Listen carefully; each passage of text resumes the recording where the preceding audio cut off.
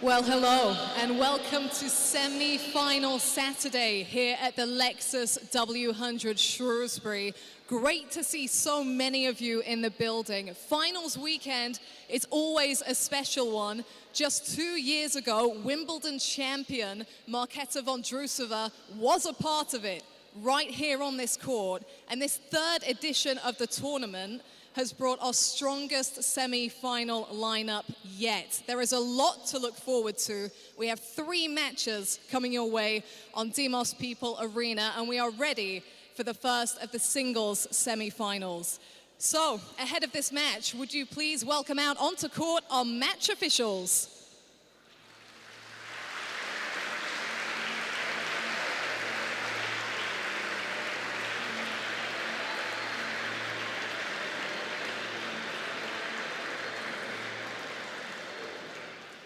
And they've done an incredible job all week. Would you please also welcome our ball crew for this match?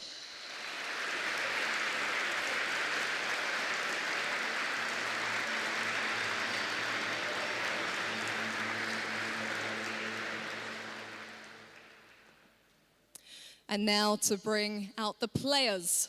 First up, she took down our top seeds in the first round and has 6 pro singles titles to her name. From Switzerland, please welcome Simona Voltert.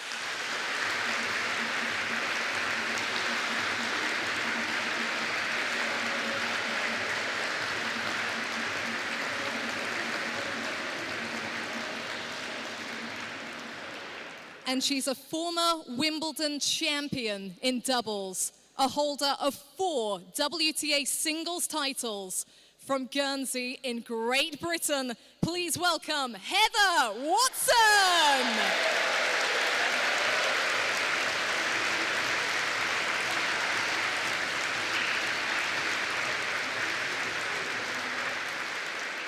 And we have a very special guest to perform our coin toss. He took part in our mini tennis competition this morning. Would you please give a warm welcome to Hunter?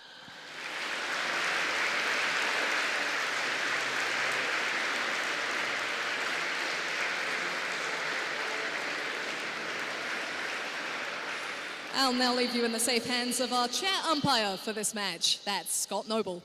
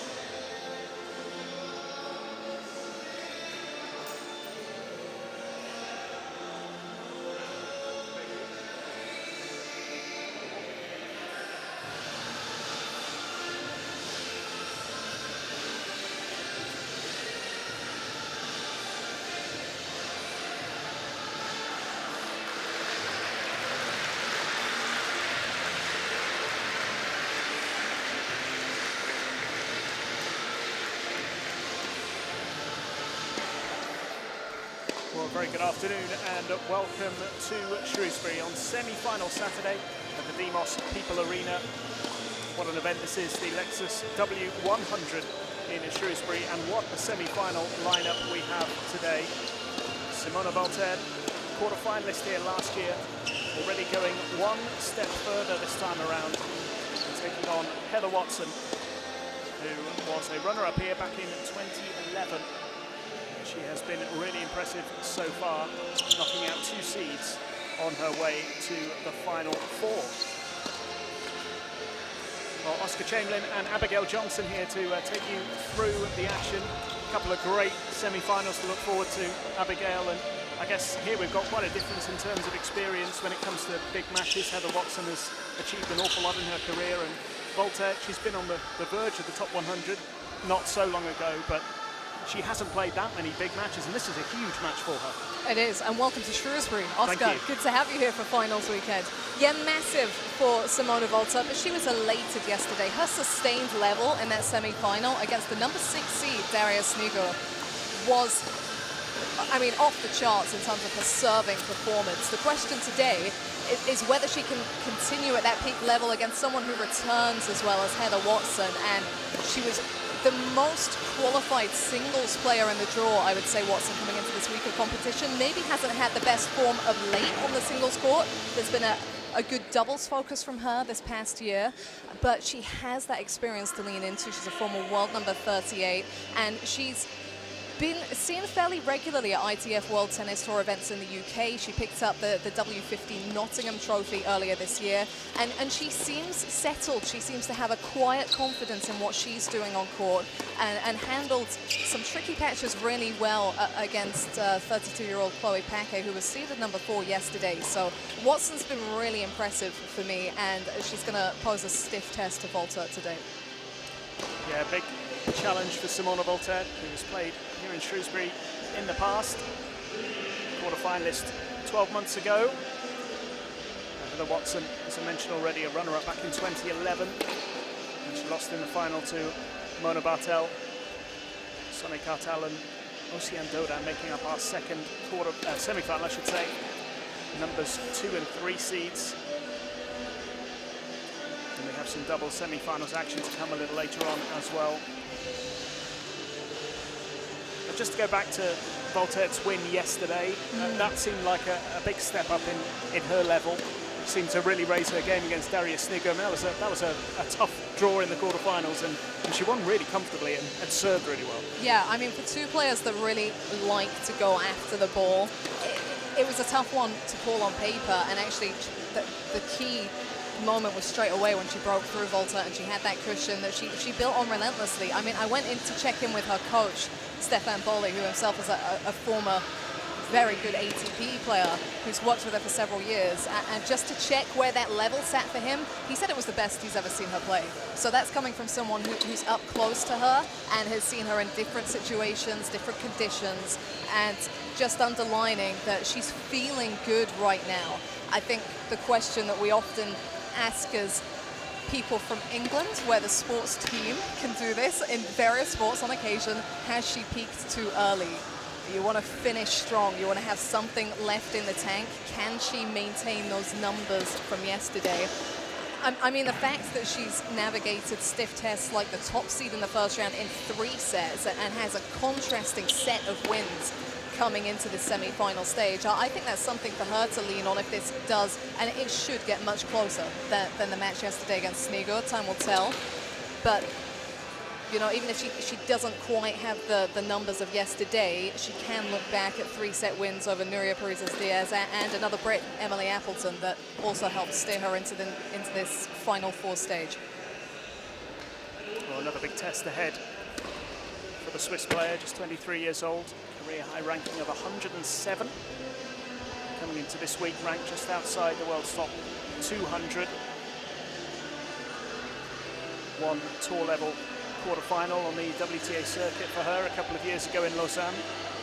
Heather Watson, as you've heard already, huge experience, mixed doubles Wimbledon champion, 4-time title winner on the WTA circuit, and 3 W100 titles.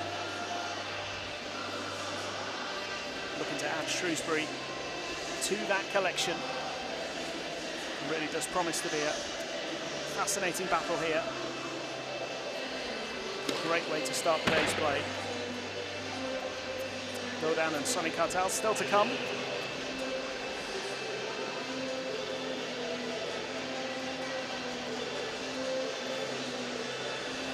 With the warm-up complete, we're almost ready to get underway at the Demos People Arena.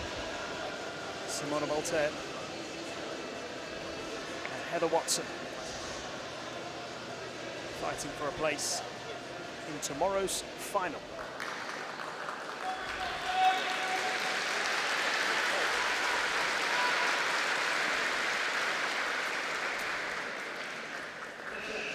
So ready to get underway here, and it's Heather Watson to serve first.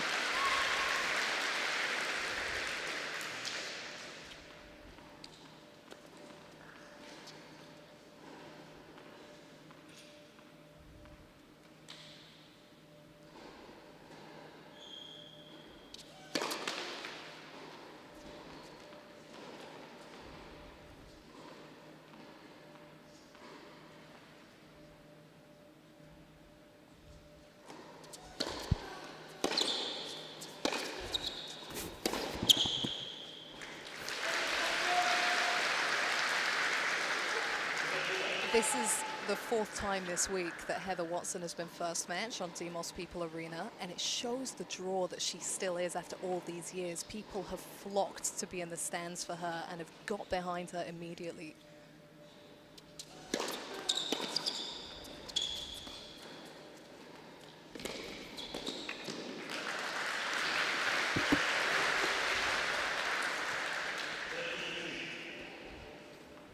He's played in some really high-profile matches over the years, of course.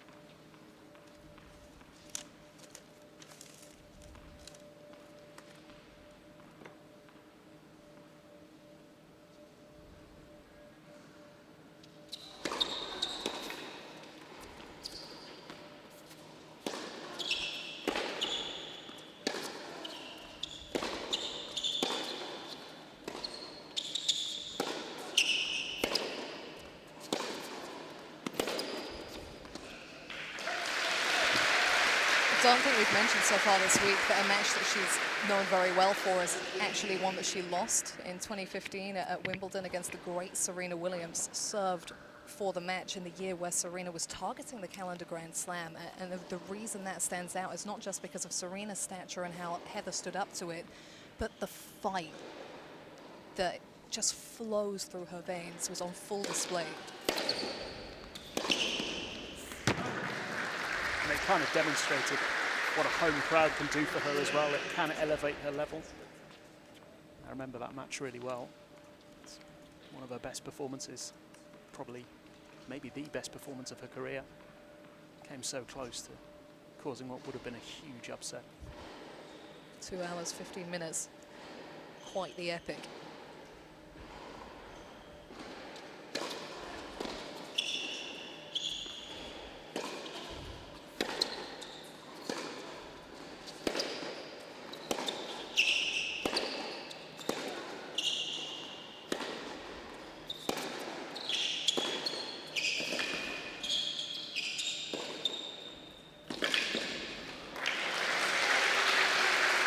Well, that's nice work from Folter, because absolutely she's going to be tested more off the ground today.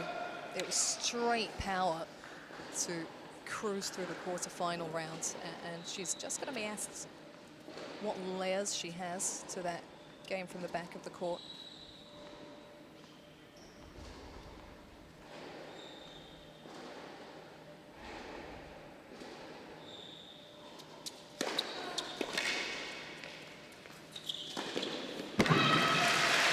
Really good point from Watson. Great serve.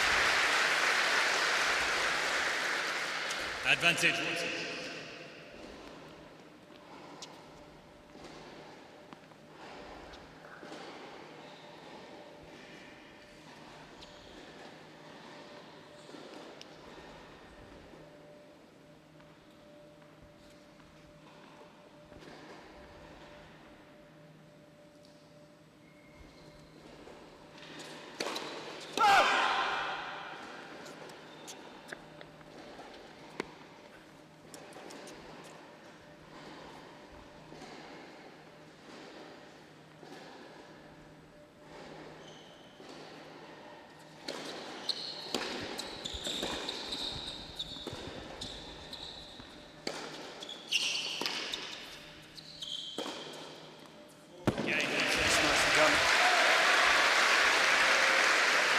Good early test for Watson. Solid hold. First game. Yeah, and already in that first game, you're seeing some of the key weapons from her 7-6, 6-3 defeat of Chloe Paquet yesterday. She switches direction so smoothly on the backhand, and it makes the backhand line so effective, not just because it's blowing opposition off the court, but because of how she slots it in. It's very difficult to read. And you know, the serve was fairly foundational for Watson as well, landing a decent number of first serve points, and more secure with the second serve. A lot of extended rallies in that clash with Paquet. In its makeup, it was a real contrast to the Volta-Snigo duel.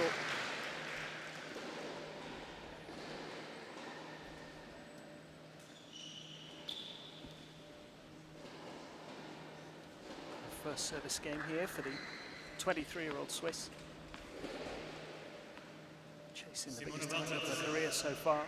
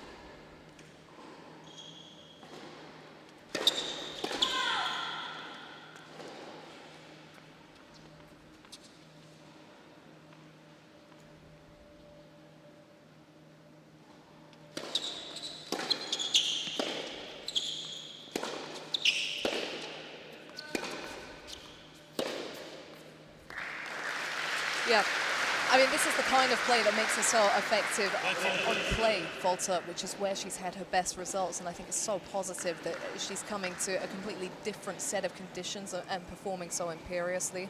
She's got the transferable weapon of the big serve, but she's showing early on here a real comfortability with getting the shape on the ball, use of the angles. 40 love.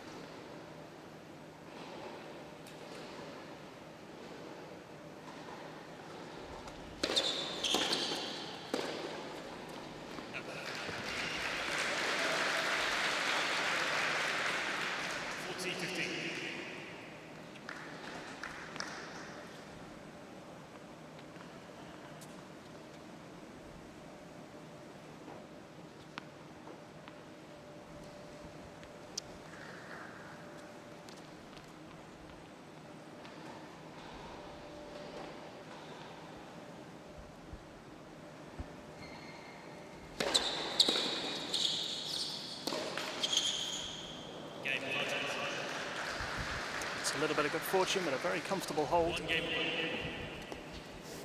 Served so well yesterday.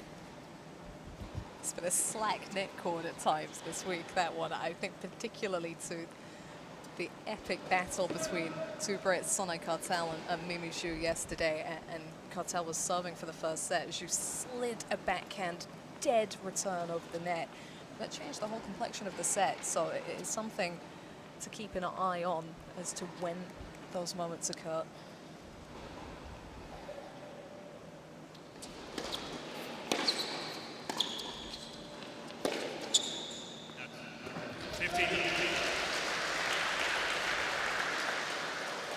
She looks to be going in at the Volta backhand early, Watson, trying to apply real pressure to that two-hander because it is so smooth from the Swiss when it's on song, when she's found the center of the strings.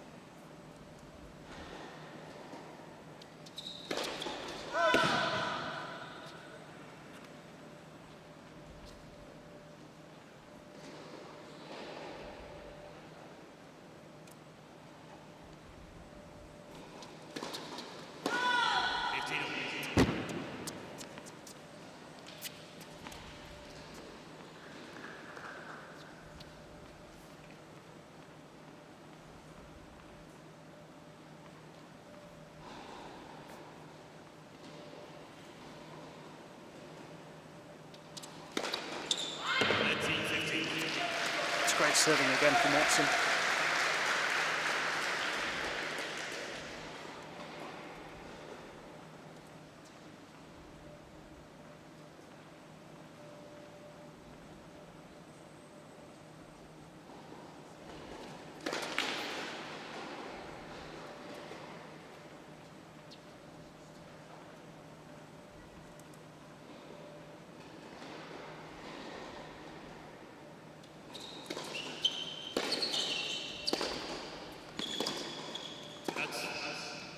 2015.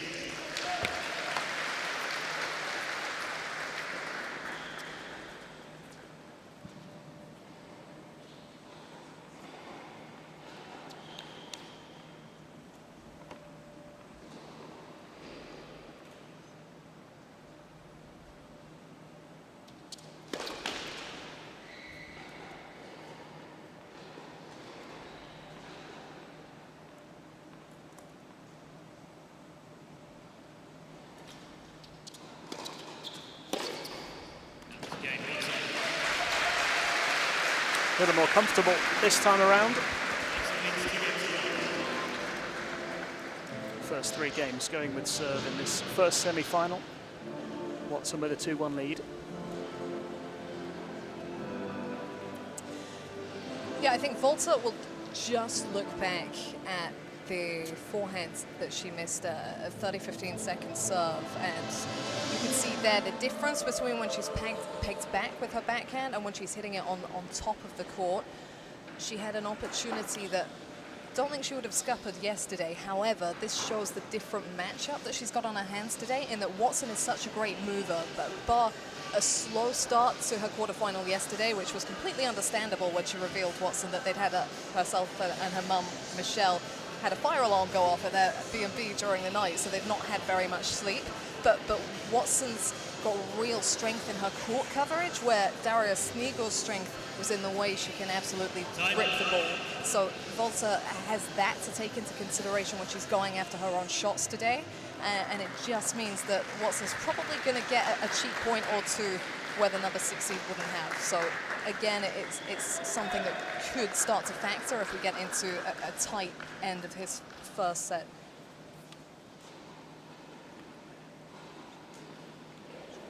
That has been pretty tight so far in these early stages. Volta to serve.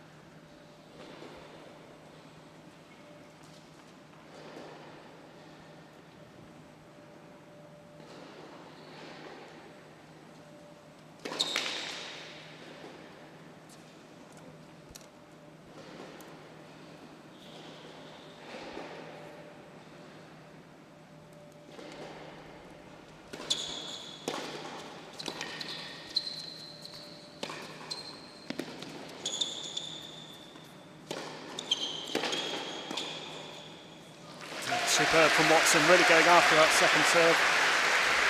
Getting on the front foot early.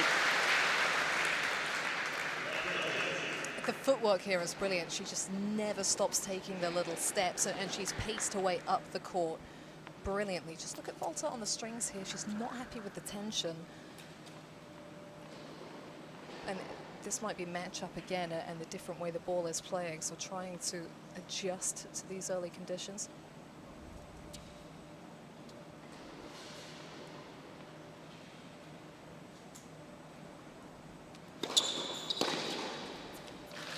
Superb.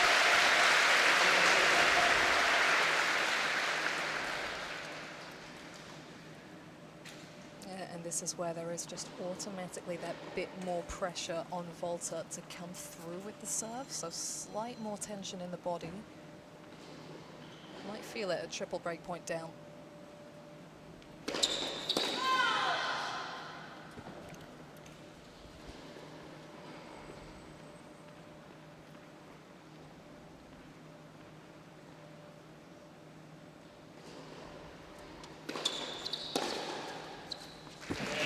Magnificent from Watson.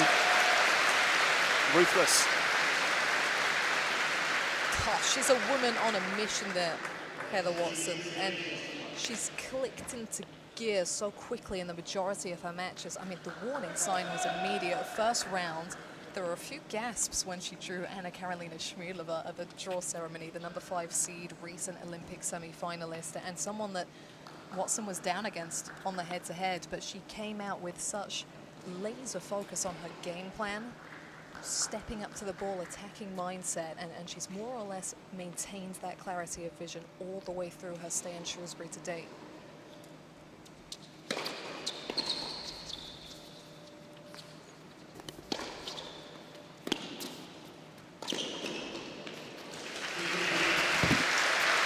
Again, it's judged to perfection. I don't think it matters now that she's not played in Shrewsbury for 11 years. She's very much at home in these conditions. She's got that rhythm as well of being first match on each day, so she can build a bit of a routine. She can get comfortable off the court. It all comes into play during the match.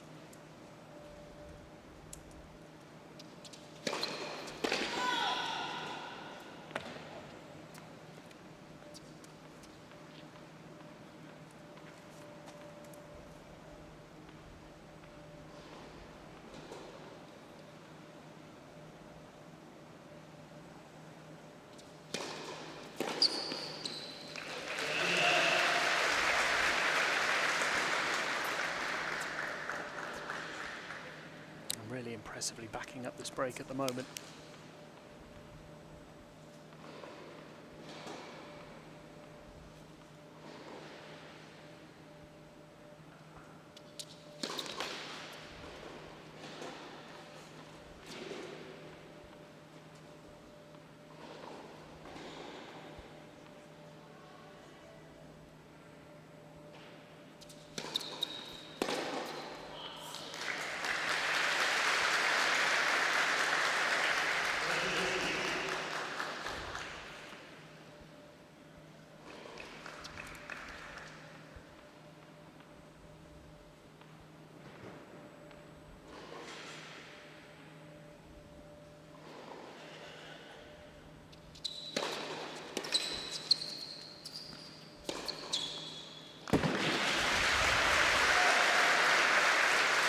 Just looking so comfortable out there at the moment. She's not got the biggest serve, Watson. I mean, she's not the tallest player, but the precision is such that look how much time she had to line up for that first shot behind it. And just leave Volta guessing. She's stranded at the baseline there.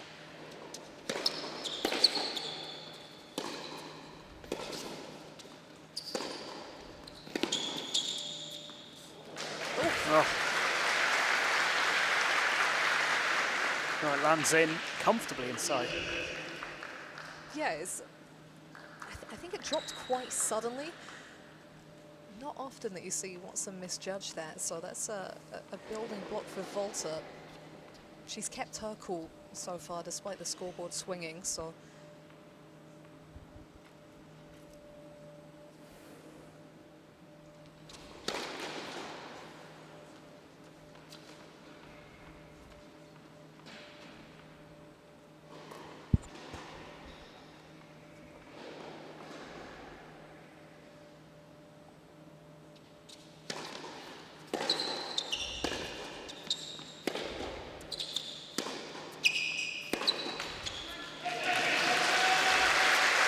Well, such a strong start here for Heather Watson.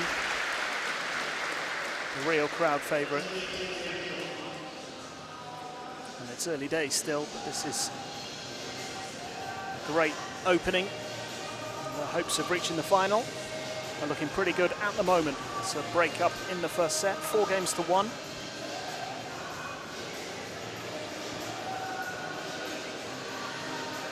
Voltaire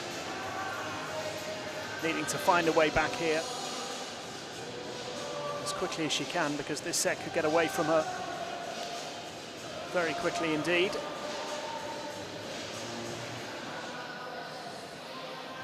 Is Heather Watson's mum?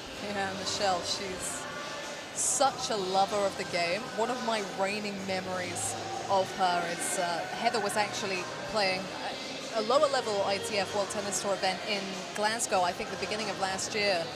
And I went down to the bottom of the balcony. There was a men's event on at the same time. And it was just me and Michelle had gone over. We knew kind of the status of the two players on court. I think one of them was maybe a junior Grand Slam champion, and she said to me, people here, they don't realize who's at these tournaments. They don't realize what a matchup this is, but she does, because she's been around it for so long, and that passion hasn't died. It's great to see.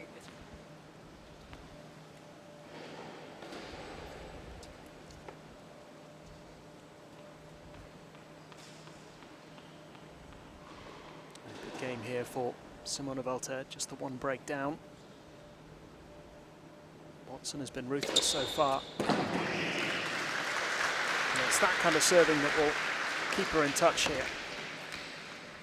Was it 11 aces yesterday?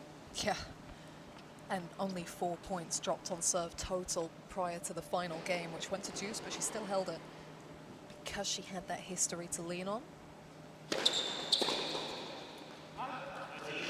And I think that's good for her to remember here, even though this is a completely different match and day. What she's produced before on her own racket on this court, she can do again. That serve is the one shot that is completely on you.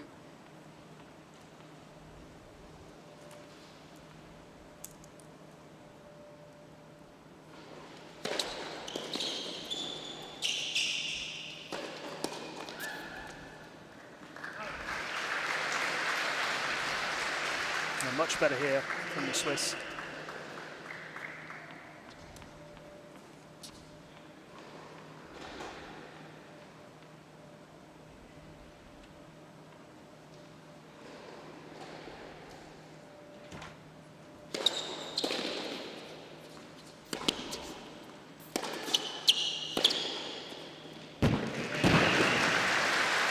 Tremendous hold. Yeah, fluid. It's the kind of thing that can swing a match, even if you've not found your footing previously. If you've been dominated almost, just the quick nature of that. Watson's back under the spotlight with the serve very quickly here, and yeah, was kept completely at bay in that game.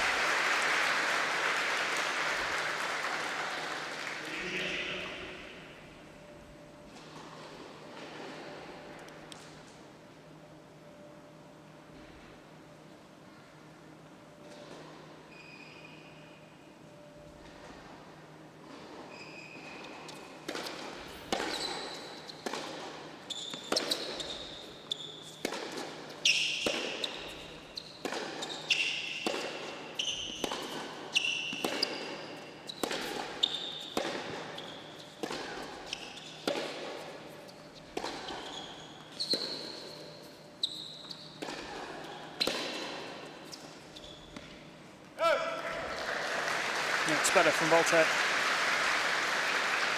Yeah, it was a reactive drop shot from Watson, one that she was really forced into due to the quality of the two-handers. So it's been a sensation that she's looking to get up the court a little more quickly than yesterday in this one so far. And if that has been the case, that rally there is going to encourage her to do so still more behind her first serve. And Valter settling now at the baseline.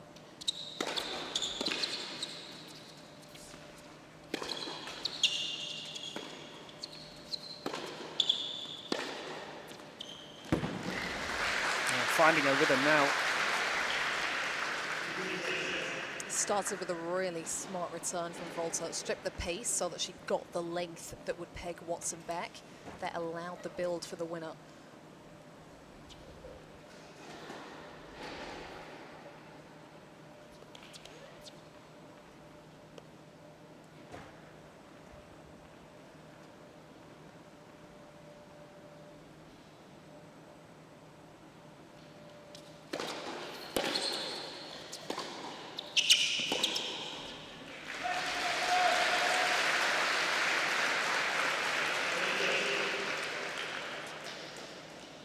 Valter there's caught a little off guard by the shorter nature of that ball from Watson. She was quite deep in the court, expecting to be pushed back. So scuffed it slightly.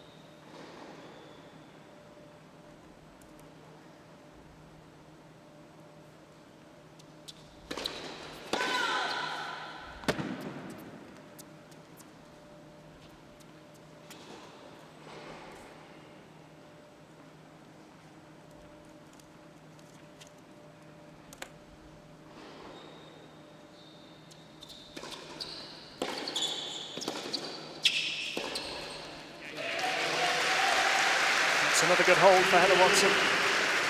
Game away from wrapping up this opening set. 5-2. Just tested a little in that game by Voltaire. Come under a bit of pressure, down 15-30.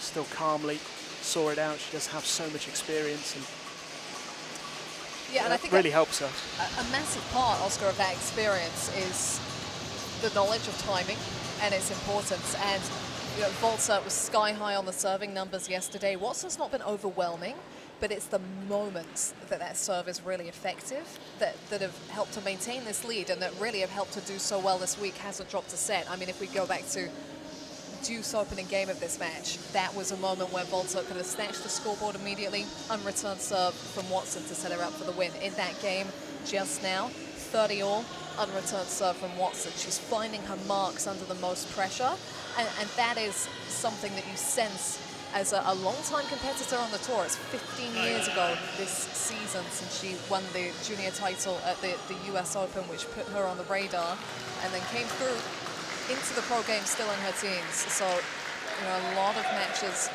that just underline the importance of when you're producing. She's certainly done that so far. New balls here. Voltaire serving to stay in the set.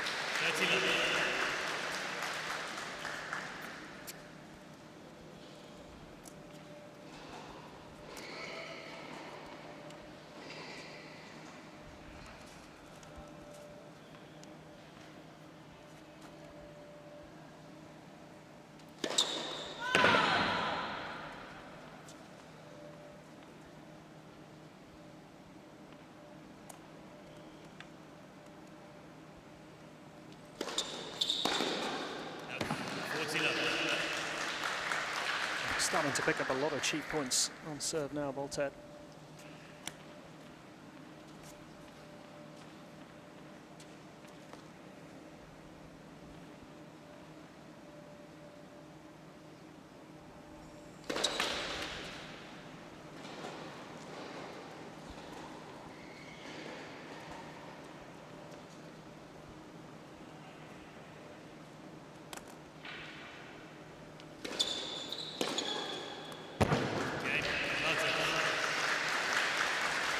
Another very impressive hold.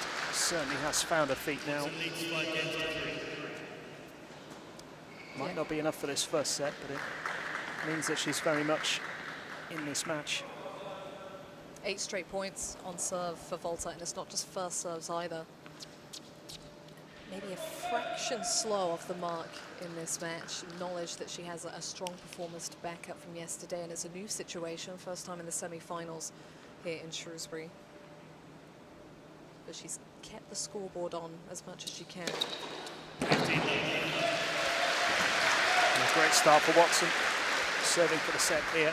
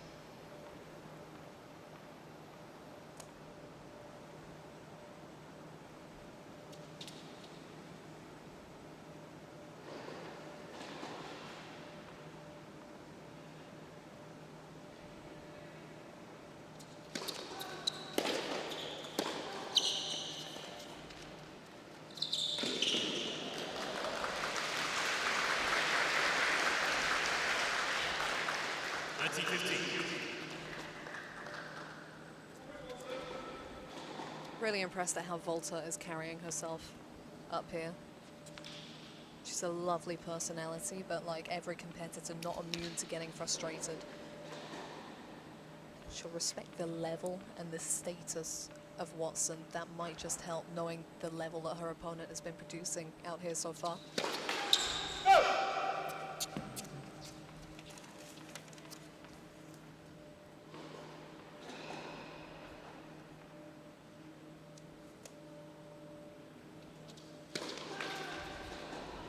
That's you.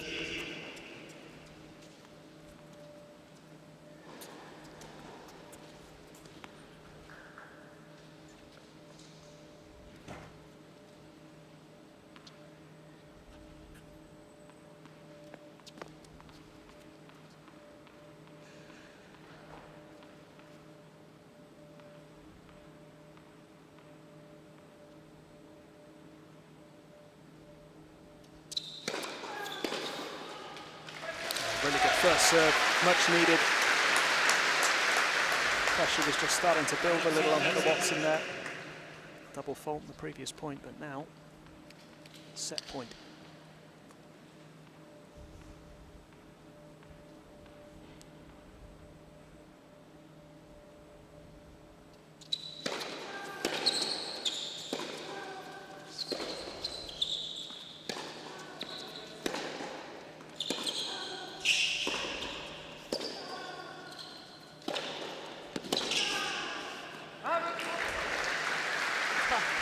Went up a couple gears there, Volta.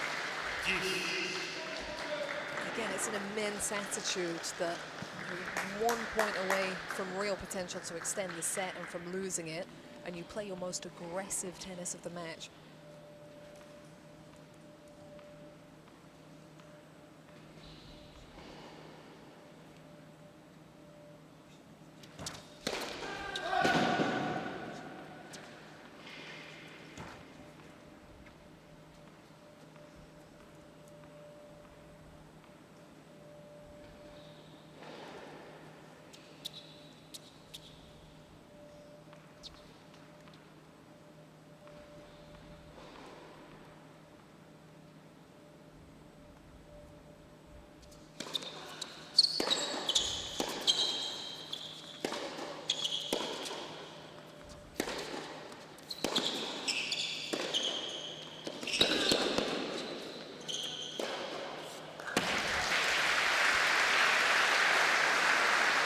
You could sense immediately the impact of the previous point from Volta where she got up the court, the toss court from Watson, the second serve, and a second serve that sat in the box, and it allowed this progression from the Swiss. Absolutely built that to the max. First break point. She could throw the set wide open again.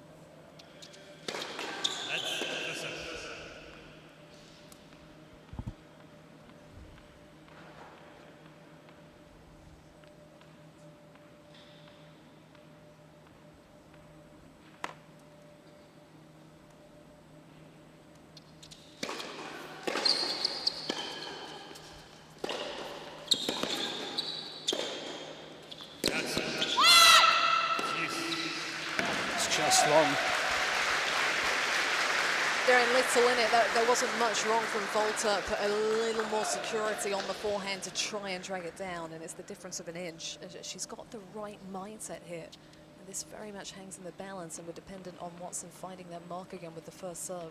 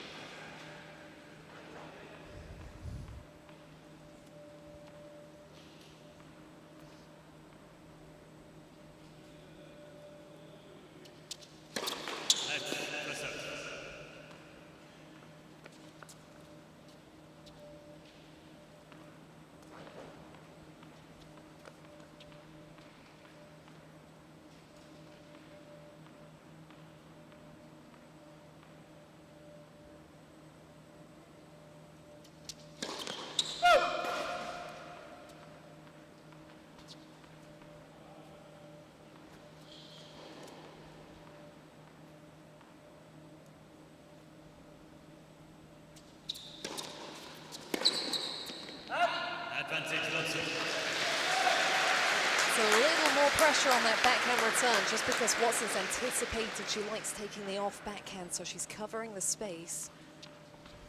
Might just be enough to get her across the line here.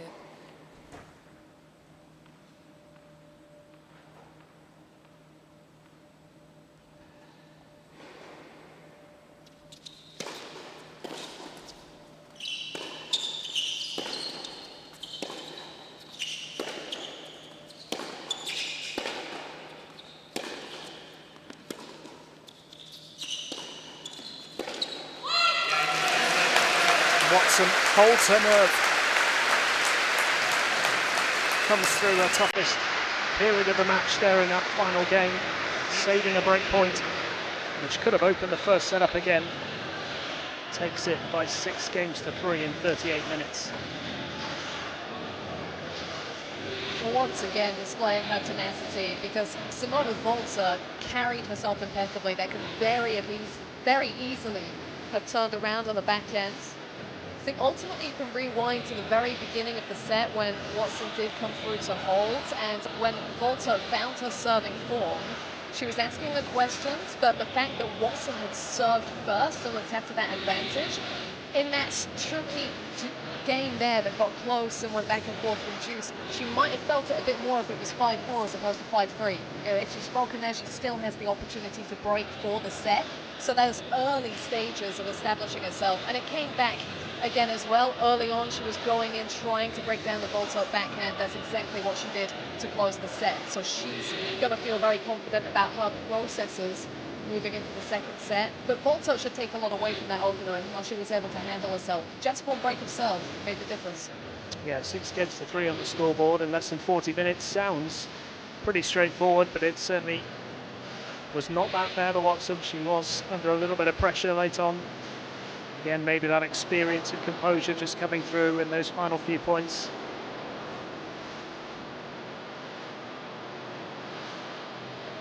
Very strong possibility of a British finalist tomorrow, which is always a positive for any tournament organiser. You've got a home favourite involved right up to the end. The possibility, of course, of an all-British final. Sonia Kartal can do the business later, and Heather Watson build on this first set lead. Clash of the generations, a dream final perhaps, but we're a long way off from that just yet. Simona Volta showing signs that she could easily turn this match around, serving first in the second set here. 15-9.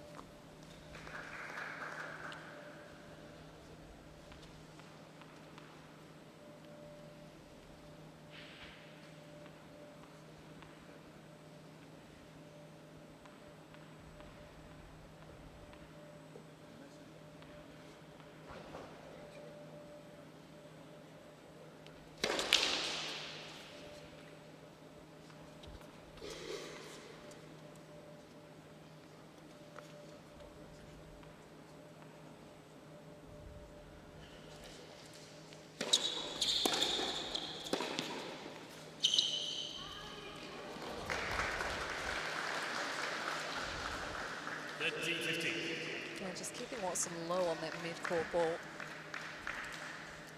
was going to be a tricky manufacture, even for someone of the Brits' court craft.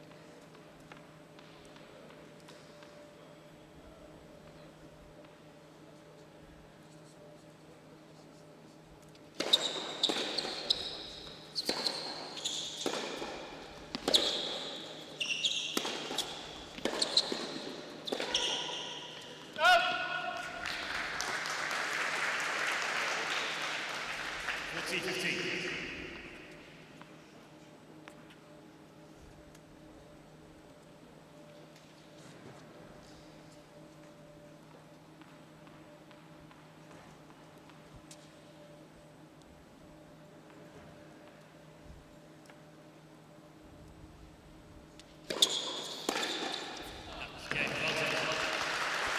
A solid start to the second set for Simona Volter.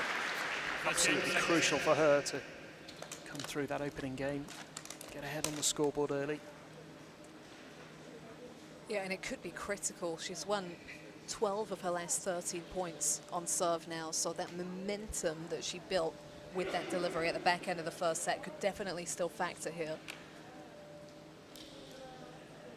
Yeah, talking to her coach, Stefan Boli, this morning, former Swiss player himself, he peaks at number 113 in the rankings, talking about how great a headspace she's in now. It could be tricky. She had a very strong season in 2023, and when you come in with that mindset of you've got to back up the work as you're still trying to break through. She was, you know, keep sustaining a top 200 ranking last year. She had some good Grand Slam results, but she's more process focused now, I believe, which just kind of helps you stay in the moment that bit more and focus on the day-to-day, game-to-game, point-to-point.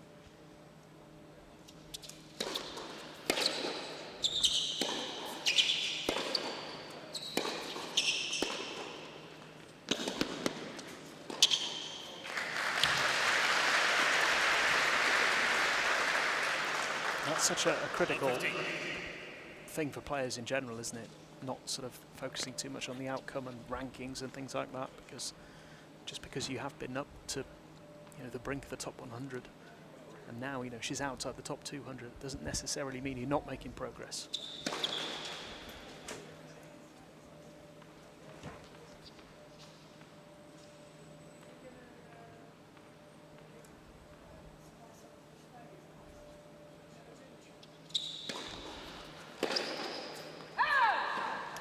It's just another layer to the mental aspects of the game that factors so much, because it's hard for you to ignore where your ranking is, because it's constantly affecting what tournaments you get into, what your schedule is going to look like in the future, whether you're hitting goals. It's a tough one to find the balance with as you continue to climb.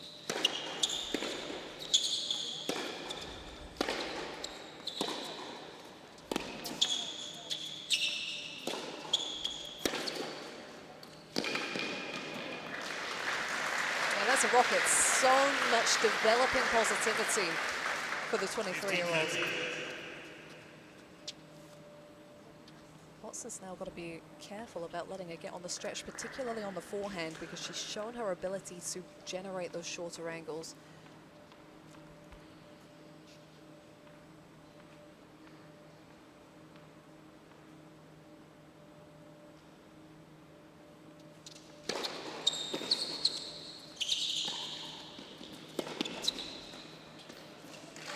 Nicely done.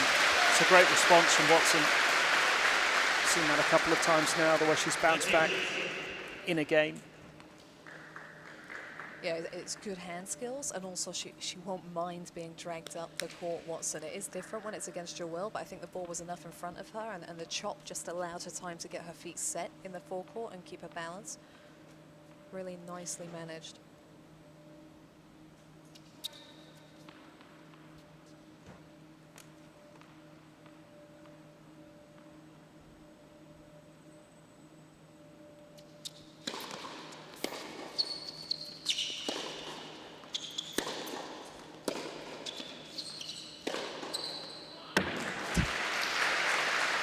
Rocket launcher.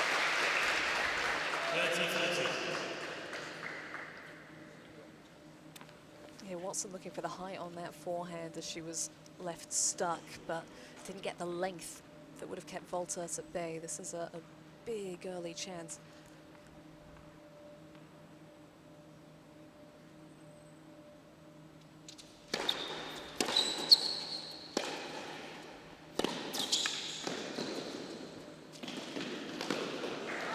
She's got the break. That's a superb response. It's Simona Baltet with the 2-love lead in the second set, and that is not entirely surprising because there were signs towards the end of that first set. Yeah, she's up the level, Volta, and it can be disguised slightly because of the way she was winning those points, going for the angles, drawing errors, but Watson shouldn't get too down because she didn't do a whole lot wrong there. Volta had just built strong momentum on the serve that she was able to transfer into confidence to do things a little differently on the return. She's seeing things much clearer out here right now.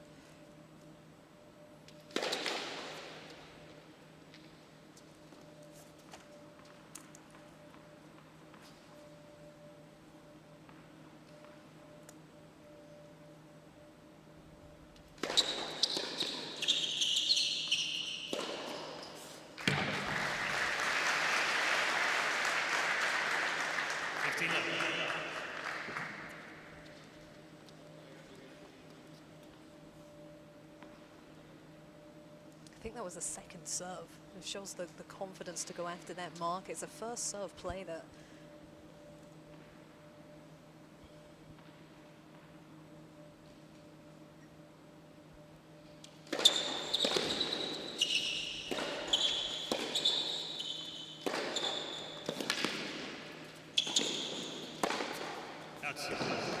Did well to get out of the way.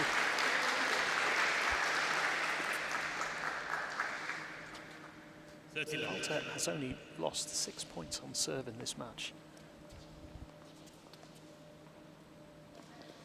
Tells you how clinical Watson was in that first set. But also an indication of the fact that she's very much in this.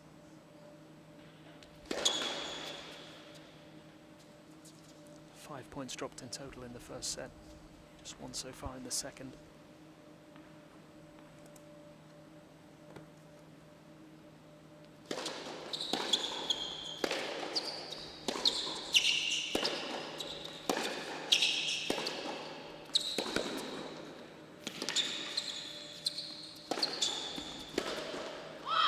That's magnificent. And she's gone up 2 or 3 levels really over the last few games. Yeah, absolutely swimming with the tide right now, Volta, and her first serve percentage is down. It's the second serve points where Watson's actually struggling to make a dent. That should be the opportunity. At the moment, overall on the match, Volta winning a very healthy, around 70% of her second serve points, and when her first serve is so strong, that's a nice net to have. Hugely impressive in the second set so far. Racing into a 3-love lead, dominating in the early stages of the second set here. Big challenge now for Watson to get herself back in control of this match, really. I was only speaking to Heather yesterday when she said about the fire alarm that had woken them up, and she didn't have a lot of sleep yesterday and it was a long match. How tough it is in a tennis match to keep your focus and to keep your level for the entirety of it. And she did compose a high level first set. That's why she was able to win it 6-3 when Volta's serving numbers have actually been very decent. But Volta, I think, faithful that her chances were going to come if she just kept up proceedings from her own side, and she's shown high-level tunnel vision, the Swiss player, to build the lead that she has, and Watson may be missing a little bit in the face of that with how quickly it has actually swung in the other direction. I don't expect her to free fall, Watson. She did dig her heels in when things started to turn around against Paquet yesterday, but she needs to get her serve working for a few quicker points, because Volta was very, I think, purposeful about getting up the court a bit quicker when she saw that Watson was flustered, that she had managed to turn the table so quickly. Important service game here for Watson.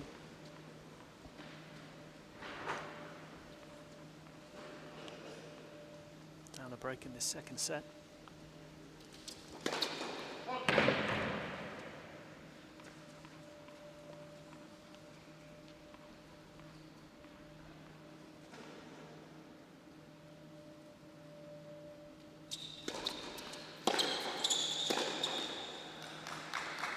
15.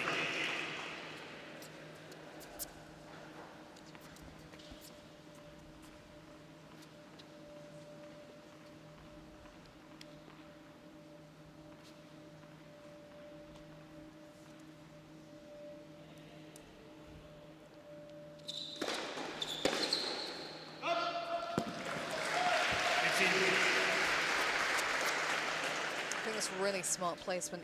You often go to the body serve more on the second serve for security and to start the build.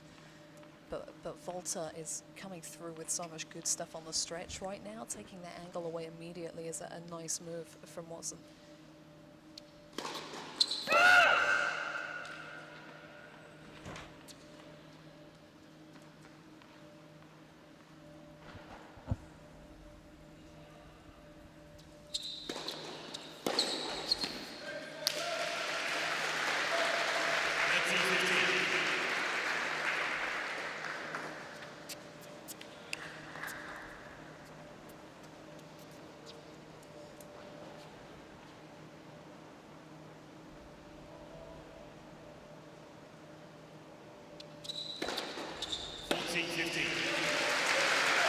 It's good serving.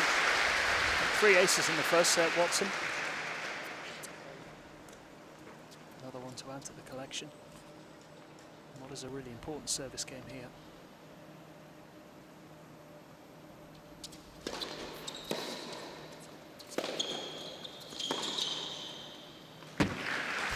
Lovely combination. I think she needed that for herself, Volta.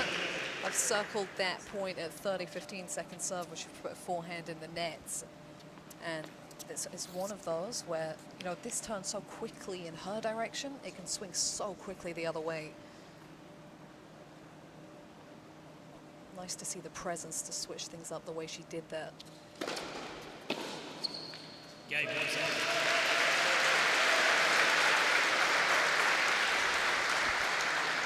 Watson on the board in set 2. Volta leads 3 games to 1.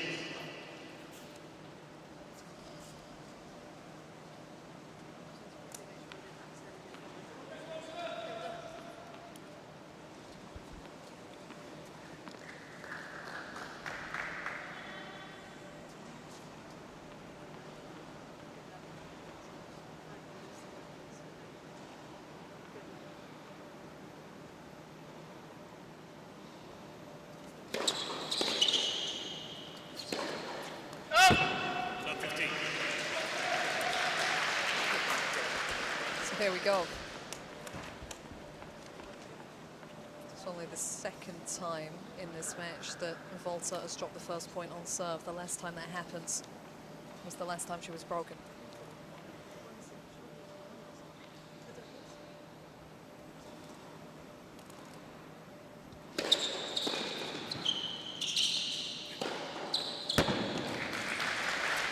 Super response. 15.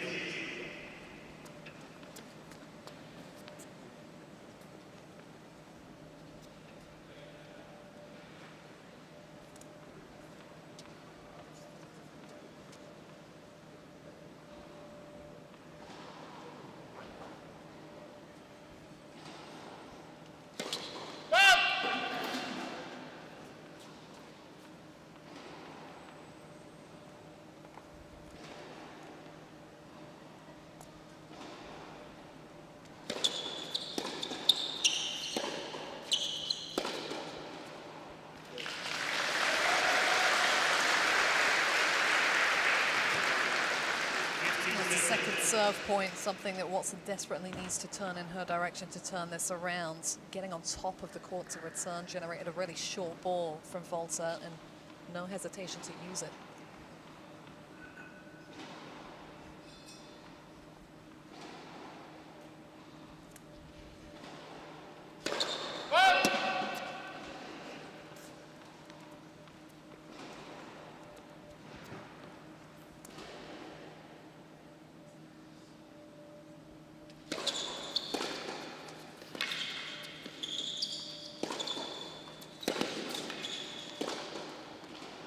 Just like that. There's an opening here for Watson. And a good response this has been after going down early in this set.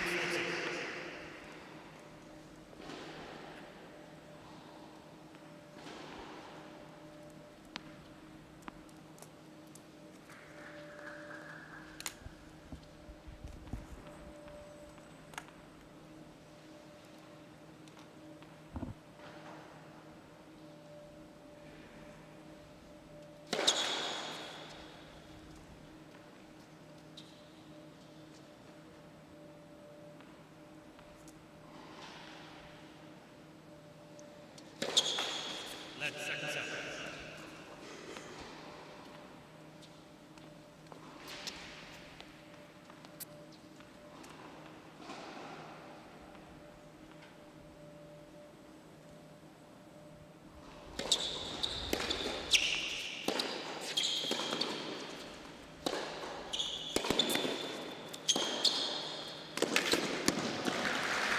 Credit to her. I mean, the pendulum has swung, there's no question. And this was her response at the back end of the first set. That didn't take the set ultimately, but set her up for this one. Stepping up to the ball, taking it on the rise in the face of adversity.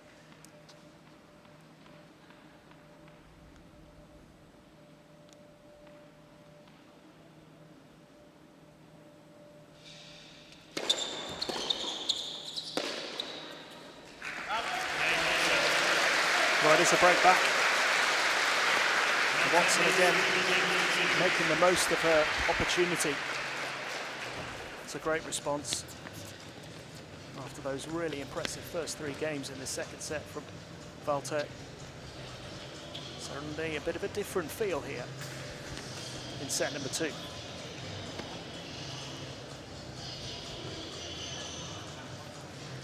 I mean, it all ultimately comes down to so little. There's just that second serve return missed, first point of the game going against the server in the next game, and tiny moments that make a big difference in the grand scheme of things.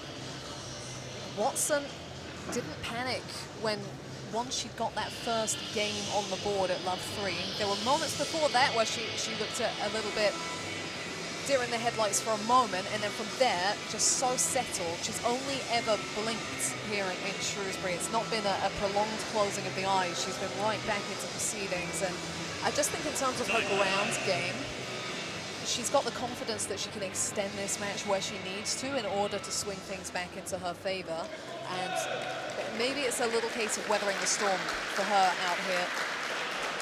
Still got a hold serve, the scoreboard sitting with Volta, and Volta still with her shoulders up. I still really like the aura that's around the Swiss player right now. It's making for a great match.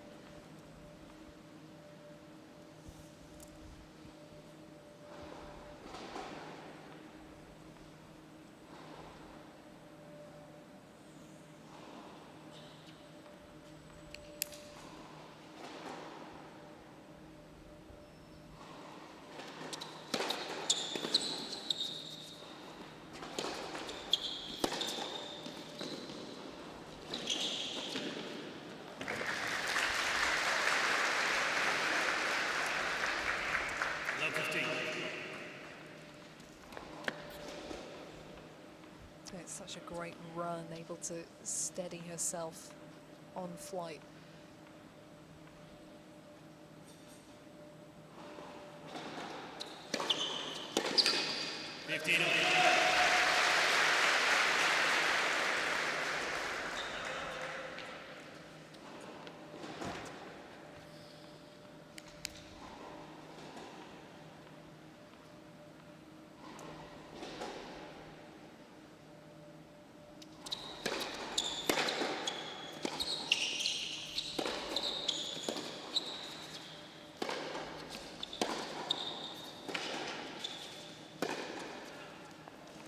Nicely done.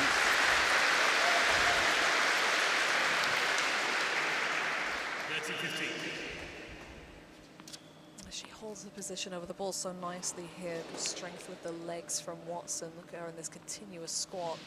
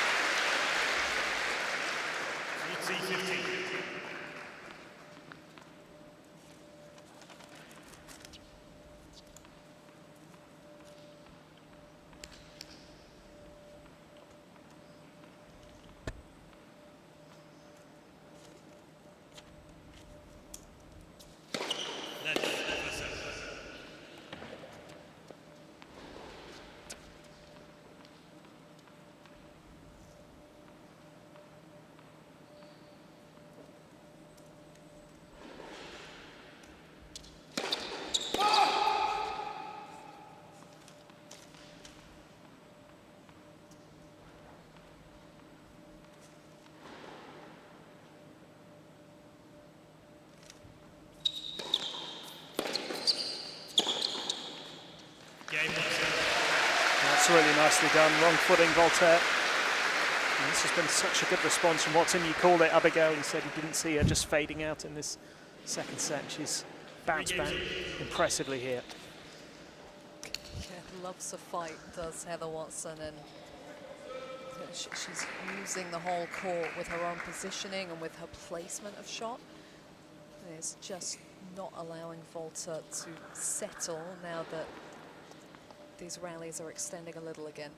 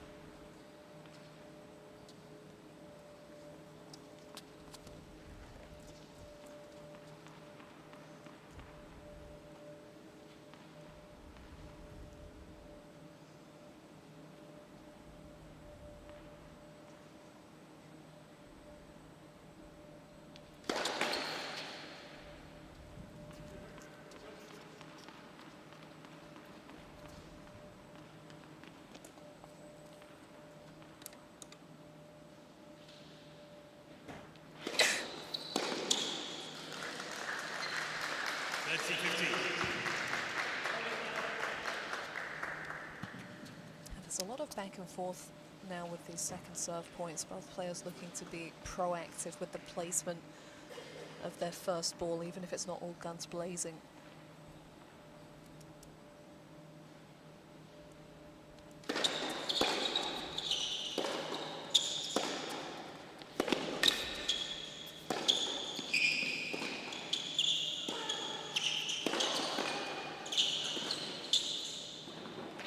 Superb. Absolutely magnificent from Voltaire. Yeah, that is straight on the highlights reel of the week. Not put off by the lack of success on the first offering. It was promising from Volta, and Watson's ground strokes just dropping a bit short allowed the opportunity for the Swiss player to switch it up, try something a bit different. That's a boost.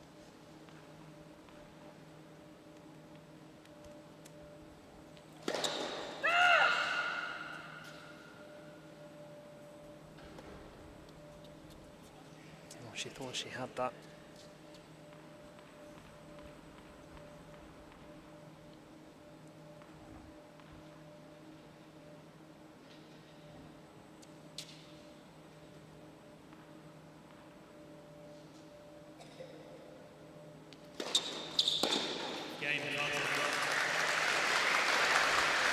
Does have it second time around.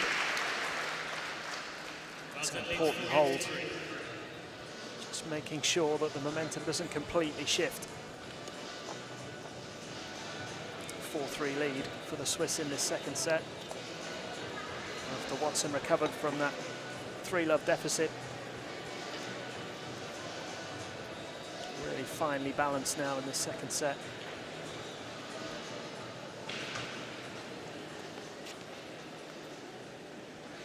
Nothing to choose between them, really.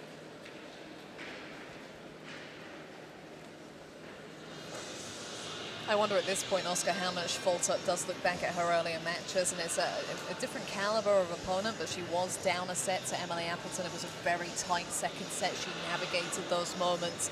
Won the first set against Nuria Parrizas-Diaz, the top seed, but again, it was a 3-set back and forth, so she knows that she can combat a match both ways, playing sailing like yesterday, but also kind of wandering around the path a little more. I think her level, for the most part, has been pretty well sustained. She's just up against a more experienced competitor, particularly in these conditions in Watson. I mean, Parrizas-Diaz, she's Spanish, so she's not going to be as comfortable in these swift-paced indoor conditions, I don't think.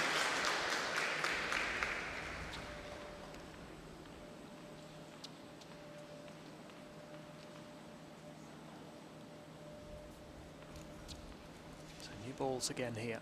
Watson to serve.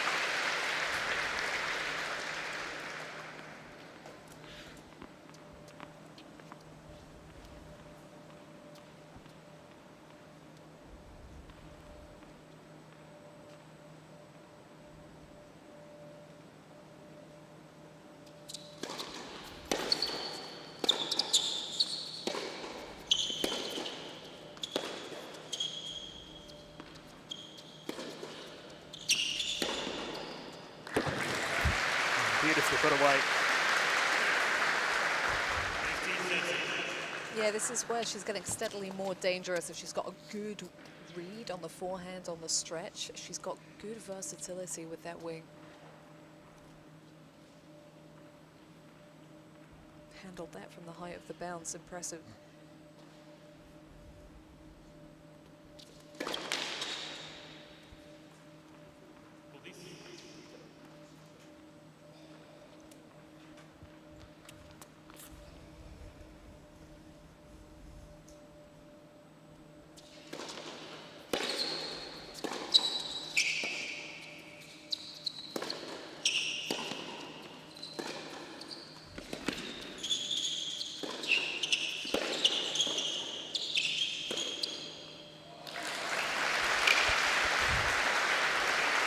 Really good, actually. The versatility that Volta was throwing into play, making Watson's process up the court a little slower and a little less dominant than it has been. So the Swiss was never without a play on the ball. These are two huge opportunities, well manufactured.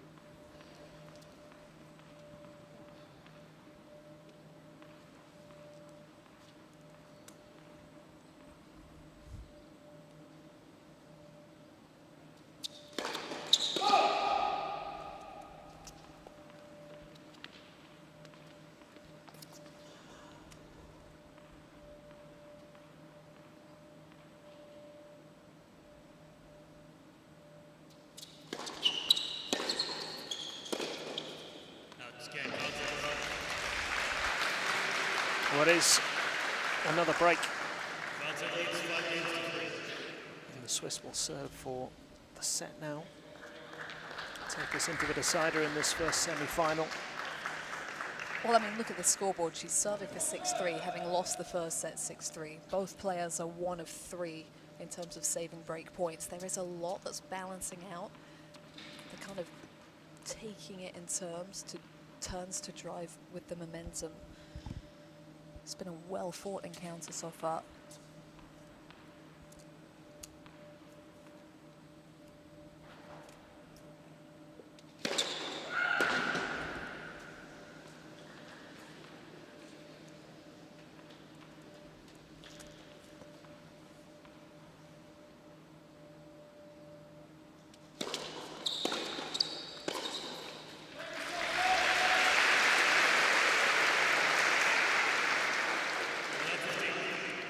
Time and again, we've seen Watson snap back to action so promptly, so this is by no means a done deal.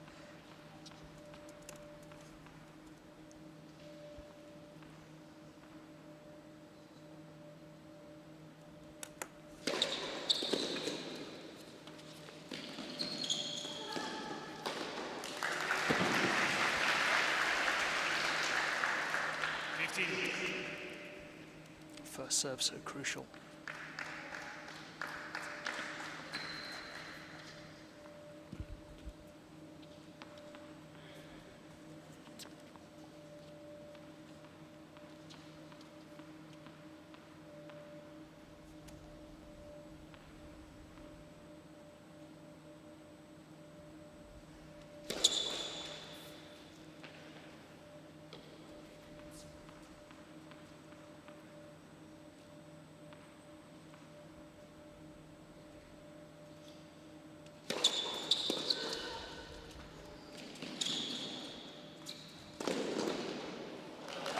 I mean, tremendous anticipation from the most awkward of positions.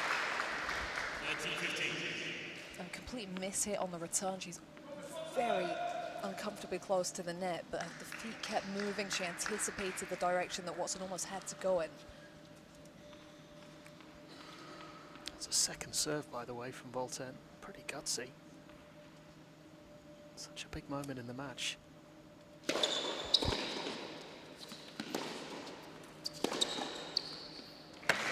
Great response from Watson.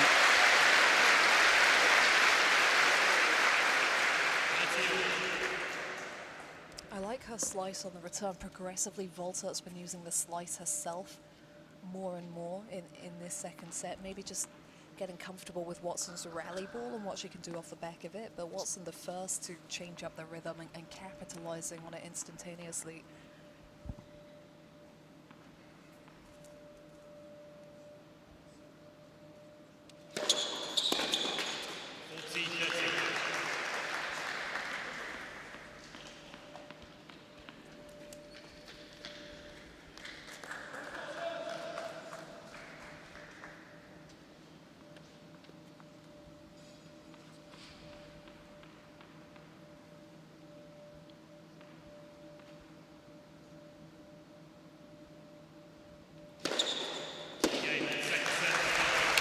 Finishes with a flourish. An ace to seal the second set. And we are going the distance. A one-set shootout for a place in tomorrow's final. 6 games to 3, 1 set all. Well, she executed really well off the ground throughout that set, Voltaert, but it might sound a little cliche. I'm going to throw it back as one of the key factors to how she's handled herself. If you looked at her at any point throughout this match, you would not be able to tell where she was on the scoreboard. The head and shoulders have been up. She's got good stature. She's used it.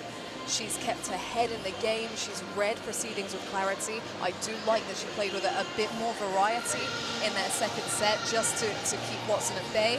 A reminder that this is a first-time matchup, so there were things to get used to at the beginning of the encounter. And she had the slow start, Voltaert. She's not had a slow start really since it was herself that leapt out to the 3-love lead in the second set. And that just gave her a bit of time to find her footing again when Watson earned her way back into the encounter. Yeah, we saw it in those first couple of games, didn't we? Like standing on a tennis racket, the strings obviously didn't feel quite right, tension wasn't quite right. You know, obviously she's been playing here a few days now, but depending on your opponent, you just have to adapt. As you say, it's a first-time matchup.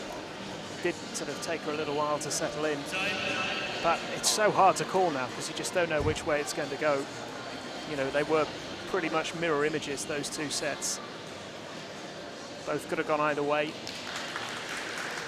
Yeah, I mean, look, it's 3-6-6-3, it's 50-50. And when that is the case, and they've gone toe-to-toe so many times off the ground, you start to wonder what might make the ultimate difference. Listen to the crowd now for Heather Watson. She loves that, and she loves the battle. And she's got the serve first at the beginning of this third set, so there is a lot that she could channel to her advantage here. So Watson to get the decider underway.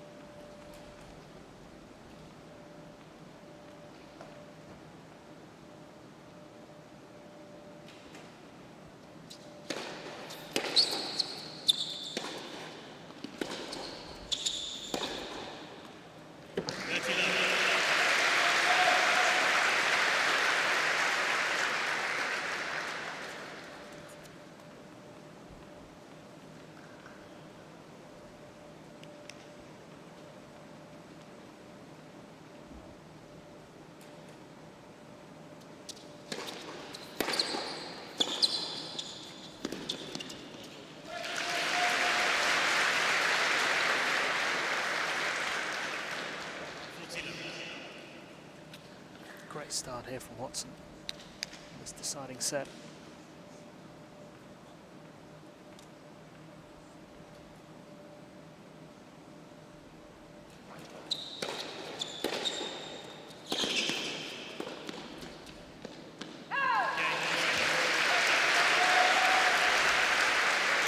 It's so positive, and both players will be able to sense how little there is in it.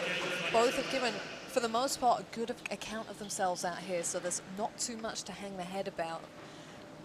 Really, it is helpful in terms of just going point to point, staying in proceedings. Watson there with a great attitude, good use of the forehand.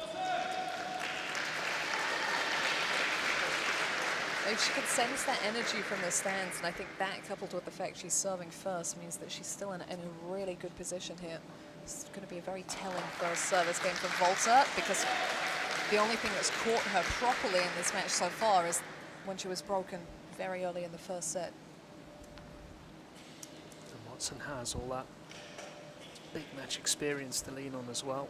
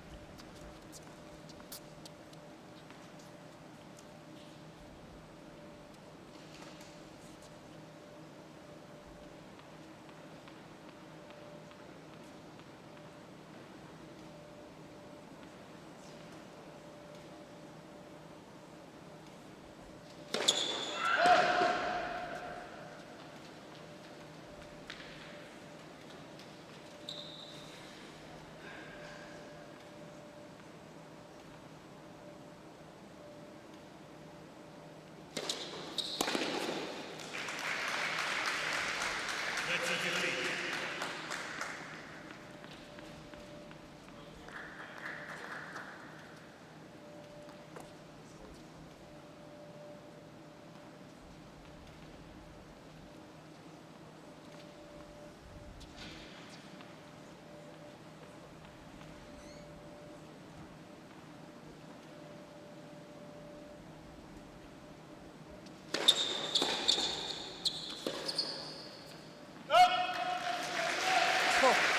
It's a great return. Yeah, bookmark that. It just caught the baseline and with no pace. So for Volta being so close to the ball and having to come up with something herself, that was really tricky. When the first serve is good and doesn't quite finish the job, that's when the returner is at their most dangerous, because it can turn into something.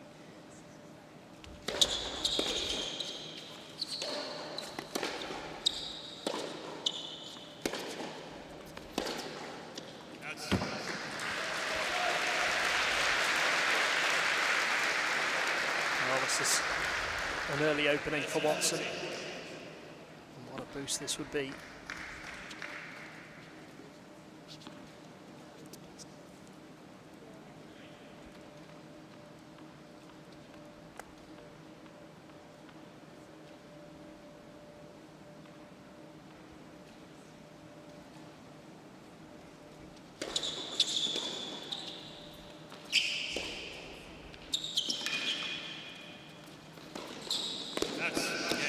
It's long. Well, that is a little bit of a gift. Haven't seen Voltaire make that kind of error really much at all in this match. That could be really costly. It is early in this final set, but massive moment. Just a couple of times when Watson has been covering. You know, the real big miss was to go down break point. That was on her racket, with Watson there in her eye line under pressure. Now the question mark is how she handles those tiny percentages with such big stakes in this deciding set, because it really is still small margins. I mean, 30-15. Big first serve was looking good.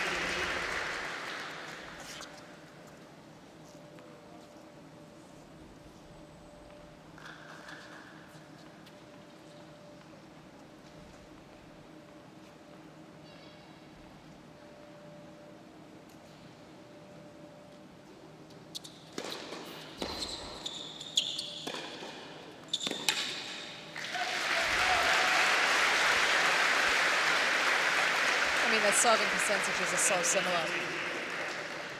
Pretty much stride for stride in terms of first and second serve points won, but Watson landing the more first serves at the moment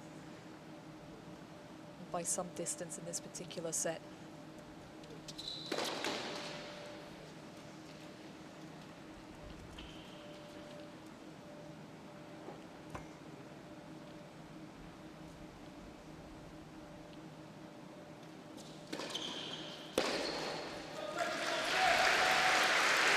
Just puts more pressure on Volta to take advantage of the second.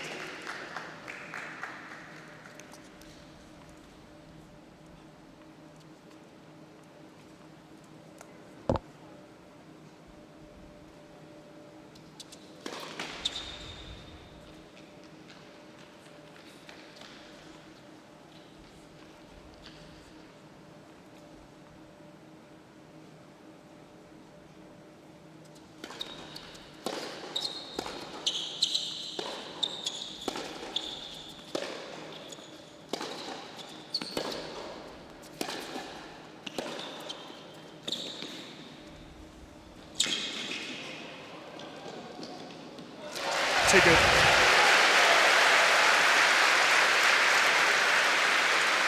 Raising a level when it really matters. And Heather Watson taking a firm grip at this third set. Impressive. Yeah, really impressive. All her court craft and all court ability on display there from Watson, and did hint that maybe there are slight factors that swing this in her direction. Another stat for you is that whoever's broken first in each of the previous two sets has ultimately won that set. That swift start just buying a bit of time because both have been so resilient and fought back and hung tough. So yeah, there's serious work to be done for Simona Volter, who again has composed herself so impeccably. But if Watson can come up with that kind of level, might not be enough from 3-love down. Pretty much a crucial upcoming service game for the Swiss. Yeah, nowhere to hide now. Simona Volter showed over the course of the week that she can come through tough matches, that she can produce a high level. She's shown that in this match as well.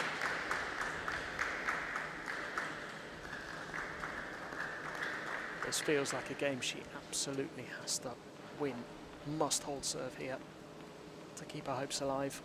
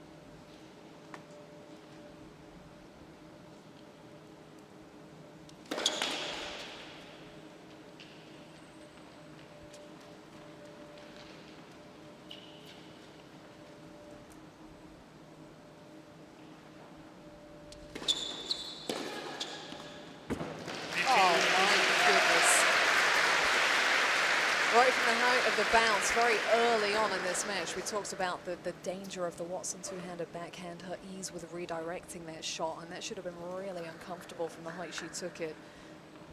Shows how she's ever so settled with the conditions here in Shrewsbury.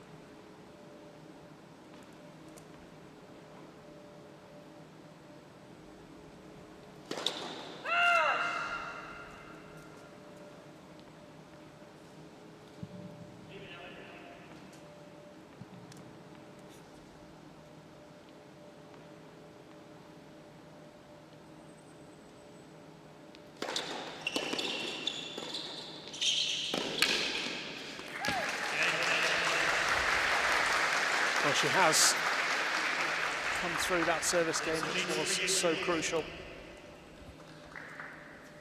By no means out of this yet.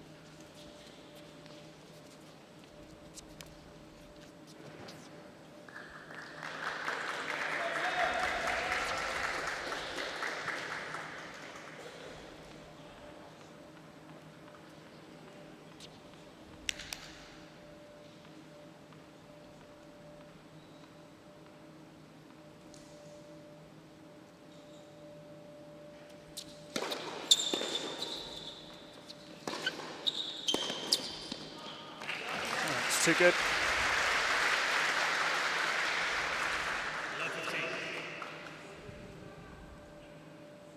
You can see her bouncing on her toes, just anticipating that ball's going to come back cross. She's giving herself space behind the baseline for time. It's brilliantly measured.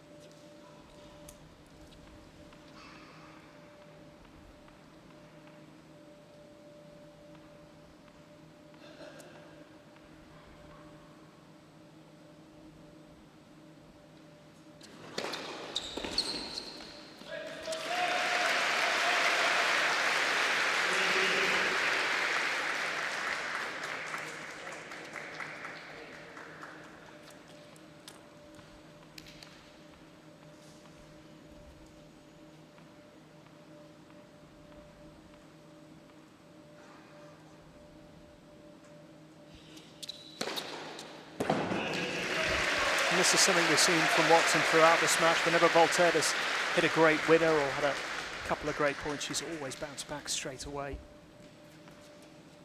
Yeah, going in big at the backhand. It's a pattern we've seen repeated.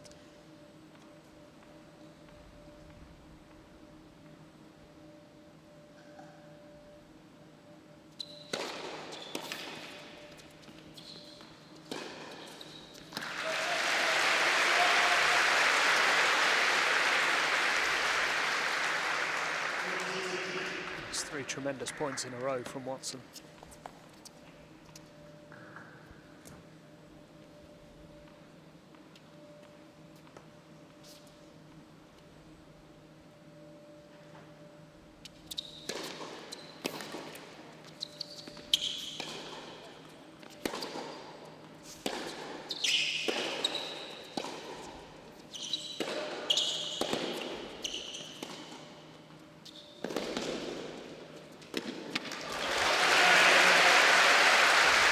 That's a great hold. Getting a step nearer to tomorrow's final. 2 games away now, still with a break advantage. And this is where that experience could come into play here. She knows how to handle these big moments. Yeah, and it's, sorry Oscar, it's quality in those big moments. It's not just coming through them, it's great tennis. So she's just held the last 2 service games with all-court craft, use of slices and spins and angles. And yeah, that makes a real statement and shows Simona Volta the vastness of the task at hand. It is just 1 break, but much like the first set, Watson has the serving advantage with it. And she also has the home court, and it's a court that she's looked brilliantly comfortable on. Credit to Volta, because that second set was the first time Watson's dropped one this week, and that shows the level the Swiss player has brought, but it's a level that can't see a drop off now if she's going to work her way back into this match. A little tired out by the efforts on display, I think, there in the front row. It's getting up close and personal with professional tennis and seeing what it actually takes. Very insightful to be courtside.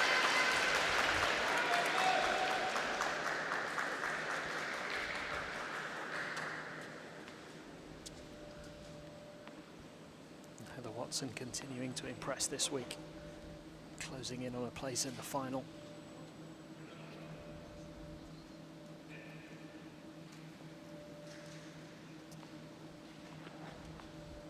Tremendous for her, of course. As we've mentioned already, it's been a pretty quiet year as far as the singles results have been concerned. Not quite the results that we're used to seeing from her.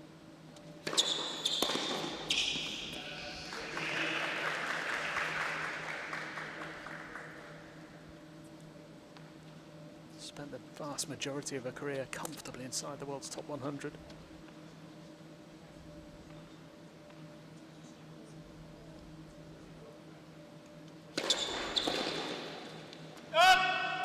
This would be a huge result for Watson. It's already a huge one for Volta. She went through a really barren patch only a handful of months ago, had lost 8 of 10 matches at one stage. But for Watson, this semi-final stage has been a bit of a stalling point. Back end of last season, where she has points to defend, made a couple of semi-finals at W100 level. Decent run at a WTA 125 as well.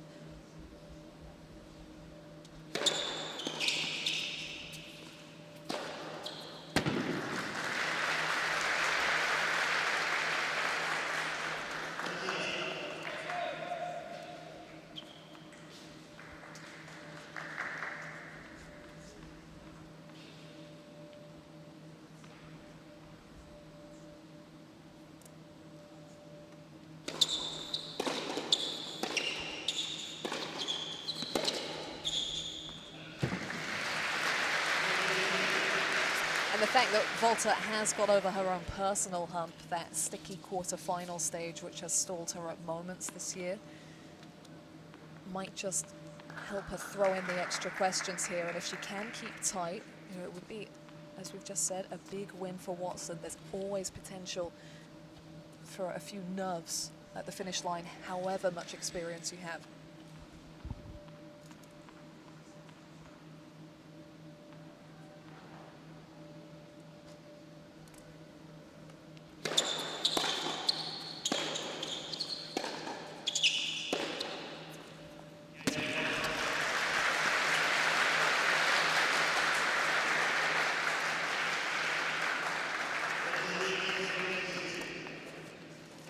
Still just the one break.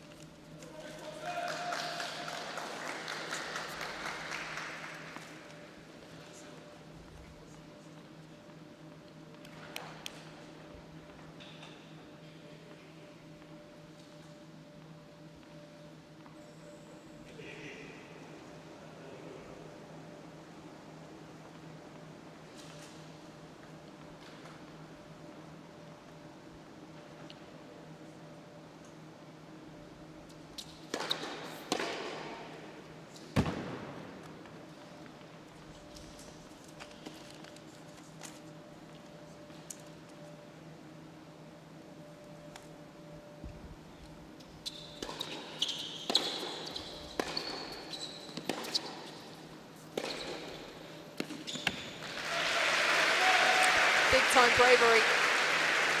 And Volta has come through some strong service games and made them count on the return. Absolutely essential for Watson to go after her ground strokes, and that was a pinpoint backhand to set up the finish.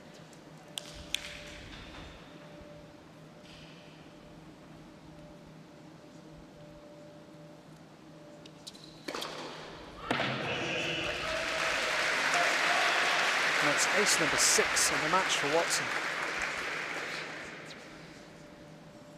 Some of her placement on serve has been outstanding today.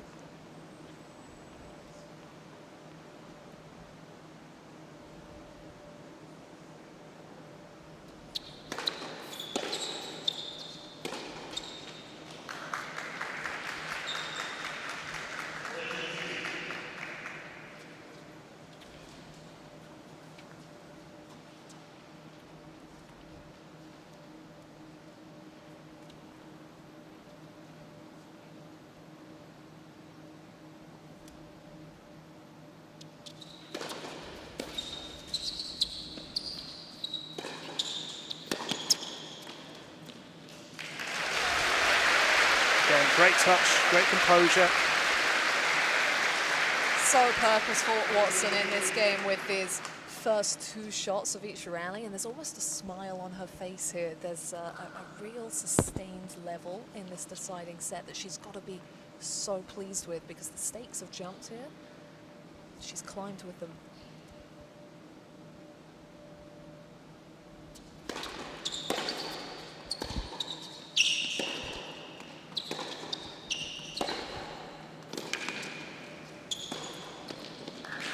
That's too good. And I did catch a glimpse as she got on the board here, Volta, of 4-2-30 love of her coach, Stefan, just clenching his fist in her direction. It's, again, they've never been over the top, but it's been that sustained intensity, the sustained positivity that has really made her a factor in every part of this match to date.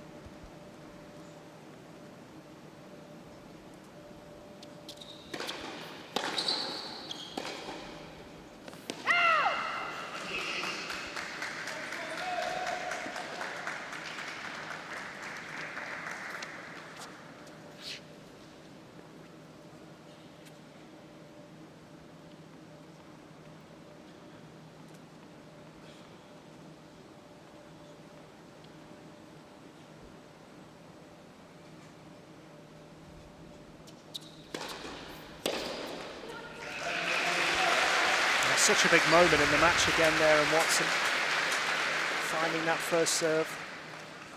Again, the placement so crucial.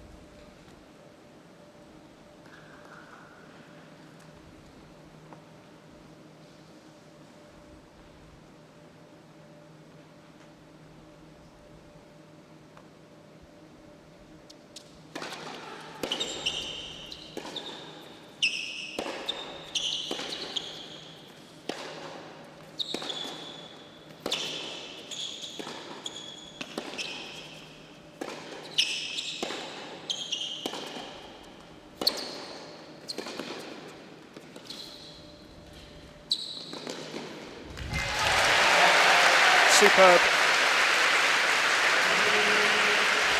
Just when she was coming under a little bit of pressure there, Watson, she stepped up again. One game away from the final. Counter-punching class, and I feel like she's closed every single service game in a very similar way out here. I mean, her DNA is as an all-court player and someone that can rally from the back foot and turn things around. She's actually been very proactive at her week in Shrewsbury so far, but she has dimensions to her game that are coming to the fore here, and it's hers for the taking. She's inches from that finish line, and the biggest question now is how she handles that, because if she maintains this level, we're going to see her on Sunday. Hasn't faced the break point in this set. Will get the chance to serve for the match if she needs it. Voltaire now has to find her best level.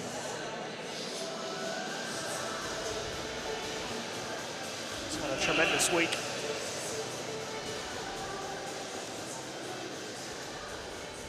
It has been a match of fine margins. About big match experience, a little bit of home court advantage. Might just make the difference here in these closing stages, unless the Swiss can come up with something special in the next few minutes.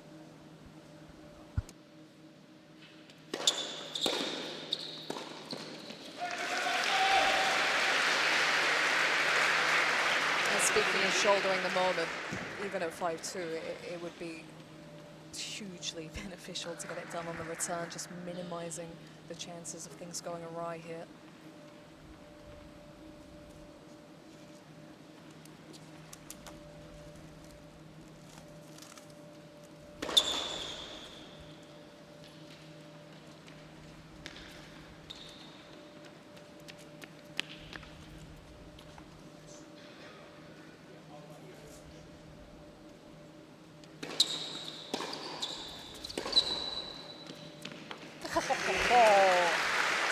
It's utterly gorgeous. Oh, she should not really be generating something so lethal and so flat from that distance behind the baseline, all in the timing of the connection.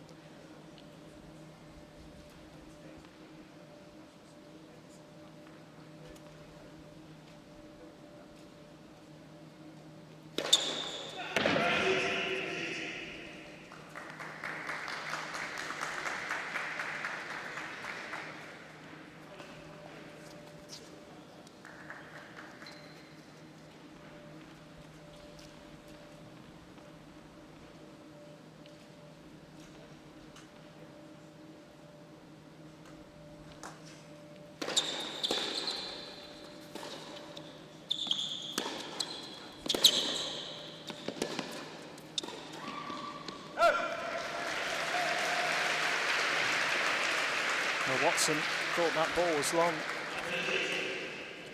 She won the point anyway.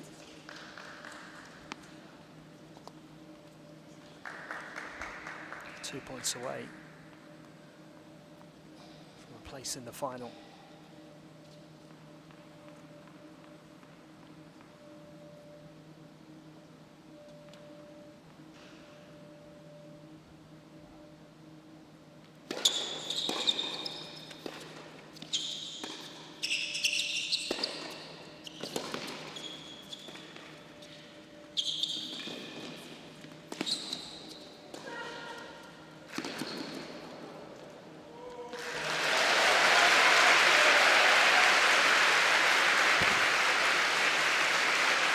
Another tremendous point.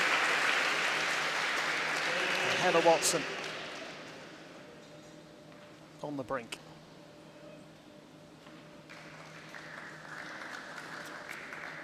Match point.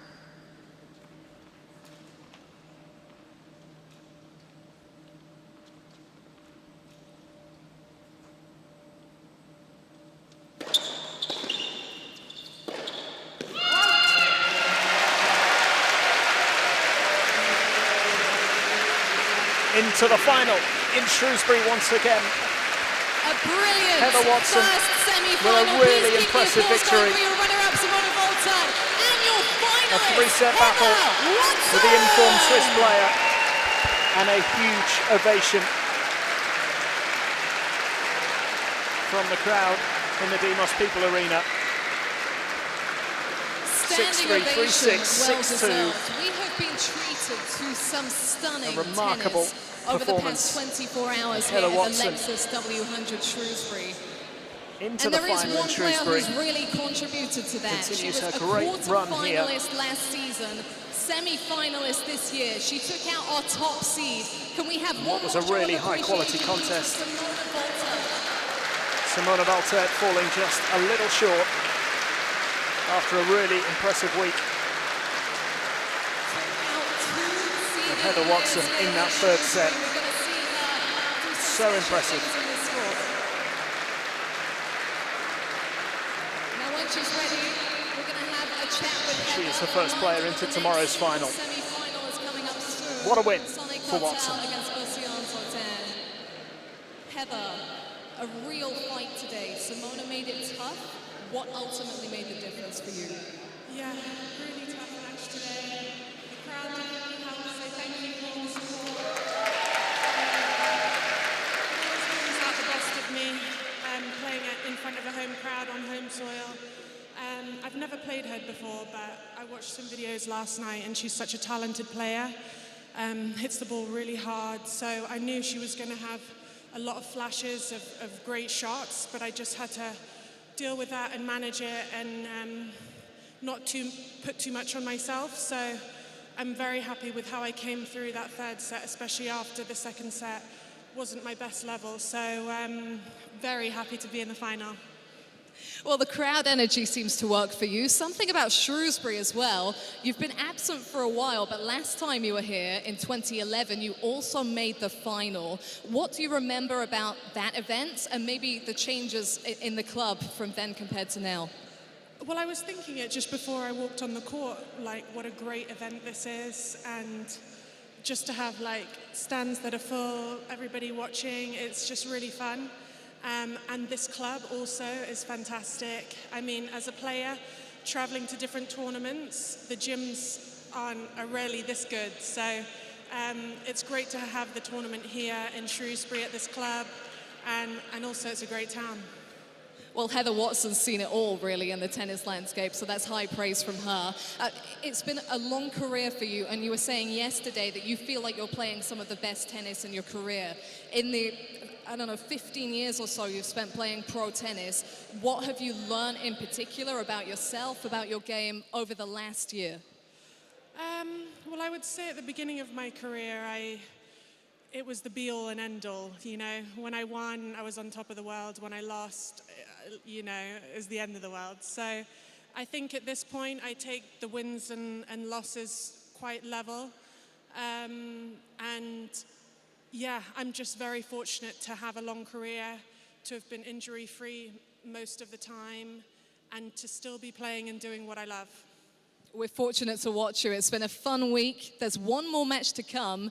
There's potential for an all-British final. What are your thoughts on facing either Sonny Cartel or Ocean Dodin, who's won twice here?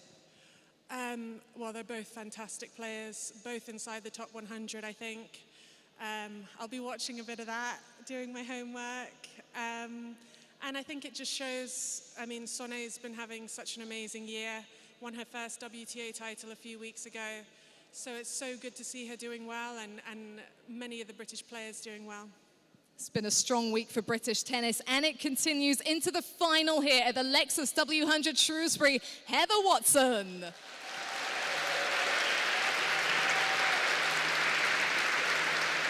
We'll see Heather on Sunday, but we will see 2 more matches on this court before the day is out. At the end of the day, we have the second of our double semi-finals. That's the top seeds, Francisco George and Maya Lumsden, up against the all-British pairing of Millie Raetsky and Mimi Zhu. But in the next few minutes, right here on Demos People Arena, it's a meeting of the number 2 and 3 seeds. That's Ocean Dodin and Sonny Cartel. We will see you shortly.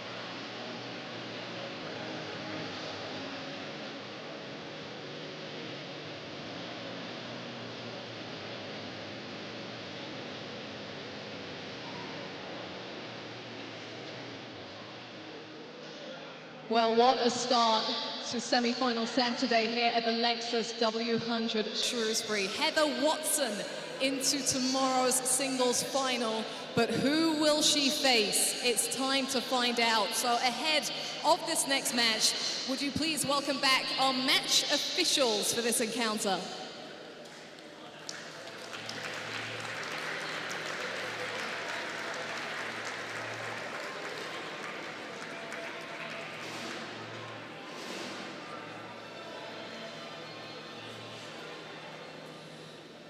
And give them a warm welcome.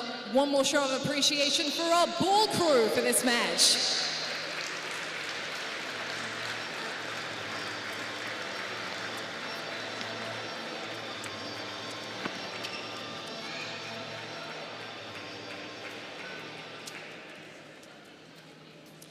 And now for the players. First up, she reached the 4th round of this year's Australian Open and is a 2-time former champion right here in Shrewsbury. From France, please welcome our number 2 seed, Océane Tordin.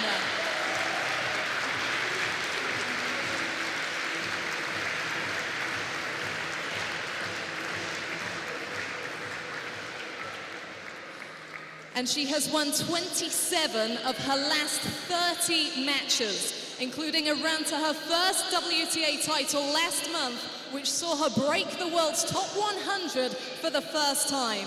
From Brighton in Great Britain, please welcome our number 3 seed, Sonny Cartel!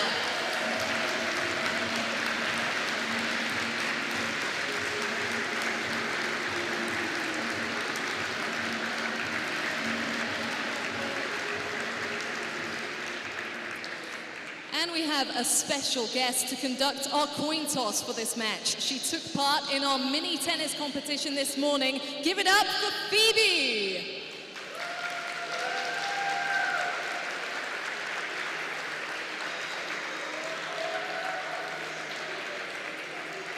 I'll now leave you with our chair umpire for this second semi-final. That's Katerina Inazemtseva. Thank you.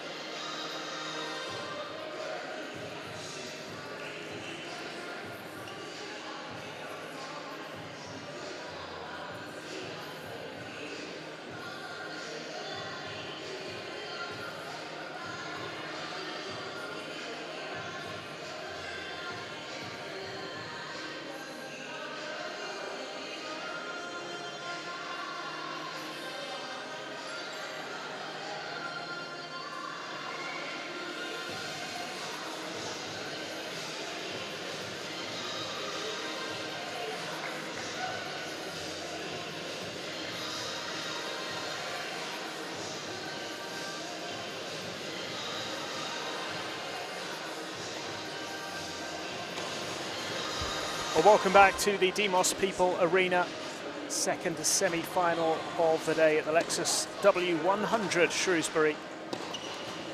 The number 3 seed against the number 2 seed, Sonny Cartel up against Océane Tordin, fighting it out for the chance to take on Heather Watson in tomorrow's singles final.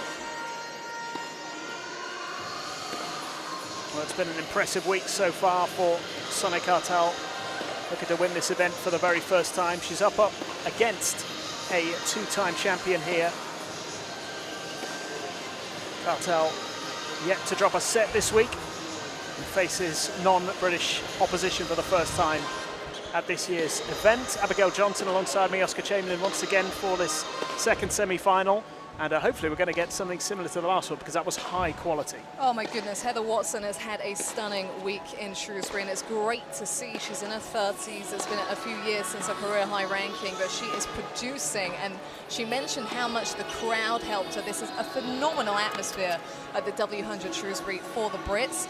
Cartel has not felt the full force of it yet, because she's been up against a British opponent in her last 3 matches, something that she won't mind, because she's now on her last 12 meetings with players from her nation.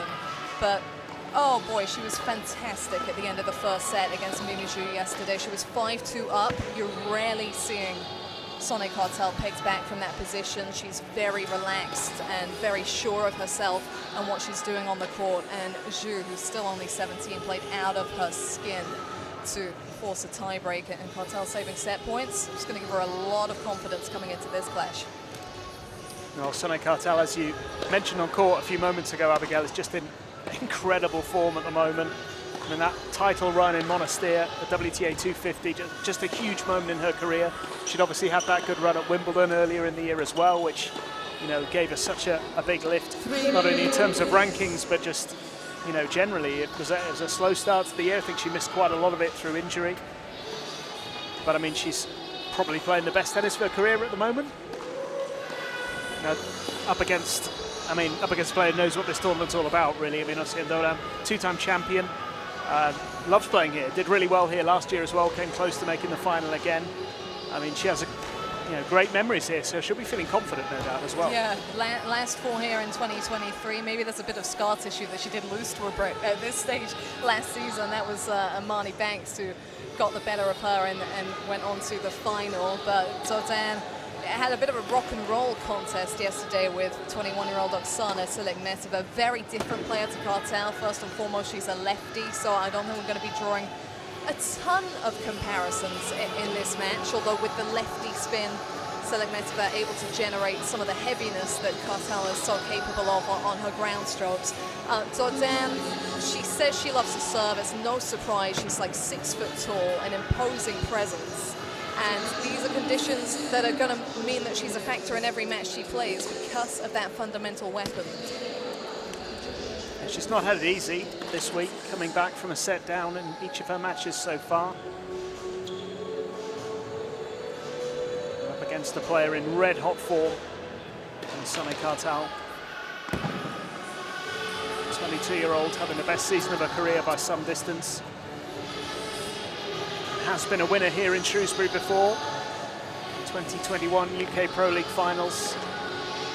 Maybe where her career really kicked off. I mean, she'd made 1 or 2, I think, ITF finals at that stage. And actually her record in finals is ridiculous. She's won, I think, 14 out of 15 and 14 in a row, which is amazing. Or 13, is it? 13 or 14? Can't remember, it's a lot. It's a lot. She's racking up wins, so it's kind of tough to keep track. But Oscar, me and you, we were in the house for that win for Cartel back in November 2021. So to see that progression from virtually rankingless to where she is now, 3rd round of Wimbledon as a qualifier, WTA champion, has seen the top 100, is very much on her way back there.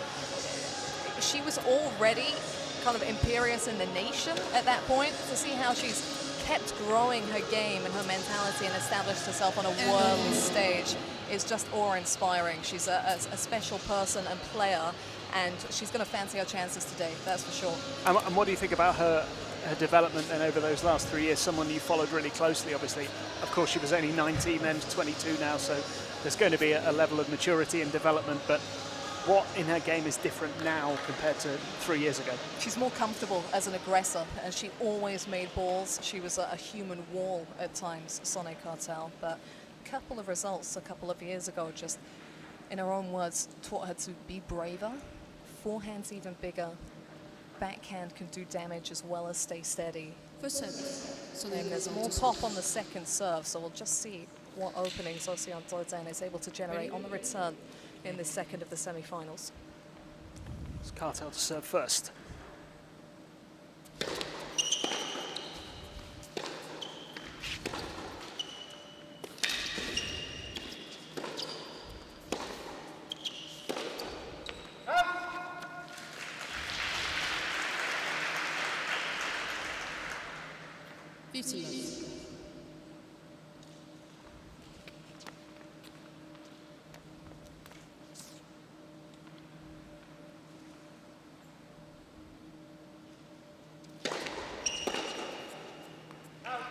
LTA.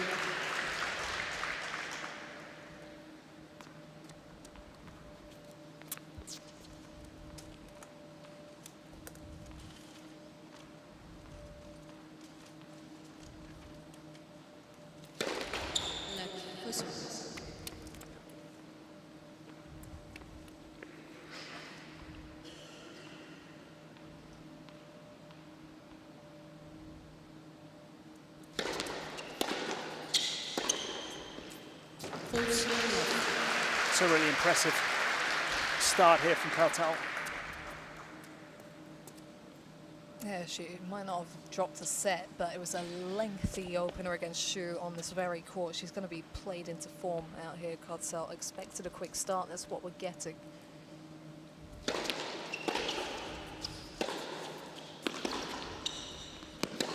Correction.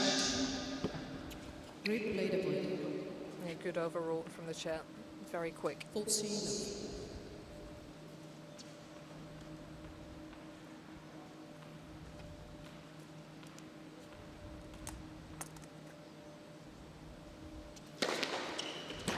Game over.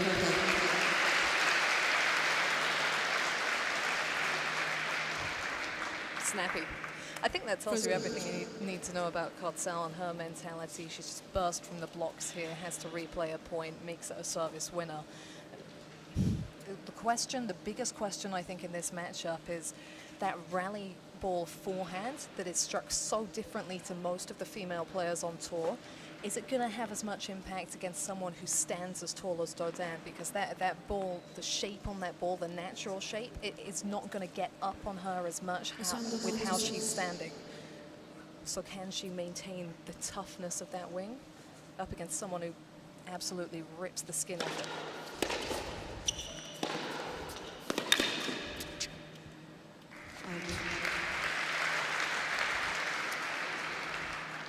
15.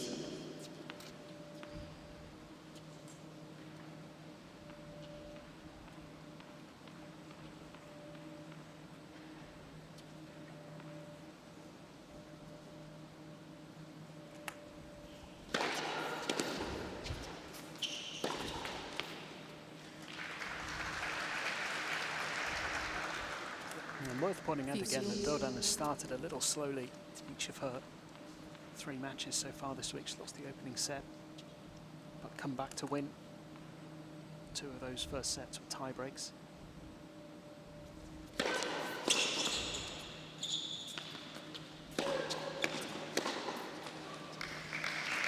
Yeah, I think that really demonstrates how she's an elite competitor, Dodin. She's still ranked inside the world's top 100 at present, has been as high as top 50, and for someone with her tendencies to really go all out on all her shots, serve and ground strokes, you would think she'd get a bit flustered from that set down position.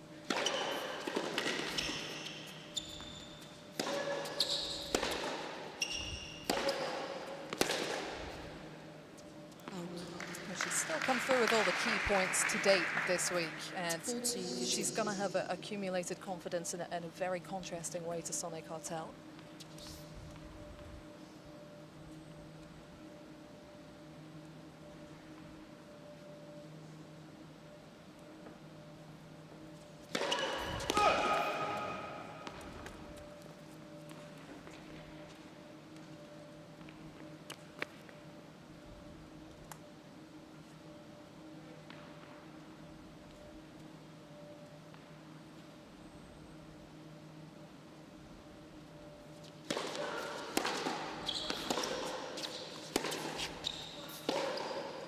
Out.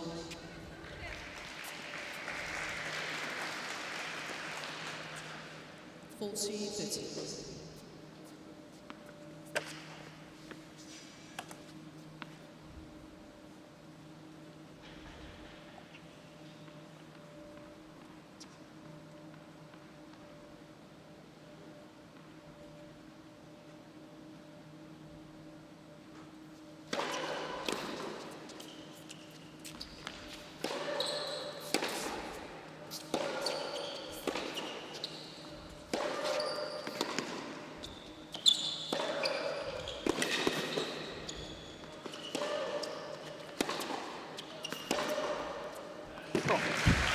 What an exchange that is.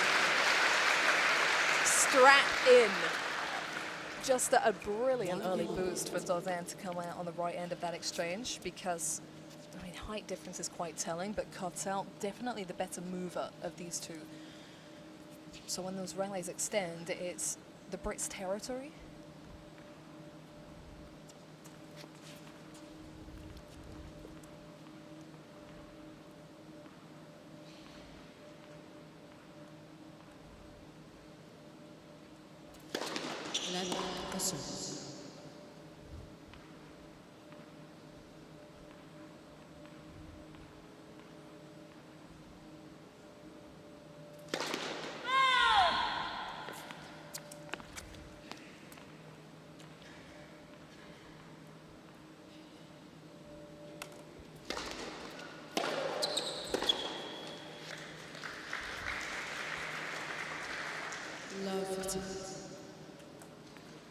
It's very noteworthy that she's generating devastating length of shot repetitively at the beginning of this.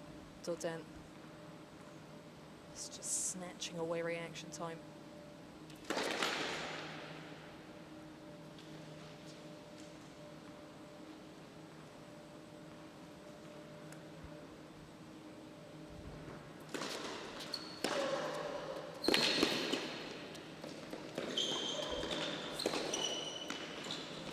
She did so well to stay in that point. Yeah, tremendously so. It's the wing, that backhand that saved a set point yesterday from the precipice, and Dordain just fired a warning that she can never get complacent, even from an aggressive position on the court. Cartel will find the slightest of openings.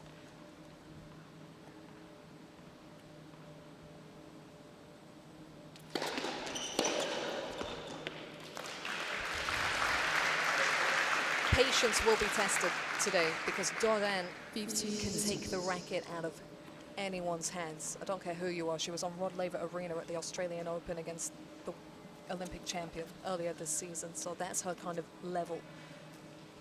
Please. Yeah, best ever run of the slam. Please turn off your phones. Thank you.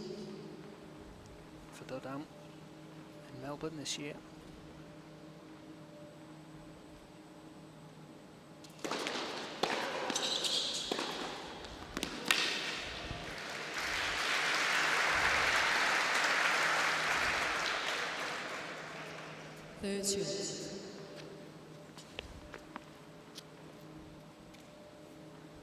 Just 10 places in the rankings between these two at the start of the week.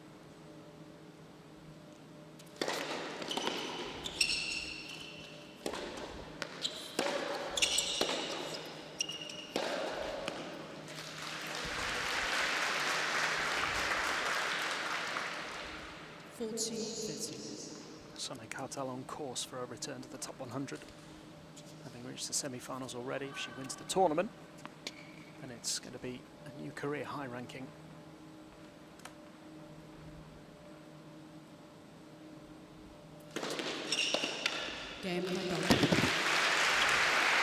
Tested at times in that game. That's a really good hold. And already Abigail in this first set, we're seeing a pretty high level from these two. Yeah, I think that Dordain would rather Cartel had not been tested by Shu yesterday. If she came into this having rolled through all her matches in straight sets, without that pressure having been applied, and also by Jodie Burrage at the back end of both their sets, Burrage had set points.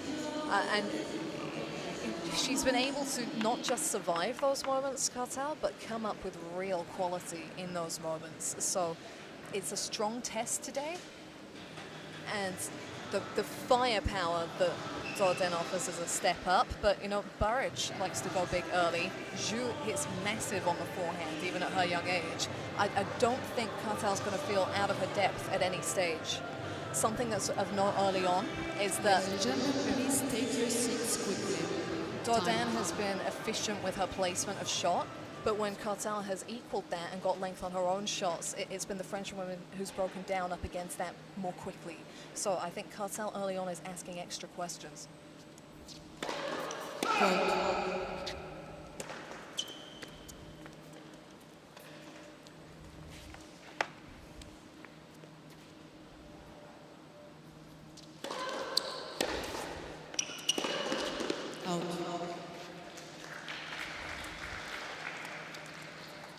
15.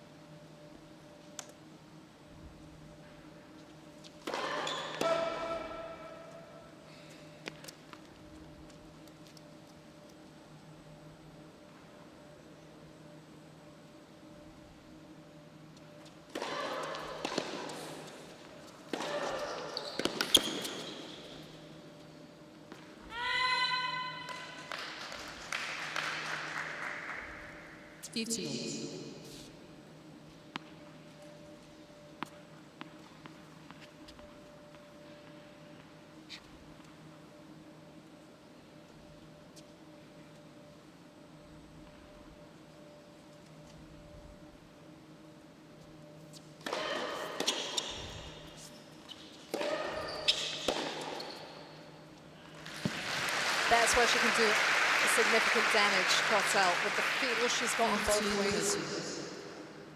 Taking this ball right out of the French woman's path, and even if she gets up to that ball, she's having to get right down to it. It's a tricky one.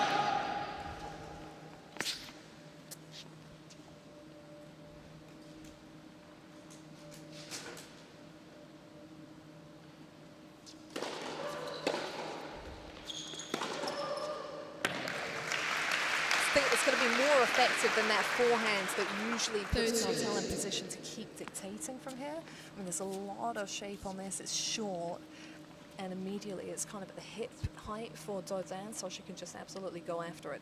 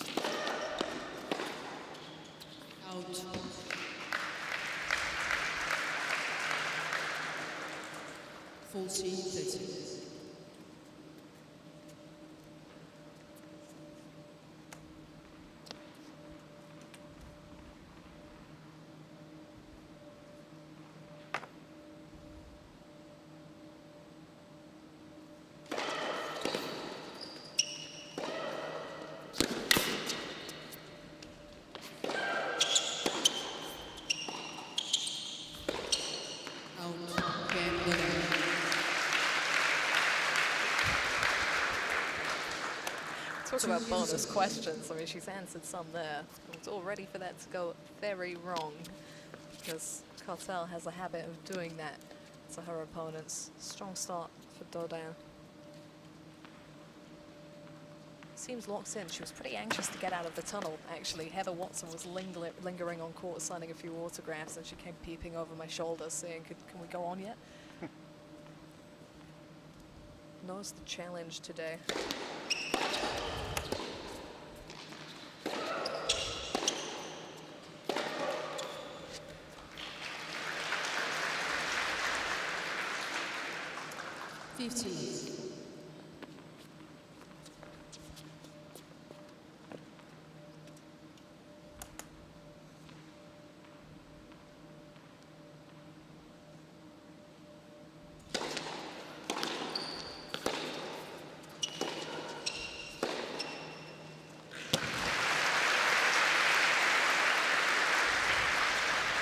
That's impressive again.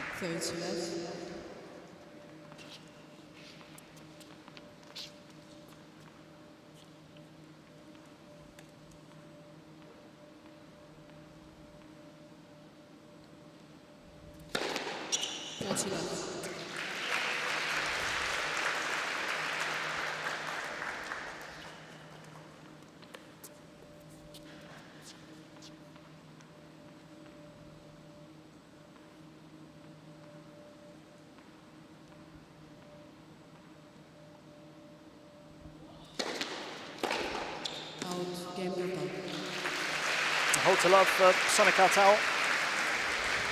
Nothing to choose between these two in the early stages. Really good battle developing already in this first set.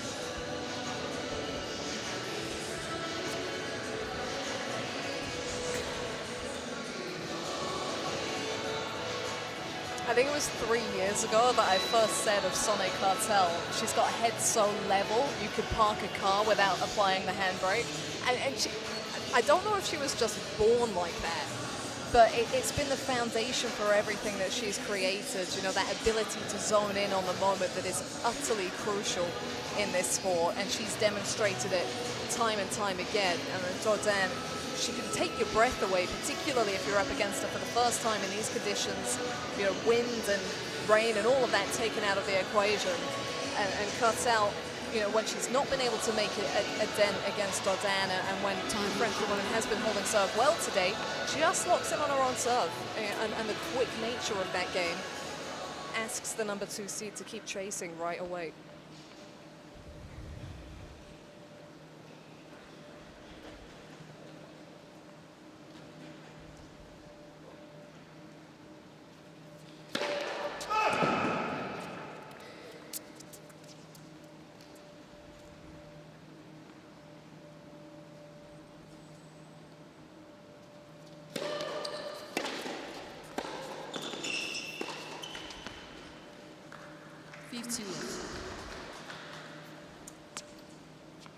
I think when you look at that record that we mentioned already, Cartel in finals, the fact that she wins those matches so often, she hasn't lost one now for over 3 years, tells you that she's good in those pressure moments.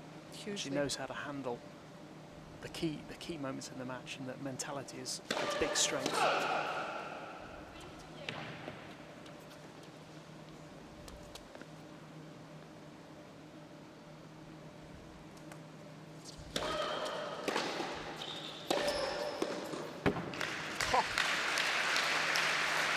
Yeah, just gotta say too good and move on. Same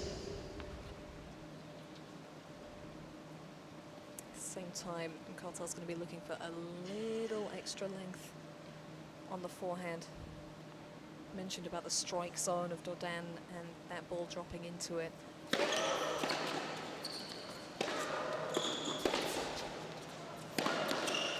It's much more like it. Perfectly set with the backhand. 13-15.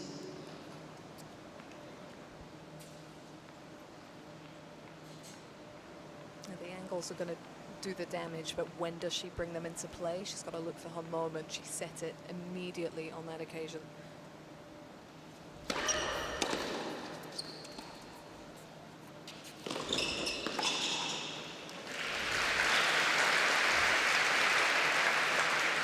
And then there's the wheels, and we've already said she's got the advantage in the movement department. That's not an uncommon combination from Dodin. Maybe immediately behind the serve, a little less often seen, but she will throw in that drop shot, and often she's ready behind to finish. Doesn't often miss that second ball.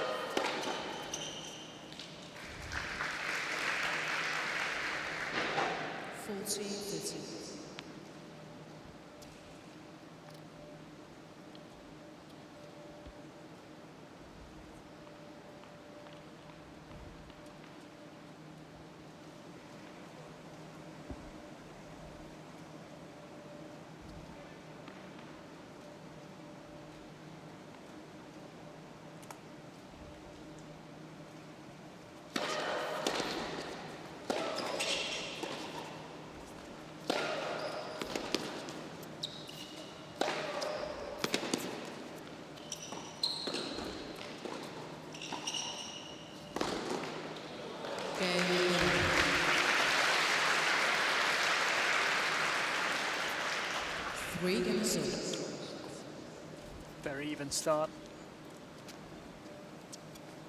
Yeah, and the percentage is just tiny in that game. Cartel's so close. You can understand the miss on the forehand, almost made it, but with Dodin, because she's standing so tall at the net, you want to get that ball as close to the net as possible to bring her down. And it's a long way down at 6 foot.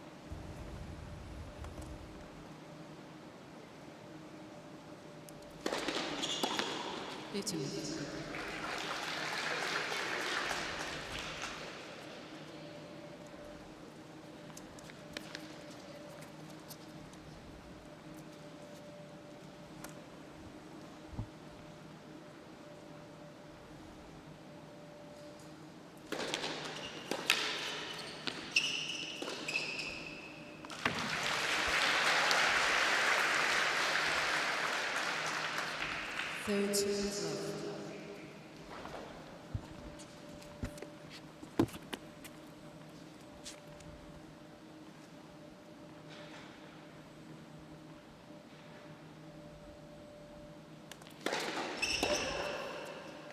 It's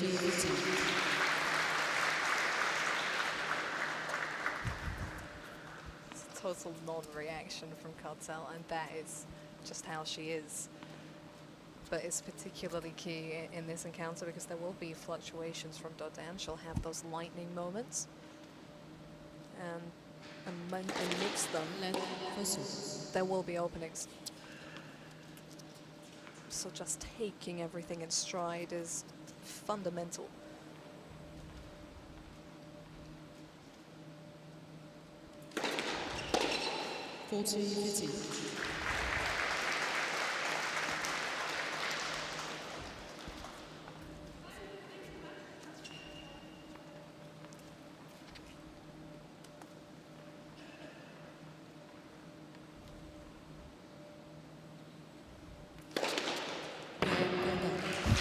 Third ace of the match from Sonic Cartel, who is getting about 90% of her first serves in at the moment. It's been really impressive. But nothing to split the two at the moment. 4-3. Yeah, we saw a lot of classic Cartel in that game that we know from back in the day. You know, just the composure, the big serve, the forehand to finish off the work that's done with that serve. She always had that steady base that was the perfect level foundation for building, and that's made her all the tougher to take down because even when things aren't all going her way, she can bank on those weapons, which we're definitely seeing out here. She looks incredibly relaxed. First return to Shrewsbury since she played in the W100 here actually a couple of years ago.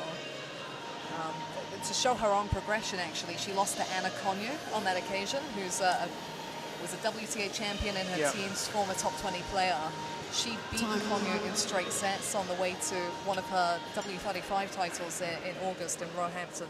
And you know, Konyu, feel for her. She's had a lot of injury struggles, but so's Cartel. That's what makes what she's doing now so impressive. She's missed chunks of weeks and months over the past 12-month period. Wasn't here last year.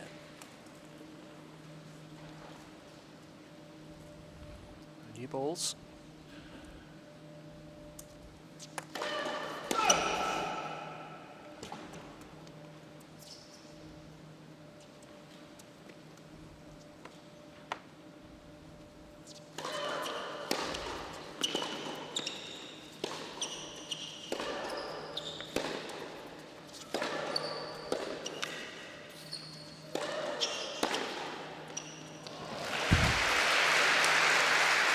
Biggest blow of the match so far.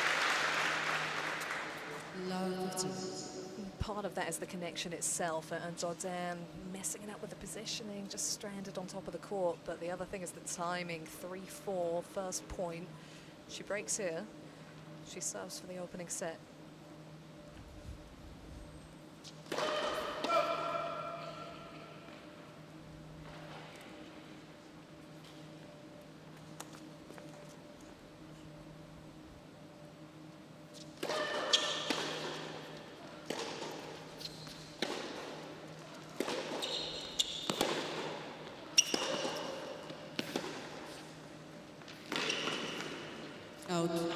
That's terrific from Cartel.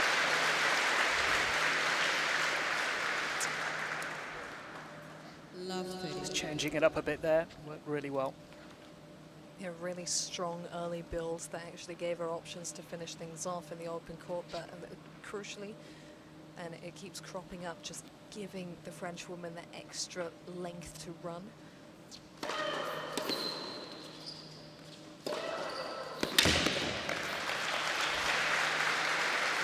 I mean, she's not slipped a lot on her own terms, Dodin. If she's got a short ball out in front of her, she will punish it. It's about the moments Cartel is offering those shorter balls.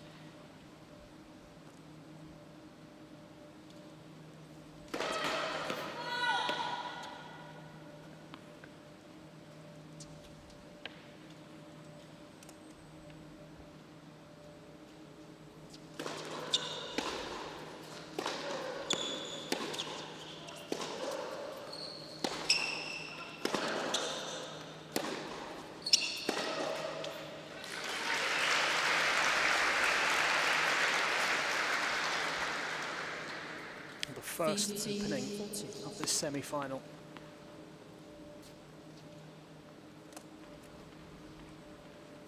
Two break points.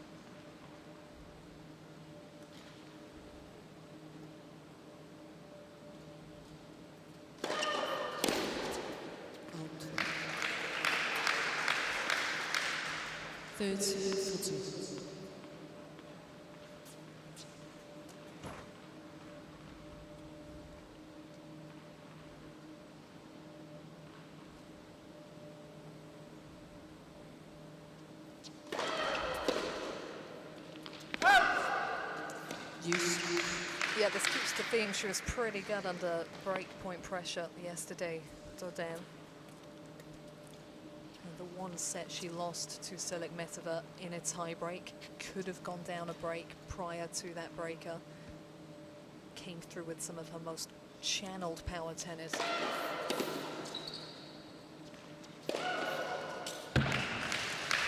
She'll put those away all day long. First serve.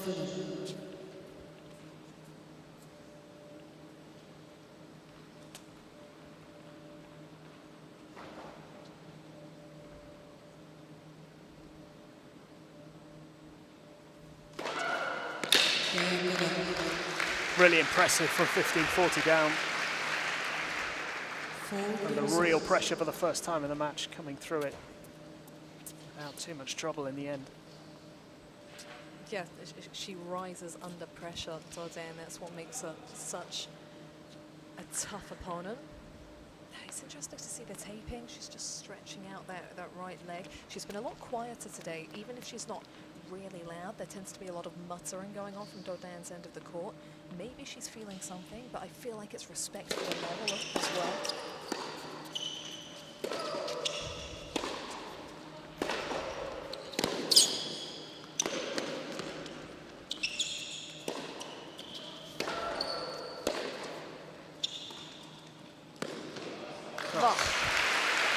Magnifique. Yeah, outstanding in English.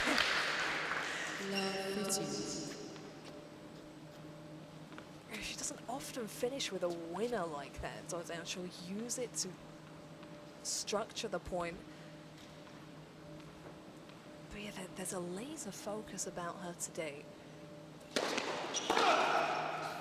Cartel's big news on the circuit. Everyone knows the amount of winning she's been doing. Even more on the radar with the WTA title and the top 100 breakthrough.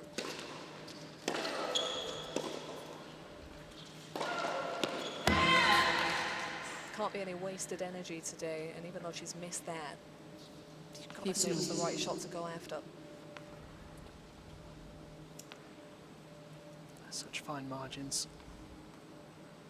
Inches away there from love 30 and suddenly being in a great position.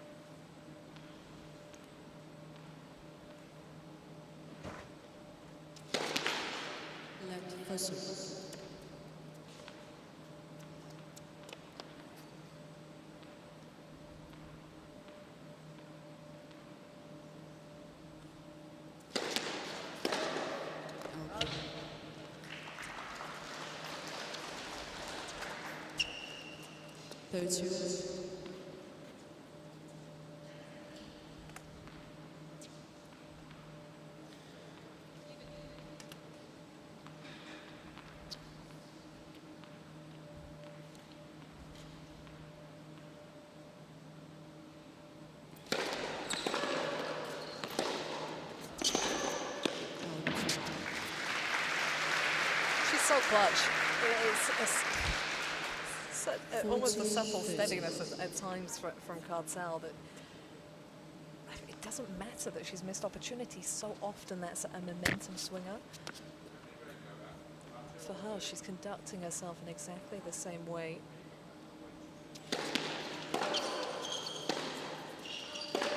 Game. And it's enough. There was a little bit of pressure on her there.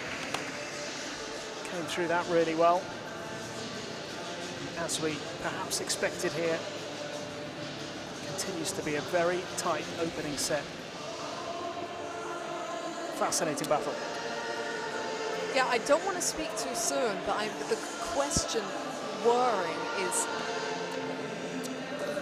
what can Dordain actually do to come through those set-winning, match-winning moments? Because when push comes to shove, Cartel toughens up. And she's Shrewsbury's own Houdini out here. She just always finds a way. And the level that 17-year-old Mimichu brought from 5-2 down in that first set yesterday, she was playing at a ceiling of the time being, probably.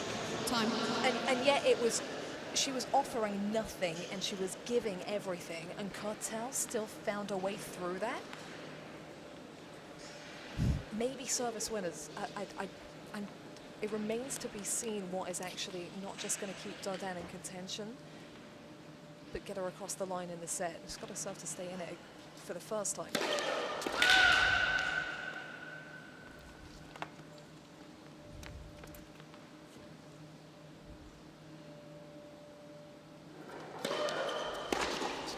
Oh. 15 minutes.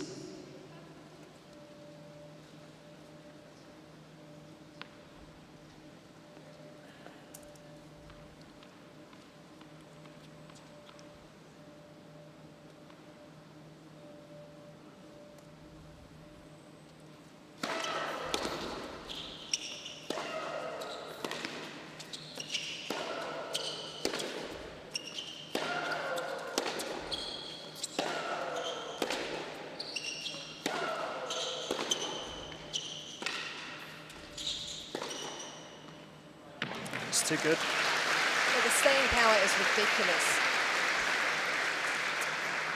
And it's half anticipation here from Cartel, always leaning over to that backhand, just awaiting the flat power coming in at pace. But the moment she sees the opportunity to finish, easy.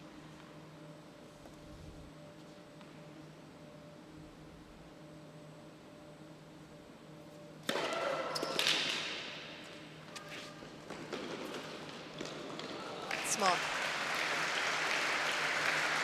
And that shows where her mindset is at, real clarity. 30-15. It's tricky, you know, she's got a long way to run.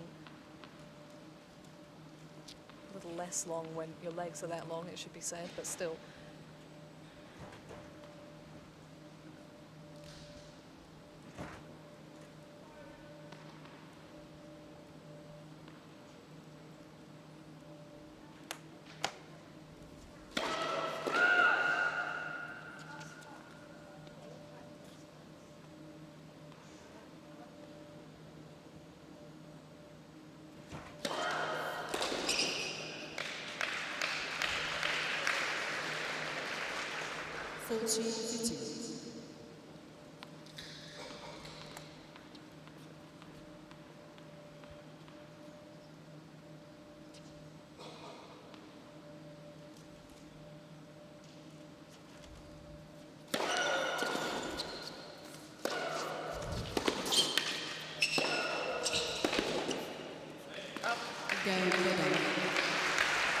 Strong hold from Dordain.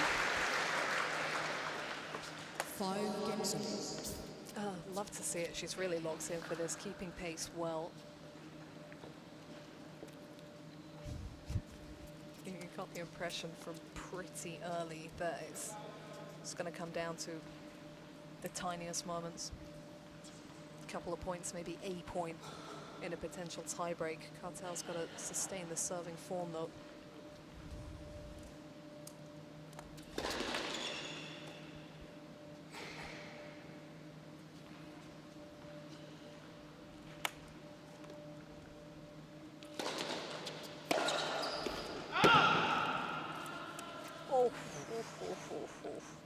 that looked close.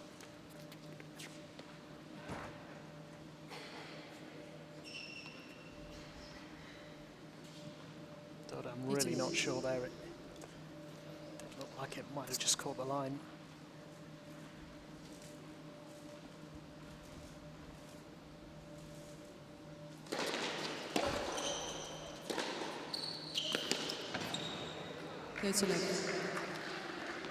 We've talked about how well she carried herself. This is the biggest test of her mentality, because what, seconds ago we're saying how fine the margins are going to be out here. Big return, first point at 5-all. That's a huge one.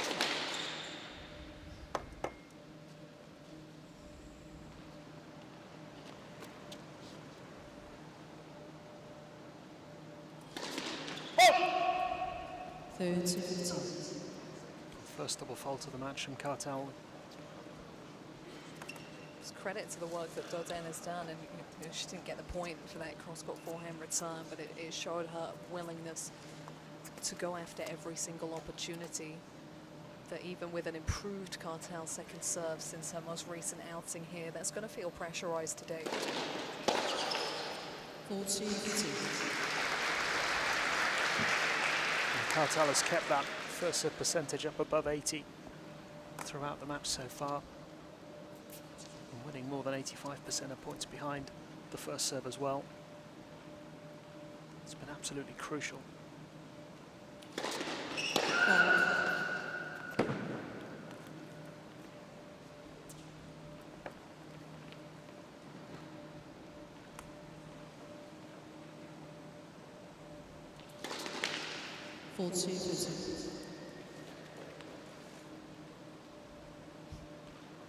Almost a reaction there. She disguised it really well, just followed the movement through, but the shoulders weren't happy.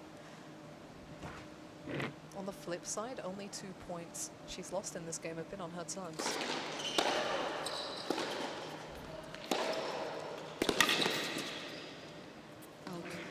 No longer. Juice.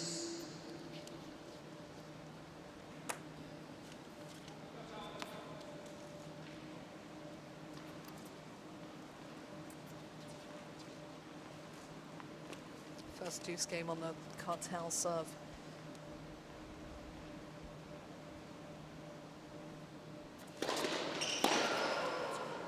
Oh, it's too good. It's a stunning return.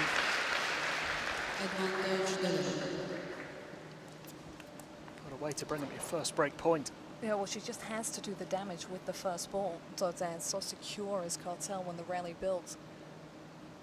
Huge chance.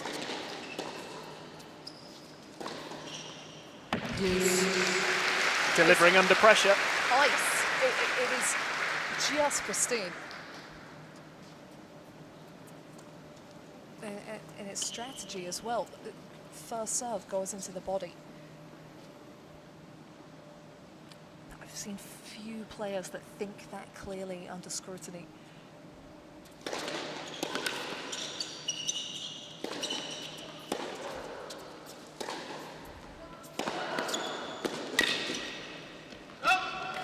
Huge from Dodin again.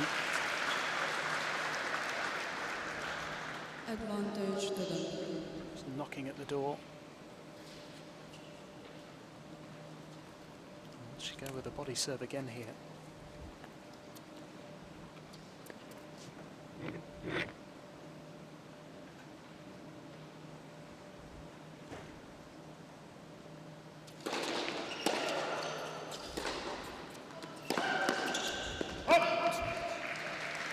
You should not be coming up with that length of forehand from that deep. It's the natural sweep up the back of the ball from Cartel.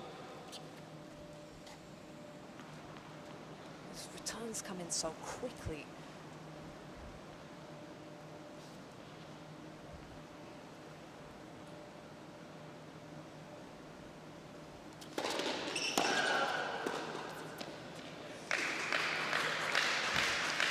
And again. Advantage to them.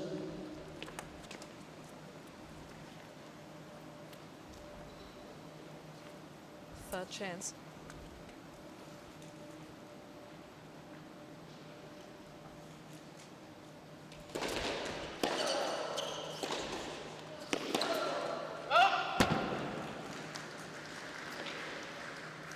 Use.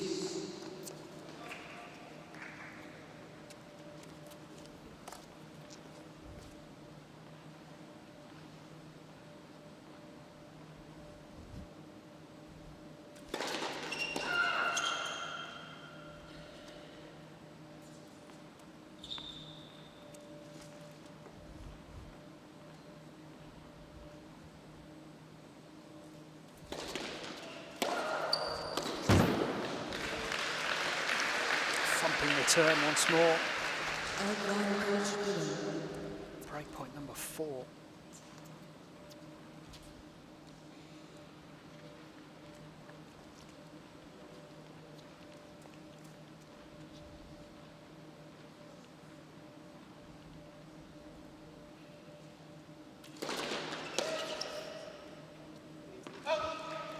Just coming up with the answers here.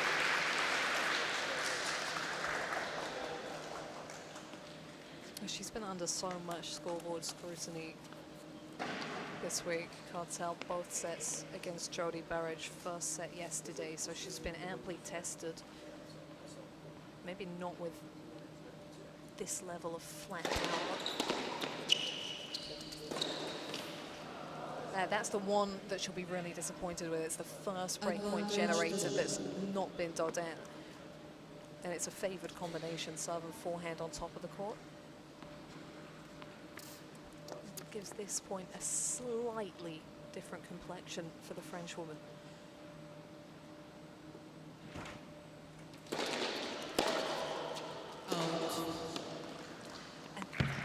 And I'm just looking back at her final set, Dodin against Silic-Nesova, because the deuce games, not to her taste, because it gives more time for her to misfire.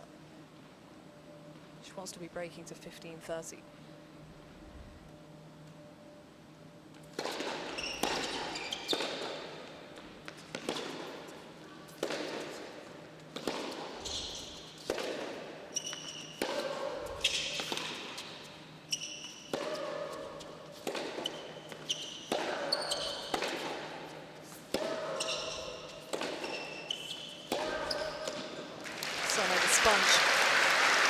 Yeah, just a couple of deuce games in that final set against Silic-Nesova, which she won.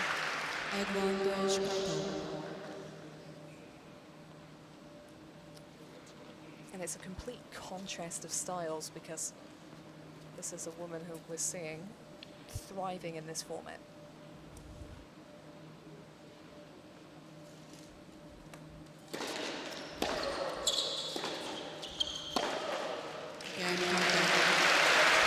Real resilience and grit from Sana Cartel. 5 break points saved in that game. Could that make all the difference here in the first set?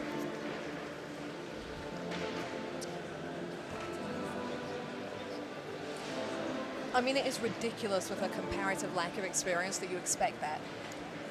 Dodin, with the mindset that she's maintained, the shots that she's executed, she should have capitalized on one of those break points, but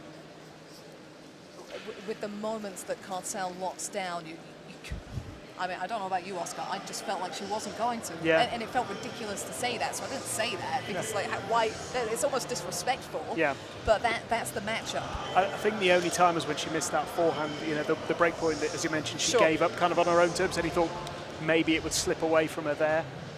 But again, just the ability to get that focus back so quickly. And actually, I know we've talked about quite a lot already, that trip here in 2021 in the UK Pro League finals, she actually mentioned her mentality as a strength, which is an incredible thing for I mean, she was a teenager then, Yeah. incredible thing for a 19-year-old to say, to kind of have that as a weapon.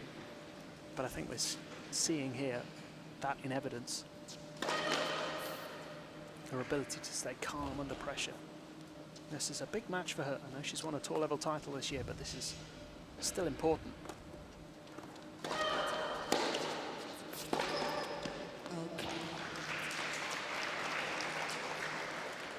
I think she's scheduled Cartel really smartly this year to develop the security under pressure. Her ranking is so much lower than Dodin's at the beginning of the year. Dordain out in Australia making the 4th round, so she's been competing at a higher level, not getting the same number of match wins and that match confidence.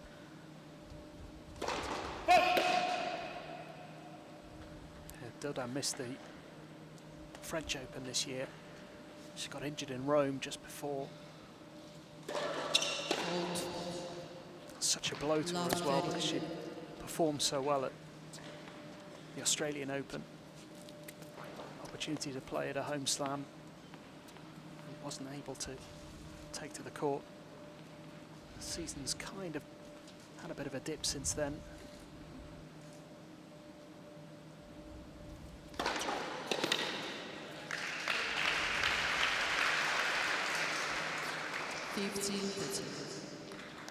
And the injury she picked up in Rome actually came after she entered the main draw as a lucky loser, so she wasn't even meant to be playing, and retired in her 2nd round match.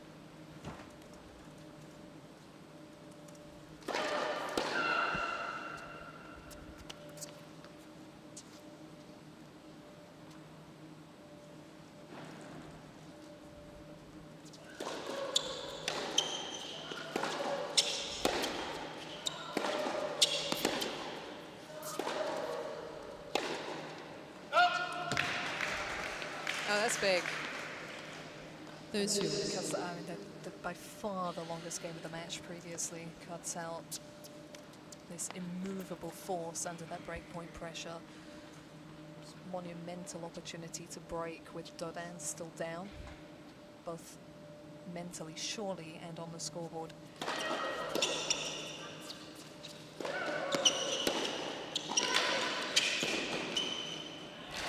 Well, Liz Cartel going to snatch the set here. Ever so ready. This is where she locks it again. There's good reach from Dordain, but she just knew it was too far back. Cartel, look at the intense game face.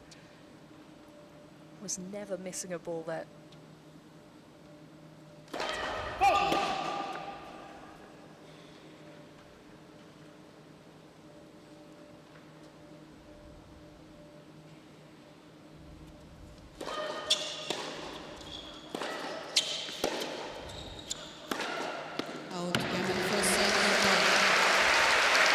Extraordinary. What an end to the 1st set.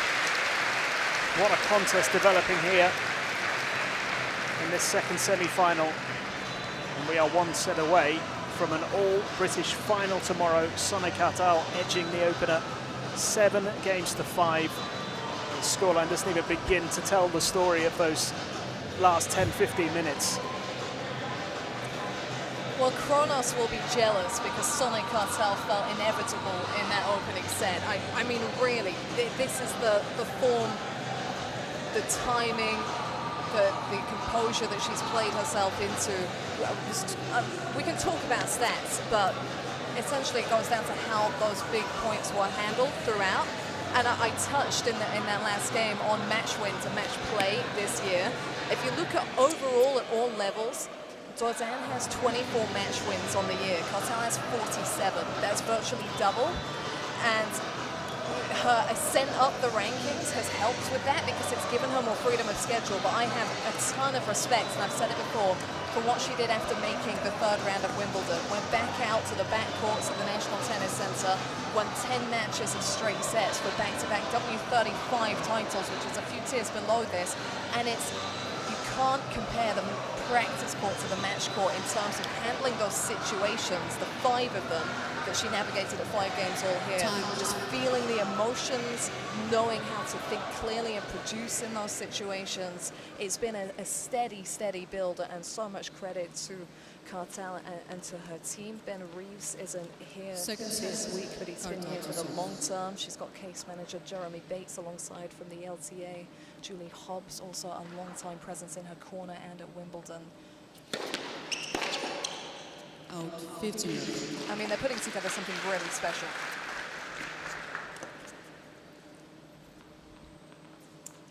Yeah, it would have been very easy for her to go for those more high-profile events after Wimbledon. We've seen so many players do that before.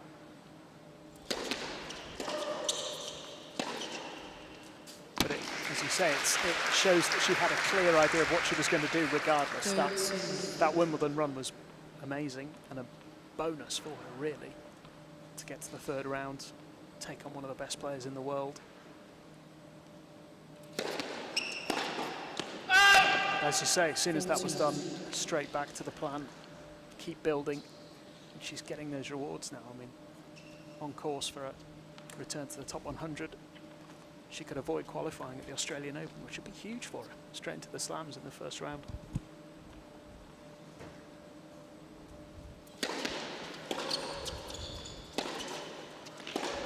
Game purple. Great start to the second set as well. Yeah, in kind, that's a repeat. Love holds to start each set.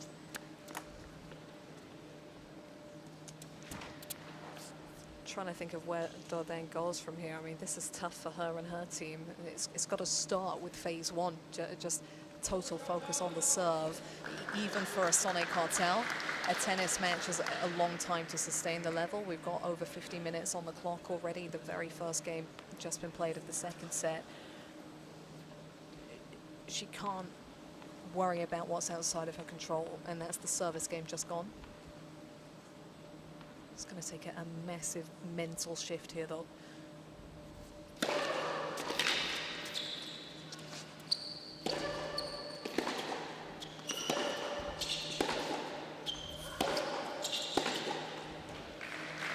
But she's done it already this week, 3 times. Exactly. She's lost the first set every time this. Yeah, I mean, having that to lean on is huge. We did see that in the previous match. I saw Simona Volta on the balcony just previously, and when she was down a set to Watson, she had the memories of her great serving from the day before, and she was able to replicate that to a degree. Just keep herself in proceedings for some openings from the Brit.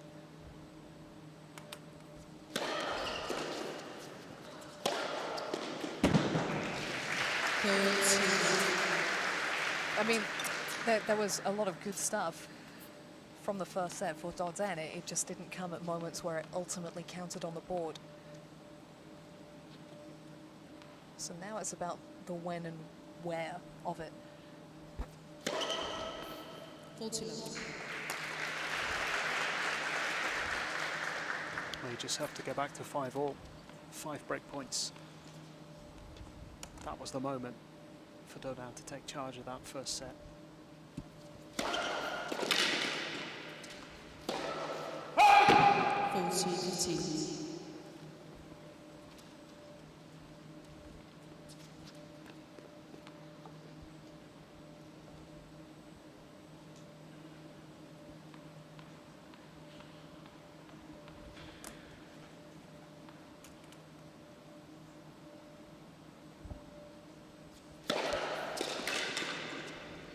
Game winner.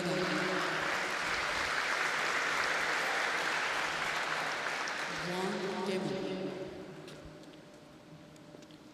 Yeah, that's good to see, and you know, actually potentially pivotal for Dodin. Cartel didn't get her first break of serve until the final game of the previous set.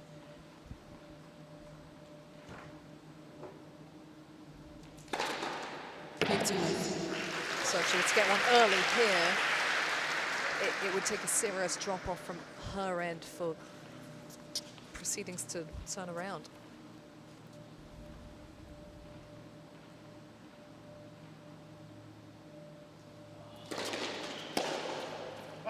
See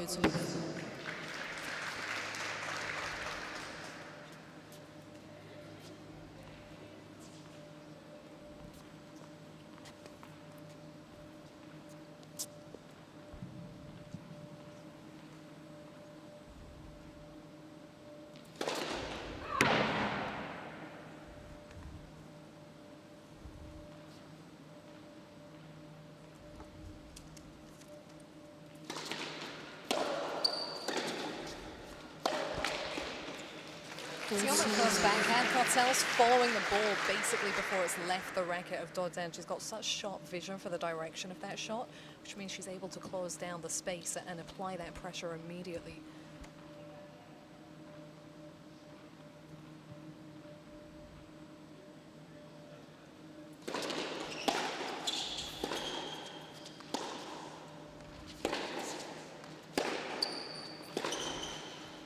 40-15.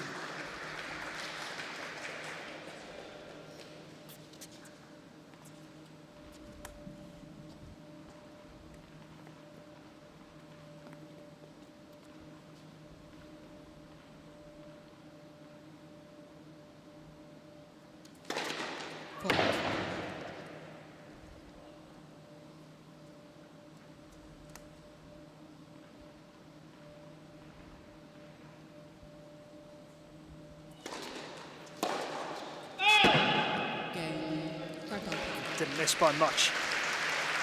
Cartel leads by 2 games to 1. Cartel holds for a 2-1 lead.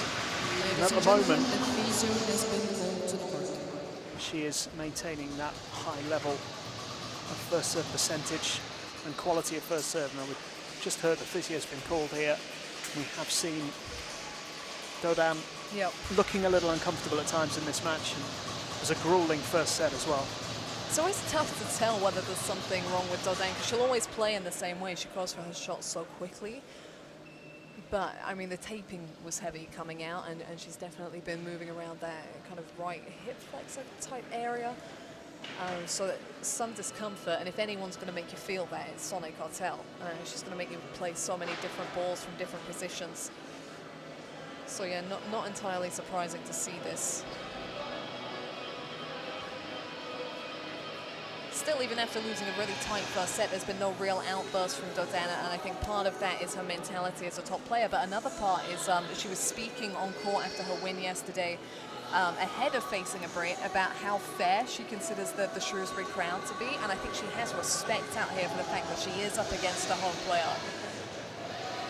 And yeah, no drama on Demos People Arena, apart from the tennis, and that's the way we want it. Yeah. So credit to all concerned.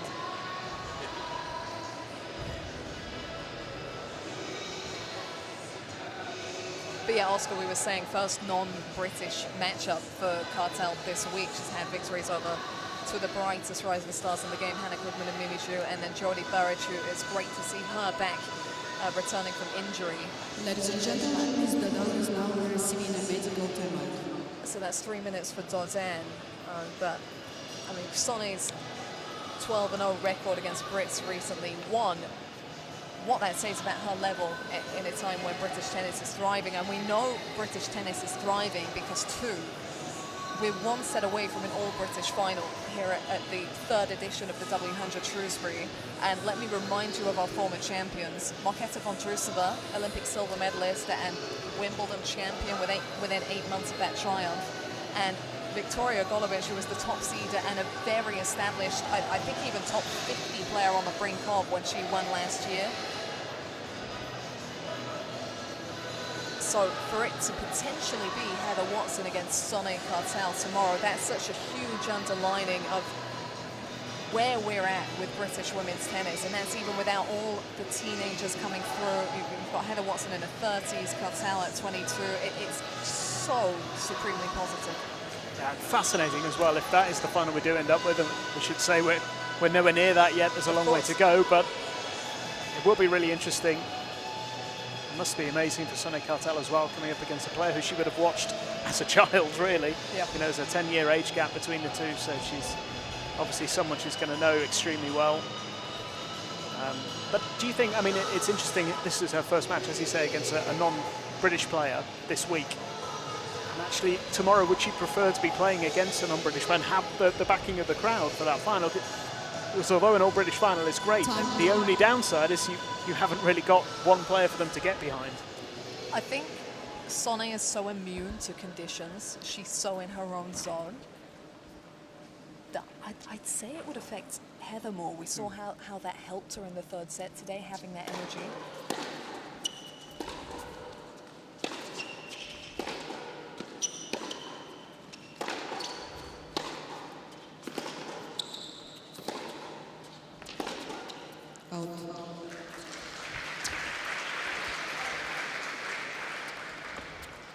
Love it.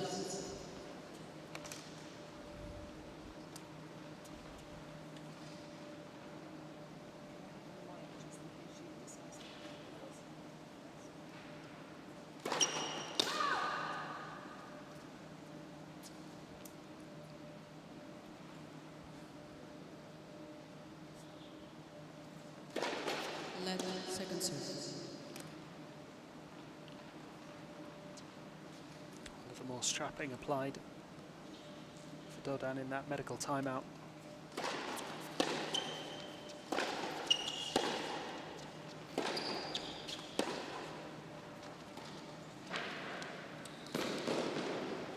Oh, what a pickup. She's not running. I'm not sure if Dodan's going to pull the plug here. I think she might, yep. That's going to be it. Oh, what a shame. Ocean Dodan unable to carry on, and Sone Kartal is into the final in Shrewsbury, not the way she would have wanted to do it. Not the way we wanted to see the second semi-final. Ocean Dodan unable to continue. To Ocean Dodan, Sone Kartal moving into Sone the final Kartal here into at the final in Lexus Shrewsbury for the W100 very first Shrewsbury. time. We have an all-British final. An incredible We will have a effort British from both champion players here. this week. Let's show some love And the to two-time Oceana, winner, two-time former unfortunately, champion. having to withdraw. What a shame it is, because that was high level of tennis from both players. We're going to grab a word with Sone shortly. A reminder that we still do have the And it was final really doubles semi-final shaping up to be a come here fantastic on Demos contest. People Arena. So that's the top seeds, Sone Francisca Kartal, George and Maya who did take Lumsden, that and they're very up tight against the opening all-British set, pairing showed her of Mili composure and her Rzeszki quality and in Mimi those Zhu. key moments. But we'll get Sone's thoughts and give her a bit of time to get them together. Can now look forward to taking on Heather Watson in tomorrow's final, and what a match it promises to be. And Kartal Son, gets the not win. the way you wanted to be here. How was the experience of that first set for you? And did you get the sense that anything was up? Yeah, obviously I knew today was going to be super tough. She's a super good player, and it's a massive ball. So on an indoor court, that made it super tough for me. And I think, first set was neck and neck. So that long game of 6-5, I think kind of gave me that momentum to finish it off. Yeah, let's rewind to that 5-all game. You saved 5 break points. You've saved set points in 3 of the sets you've played this week. I'm wondering if anything shakes you. So let's rewind to Wimbledon. As a qualifier, you made the 3rd round of your home Grand Slam. How did life and atmosphere change around you at that point in time, and how did you handle it? I think that was the first tournament that I really managed to mentally kind of forget the score and play it point by point. And I think I've done that this week, considering, a few matches ago I was saving set points. So I think I just try and put the score to one side and just play each point exactly the same. What about the paparazzi, though? Any good stories? None from me. None from her. They were interested, that's for sure. I think they might be again in future. All right, Sone, the biggest story here is that it's an all-British final here at the Lexus W100 Shrewsbury. Heather Watson tomorrow. What can we expect from that one? Yeah, obviously, she's a super good friend of mine, so it's always tough to play your friends, but I think tomorrow I think we both need to bring our best game, and yeah, I'm super excited for the battle tomorrow. As are all of us, into the final showdown at the Lexus W100 Shrewsbury, Sone Kartal.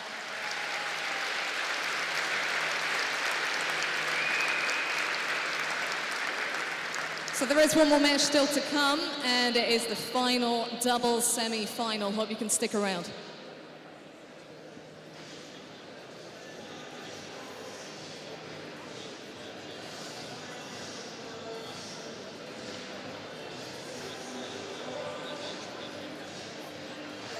An update on the timing for the next doubles match with the abrupt finish to this singles semi-final. It will be 3:50, 3:50.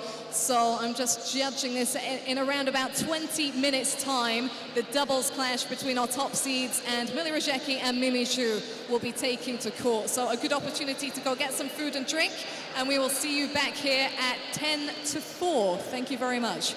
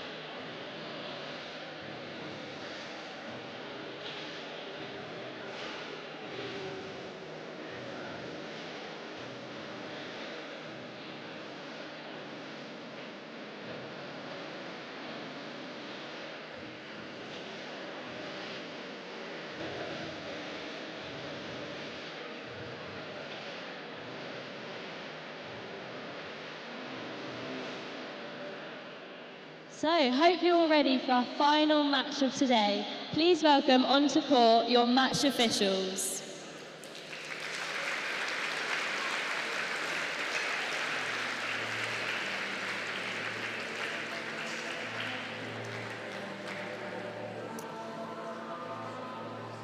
And the ball crew.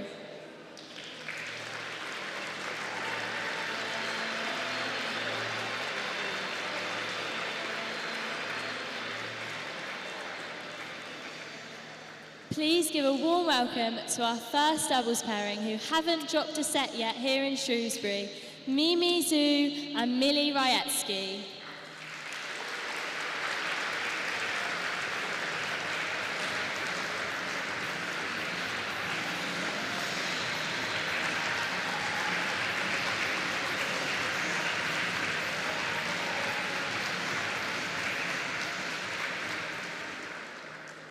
And top seeds of the tournament, Francesca George from Portugal and Maya Lumsden from Great Britain.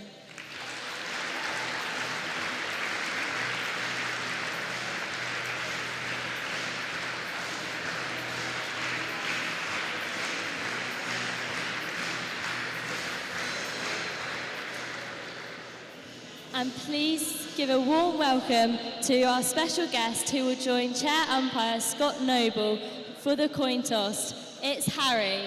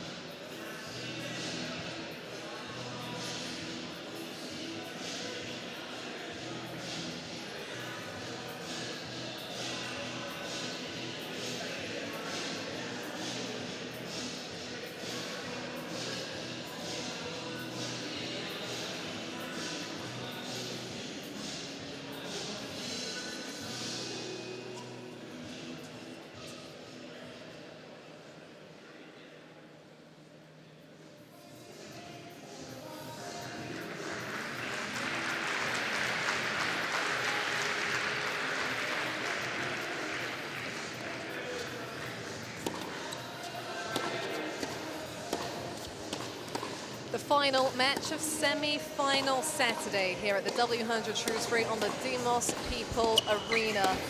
Across singles and doubles, 3 of the 4 final spots have been filled. And we're about to wrap up proceedings. The top seeds, Francesca George and Maya Lumsden, a former champion here in Shrewsbury, up against the all-British combination of Mimi Zhu and Amelia Rajecki. George and Lumsden out here a couple of nights ago in their debut outing as a pair at the tournament, had a first round bye, and they got the job done in straight sets, but had to play their way in slightly. You can imagine they've got a little bit more rhythm behind them now. Abigail Johnson with you, Alex Hyman alongside me, and before we really dig into this doubles match, Alex, a word on the 2 singles outings. Premature conclusion to Sunny Cartel's triumph over number 2 seed Oceane Dodin, but she looked on the way to it, and it will be an all-British singles showdown between herself and Heather Watson. Oh, just so exciting to have an all-British final here in England. It's just the perfect finish to an awesome singles tournament. Just, yeah, a quick word on Sunny Cartel quickly. Incredible. You know, the way she's able to withstand the type of shot coming in from Dodin, it's just incredible that with her ability to run down balls and just make it so awkward for Dodin, and unfortunate to see Dodin struggling with an injury, so fingers crossed she recovers and gets back before the end of the season. Yeah, the 3-set win for Heather Watson, meaning that the trophy will end up in British hands. Well, one half of last year's triumphant doubles team was a Brit, Harriet Dart, teaming up with Olivia Gidetsky, technically, so we've got to give Millie here the correct pronunciation of Rajecki. She's been a familiar face among the Brits for several years. She was one of the top youngsters in her age category coming through the juniors, and she's often known as Rajecki, but it is Rajecki, as I think she became more known when she went out and played college tennis, only wrapped up there more recently. And so despite both being British, herself and 17-year-old Mimi Zhu, they've not moved so much in the same circles prior to this tournament. Yeah, it's interesting. I actually grew up playing alongside Rajecki in junior tournaments, so I recognise the face and have seen her throughout the junior ranks especially. Haven't seen so much of her in recent years because she made the move out to the States, obviously playing at North Carolina State Wolfpack, the Wolfpacks they call them over there. But yeah, God, she had an incredible college career, reaching as high as #2 in the NCAA rankings, and yeah, she was a force to be reckoned with over there. And how often do we see good college players come onto the tour and progress into the top 100? So I'm sure it's not far away for Rajecki, but I'm intrigued to see these two sort of and how they work together, because I think Rajecki, coming from college, will be a leader on the court, and it will be fascinating to see if Zhu comes with her, and they can see if they can damage the top seedings. Well, they've dropped a combined 10 games across their two matches, Rajecki and Zhu, and a particularly emphatic triumph a couple of days ago in the quarterfinals, 6-2-6 love over Isabel Havelag and Simona Volta, who just fell to Watson in the singles.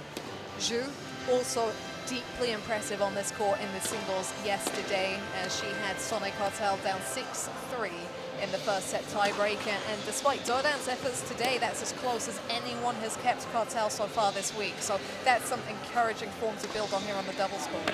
Absolutely. It just shows how good of a player Zhu is. At only 17 years of age, she's able to trouble the likes of Cartel, just like Dodin did. And we know Dodin's a very established player on the tour, and Zhu was, you know, competing against Cartel just as we saw this morning that Dodin did. So it's so good to see. And also doubles, it's a perfect chance to improve on her game. And a 10-point tiebreak at 1 set all. Francisca George, Maya Lumsden to the left of the chair, won the toss and chose to receive. Updates from Scott Noble in the chair that the more established doubles pairing are going to be receiving to start this encounter. It's Maya Lumsden that stands head and shoulders in terms of statistics, had a phenomenal doubles season last year, made the quarterfinals of Wimbledon alongside Nate Baines. They were the first all-British pairing in 40 years to make the last 8 of Wimbledon. Catapulted her inside the top 100. She continued that form. Francisca George a little more familiar and comfortable on the doubles court in the company of her sister, Mathilde George, but herself and Lumsden triumphant at the W75 Glasgow last season. So this is just their 3rd tournament together, and they already have a trophy to their names. Confirmation of the ultimate semi-final here at the Lexus W100 Shrewsbury. The winner of this encounter between the top seeds and the all-British threat to go on to face another team, all-British, in tomorrow's final showdown. Hannah Klugman and Verona Stoiber await the winners of this match.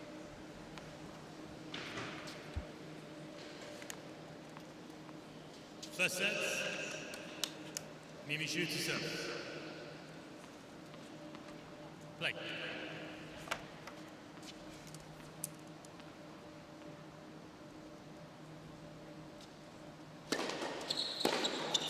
Cut. 15 love.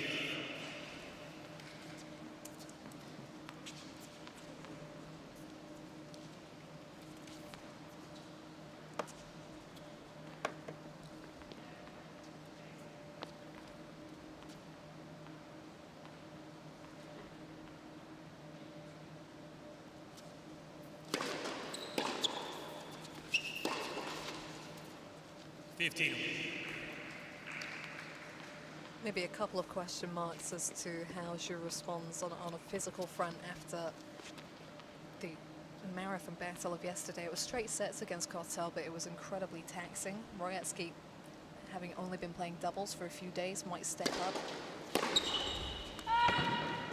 30-15. I did have a promising single start here, though. Rajecki came through qualifying and lost out only to the number 4 seed in the first round of main draw. That was Chloe Paquet, current world number 105.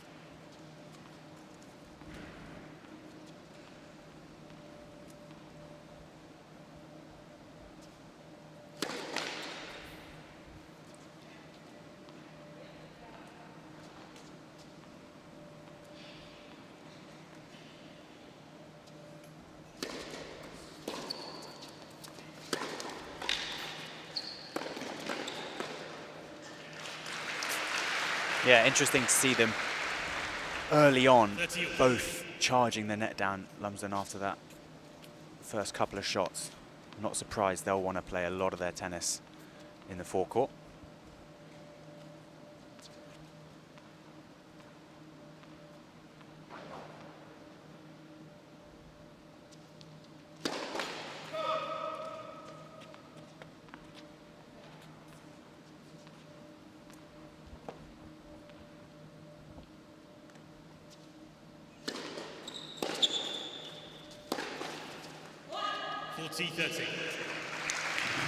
Such a fierce forehand.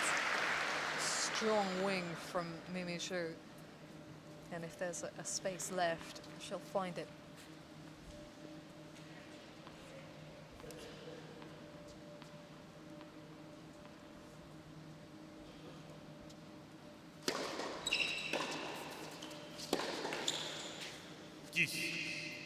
Deciding point to receiver's choice.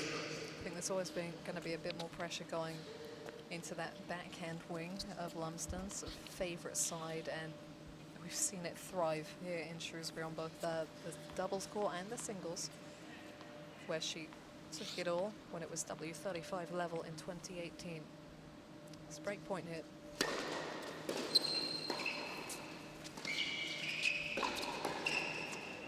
Again, George Lumsden. We've got to credit the reflexes of Francisco George to keep that point alive in its early stages. Ball came in quick from the opposing net player, and there's the early break for the top seeds.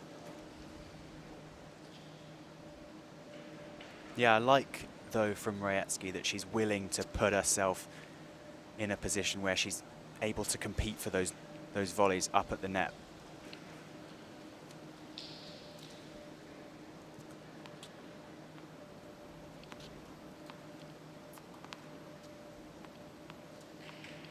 And the perfect start for the top seeds. It's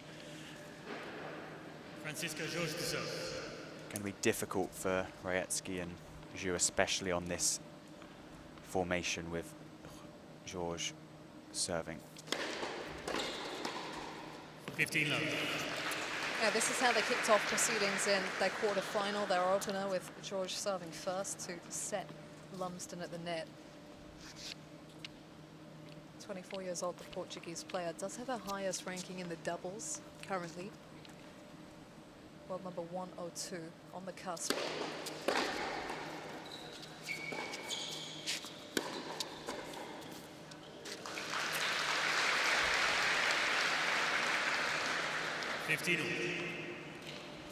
Yeah, it's good from Rajecki, but nicely set up from Zhu. She's going to be really strong from the baseline. She won't be making too many errors, and she'll actually be doing a lot of damage from back there.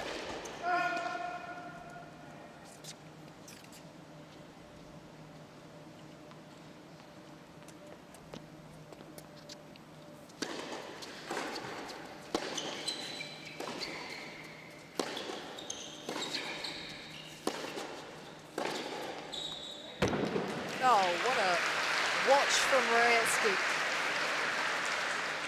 15-13. Steady, controlled aggression from on top of the baseline. And I did like the reaction, Alex, of the non-seeders to losing that opening game. They're just smiling with each other, staying relaxed. Knows it's very early days in this one.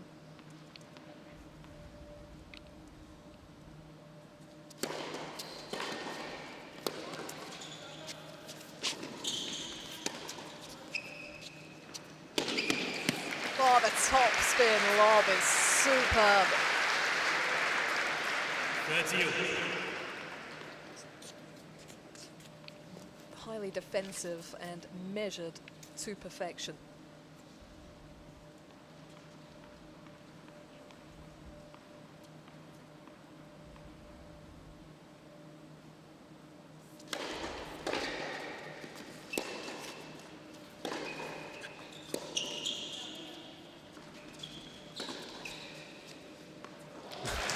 Responding in kind. I think what was really important there is just the placement of it, because it's pretty much within a meter of the baseline, but they're not going too close for the lines in the with the lob. So actually a fairly safe shot.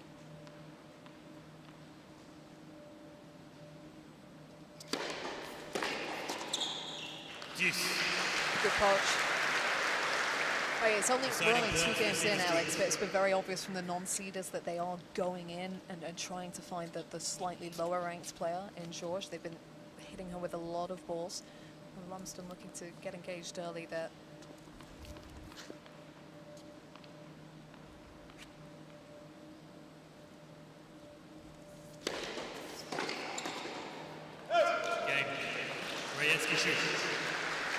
One game. That's almost too good for her own good.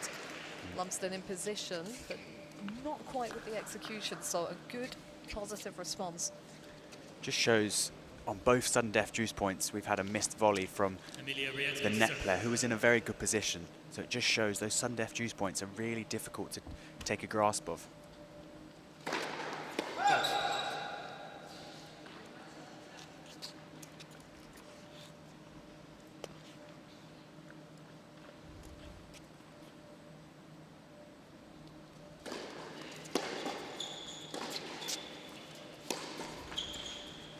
Love.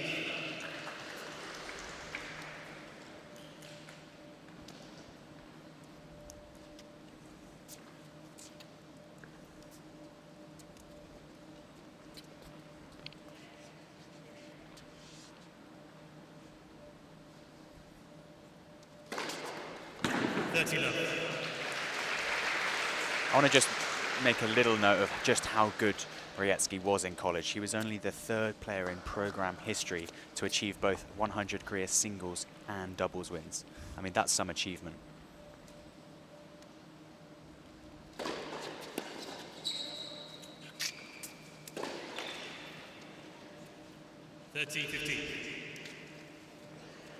It's also a university where Diana Schneider went to, so it's a very, very well-known university. So to achieve that accomplishment, it's incredible.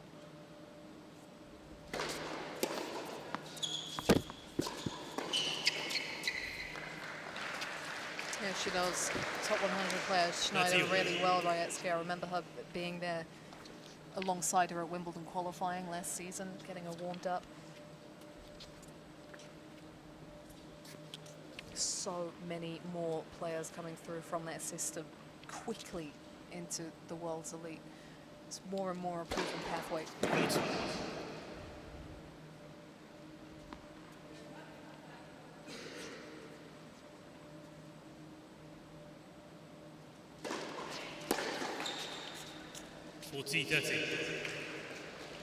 Yeah, I just think it will keep on growing, because with how many people or players are starting to progress, it just gives the ones that are starting to come out of college now just that much more belief that they can do it too.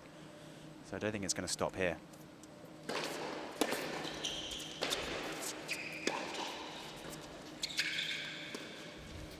Game, Raetsky, shoot. Well, able to get themselves set in the forecourt, Shu and Raetsky, just to ask the question. And so it's 2 straight games for the All-British combination, who are yet to drop a set in Shrewsbury. And in their first tournament as a team, 2-1 at the sit-down.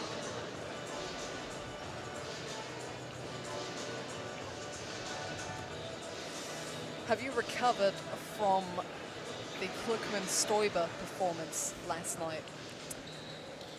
I mean, we couldn't stop thinking about it last night, could we? Because they were there next to us at the dinner table, and we maybe wondered why they were so wanting to make that match as quick as possible. And maybe it was because of the Giggling Squid restaurant once again. 44 minutes. They went up 6-love, 3-love. And they were just having fun out there, the teenagers. They themselves in their first tournament as a team. It's going to be an intriguing final, whoever comes through.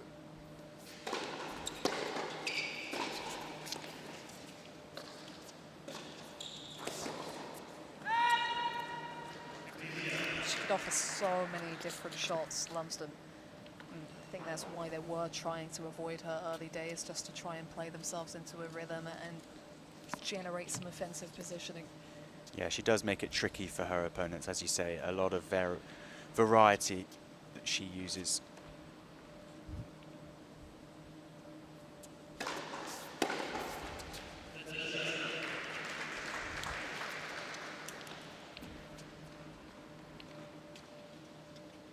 And Lumsden a quarter-finalist at Wimbledon, so some serious achievements on this court from both sides.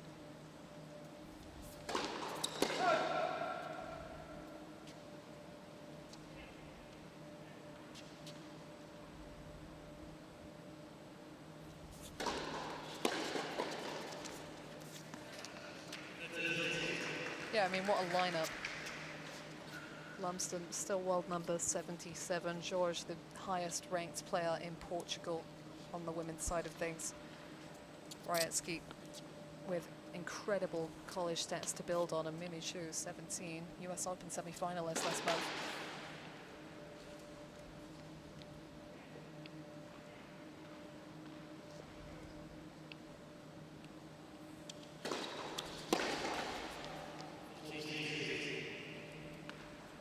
And although Zhu might not have much to say for herself on the pro doubles circuit, she's excelled in the junior doubles events, hasn't she? I mean, she's made pretty much almost the quarterfinals of every slam this year in the juniors.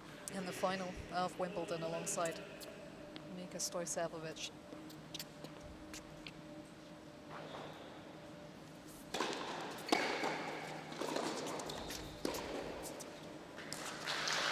She's had a particularly strong hit at the back so far, Rajecki, hasn't she? She really has. I mean, both her and her partner Zhu are able to strike the ball with such force from the baseline that it hopefully for them will be able to mean that they can mop up at the net. It's just the pace at which she came in, that forehand side of Zhu. These two looking to leather the ball early doors. And they've got some momentum, having won back-to-back games.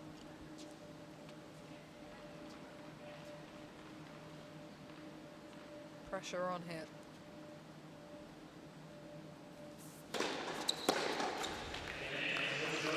And it's responded with a smooth delivery. There were smart spots on the serve from Lumsden throughout that game. Well, it's the third sudden death juice already in this match, and we've only played 4 games. So just to make a point of how important that first serve was there, it just eases them into that point, because they don't really want to be playing tough volleys on a sudden death juice point. It's nerves.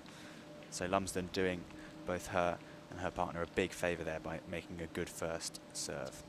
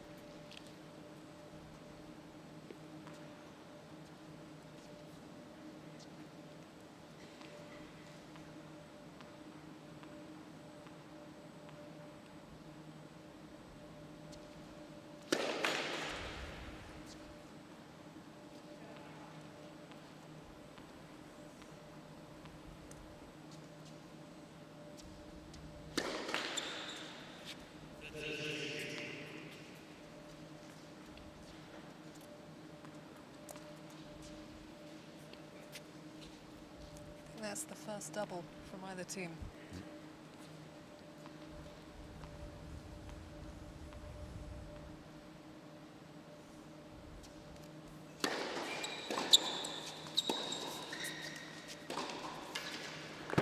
It's the money shot. So well controlled. Just look at the way she leans onto this final backhand.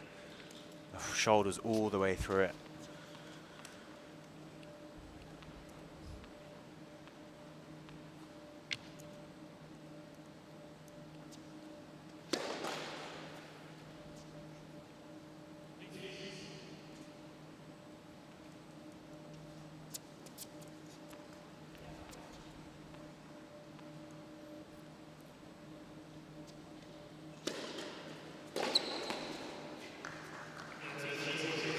Pressure was just on after the previous backhand, and the fact that Shu's first serve percentage has just been dropping in this game.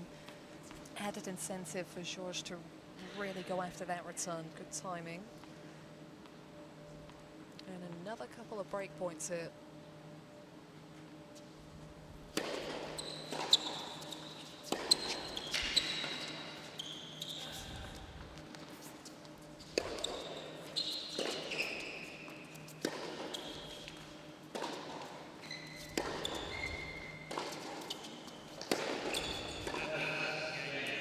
That's teamwork. Great save from Maya Lumsden midway through that rally. And the top seeds joining forces to see themselves across the line for the second time in this opening set. And we're only 5 games in. They lead by a break of serve.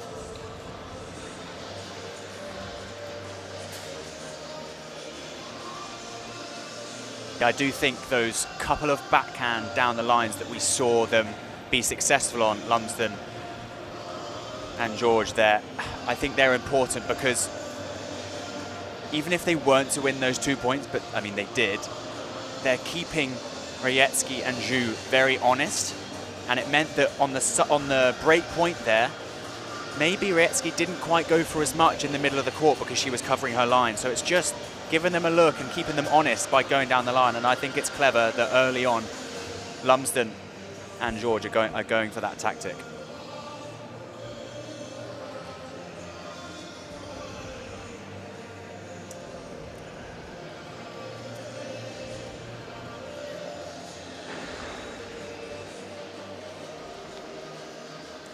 The energy feels different for these two today compared to the previous match when they were just getting started, having had a first round bye. I mean, we've got the full energy of the tournament now with the music and the crowd, and they'd waited a long time that day to get on court. I believe they were, if not the 5th match, the 4th match. They spent a few days in each other's company, meals and practices and all of that, and it factors on the court.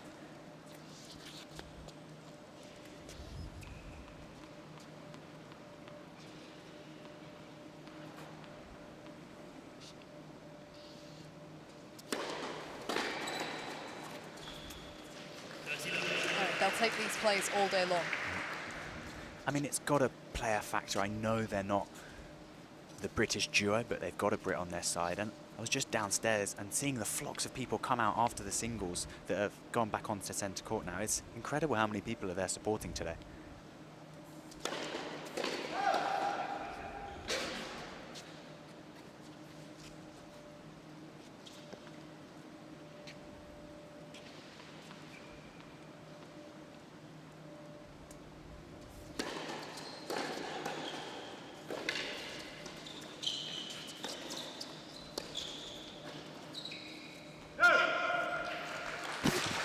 Nicely worked.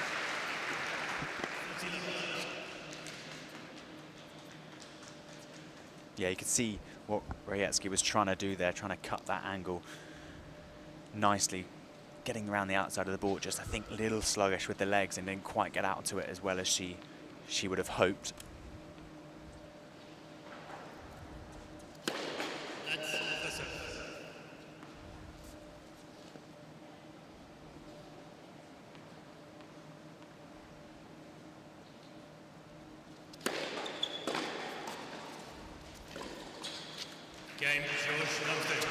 Yeah, the most clinical service game to date, delivered by Francisco George on behalf of the top seeds. So that's the consolidation that might just make the difference. Didn't find it on the previous occasion where they held a break advantage.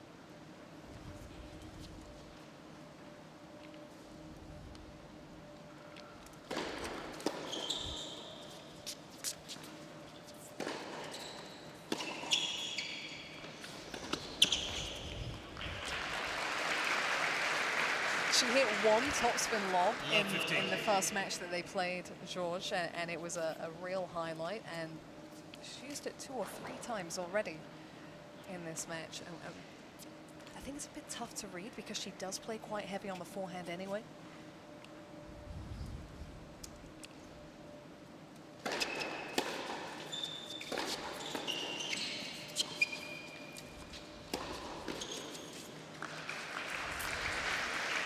Yeah, and I do think they are counteracting the tactics of Rayetsky and Zhu, because, you know, they'll want to impose themselves at the net. That's where, you know, they're attacking game styles. But, you know, George has done so well to understand that and play against that and have gone for the lob.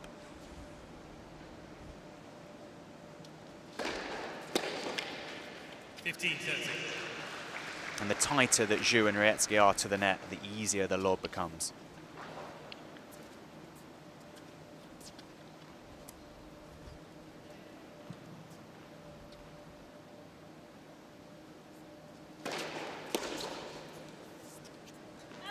That's you. There's strong serving under pressure. She stayed fairly loose out here, Rayetsky. With her recent departure from college, very used to the team environment, the pressures that come with that.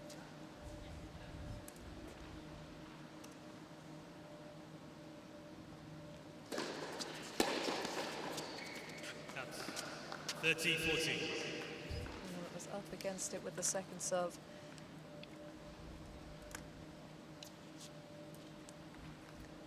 Had a couple of chances last time, the top seeds, and they took the first. Targeting the insurance break here.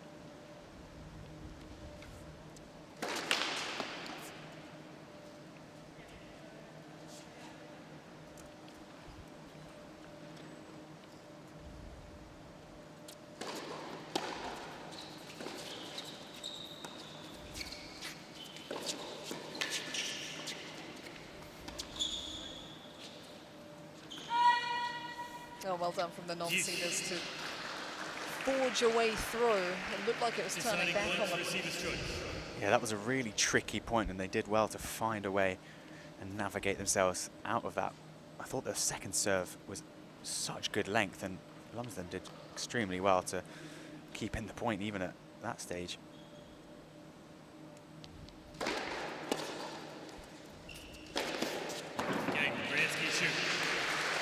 Big on a massive moment. That is admirable from the Zhu-Rayetsky combination, 5-2, and this set looked done and dusted, but that's the beauty of the scoring system in this doubles format, and it's just the one game now separating the two teams.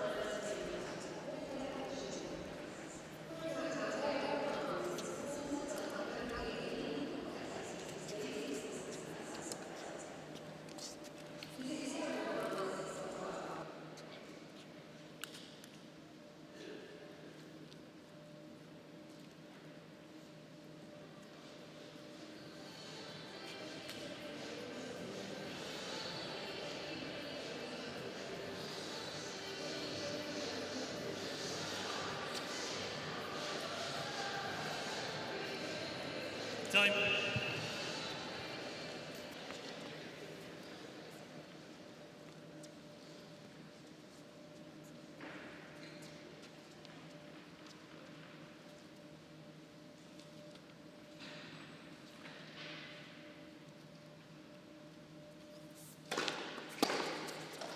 Love 15.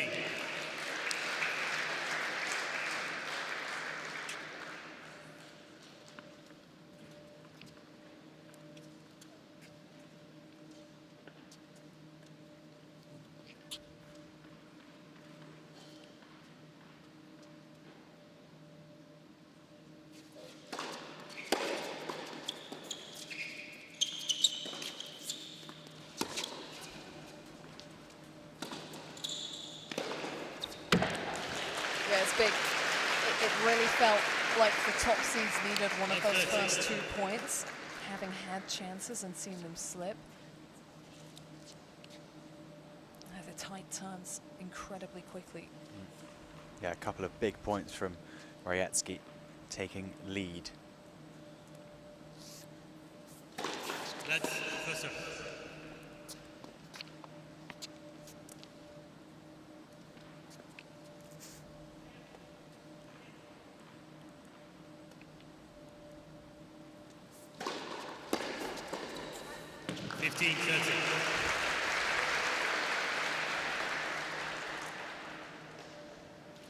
Yeah, on the one side you have the all-British pairing, but there's a very faithful crowd here at the Shrewsbury Club, a lot of whom will remember Lumsden triumphing as a qualifier in 2018. Let's first serve. So I expected the support to be fairly even, if not slightly weighted on the top seed.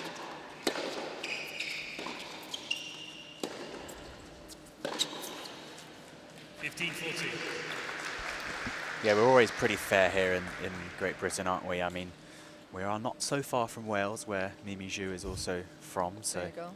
there we go. I think you're right. I think it will be fairly even.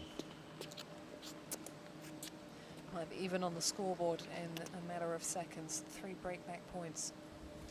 30-40.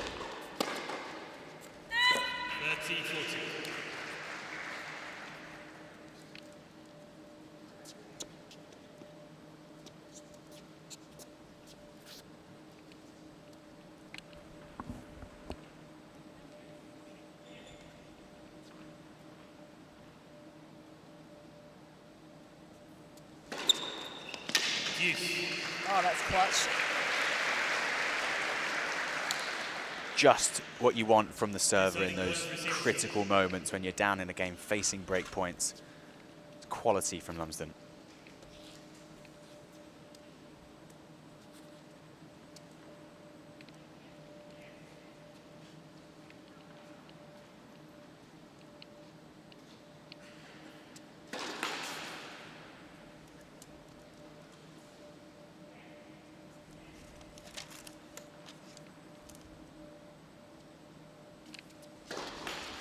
Let's second serve.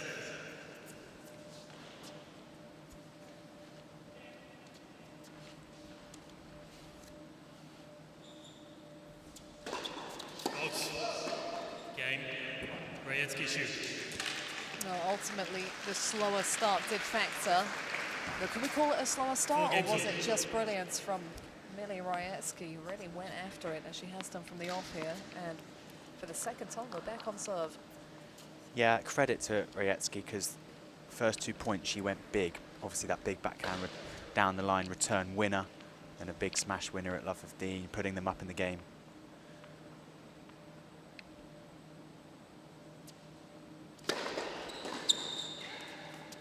That's 15 love. But how tough is it when you've missed the first, you hit the second and it crawls over the net, you have to reset, there's a bit more time, you lose some rhythm. It's really tough for Lumsden when that happens, and it showed.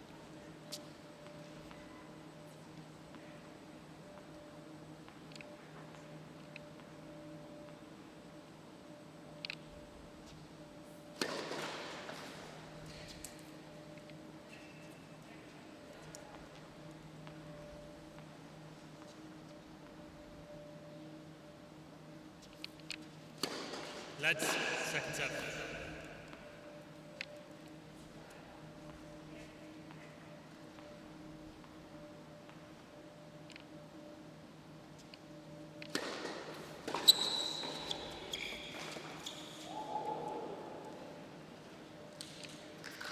Slice pick up forehand, just veering away.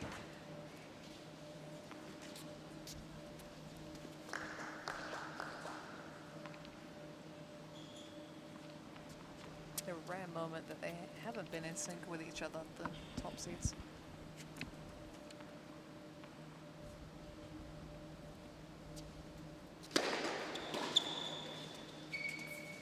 That's 40 love.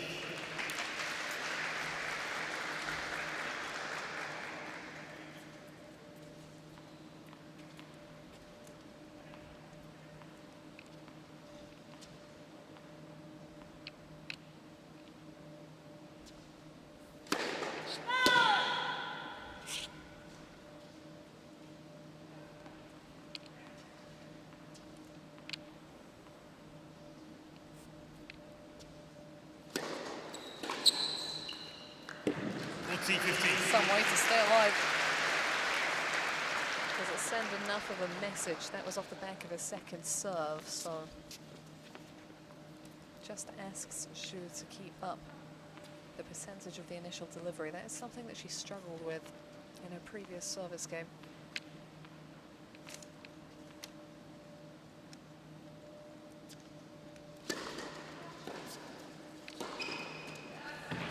Comes through this time. Raetsky again so ready to finish the job.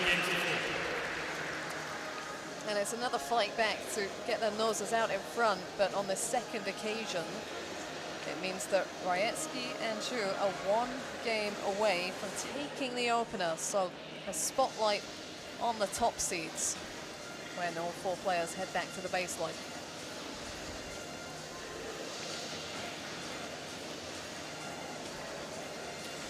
Basco at the sidelines alongside Francisco George for a number of years. He was actually with myself as well, Alex, out in Barcelona when these two teamed up again for the first time since Glasgow last year. So a reminder, just the third tournament for Glasgow champions Lumsden and George as a partnership, and the first outing for Zhu and Raetsky. So it's been a fairly good week for some newer doubles pairings.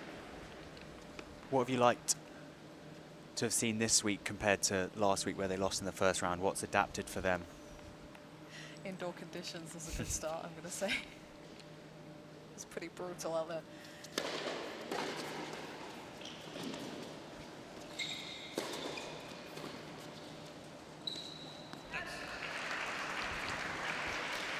Yeah, I mean, they were unfortunate at the beginning of things in Barcelona. They had a strong opposition who were unseeded, but have been a committed team over several weeks, reaching finals, winning a title, so they weren't really able to play their way in.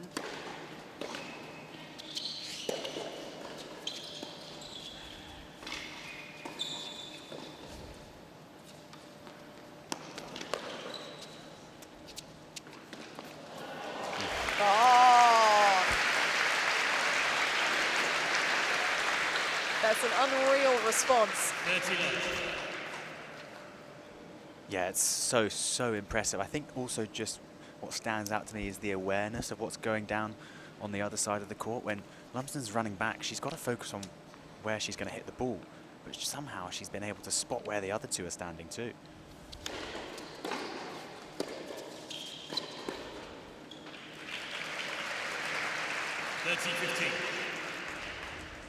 It's what contributes, I think, to great doubles players is their spatial awareness on the court. Just how important is that? Like knowing where you are on the court, knowing where your partner is, anticipating where they might move to.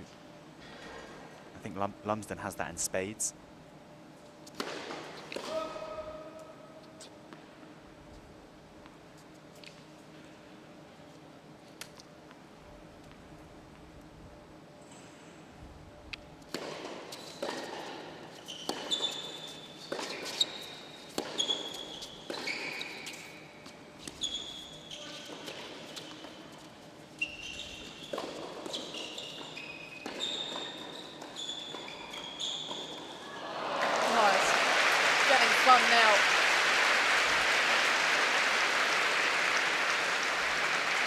A bit of everything. 14-15. Yeah, tiki-taka doubles.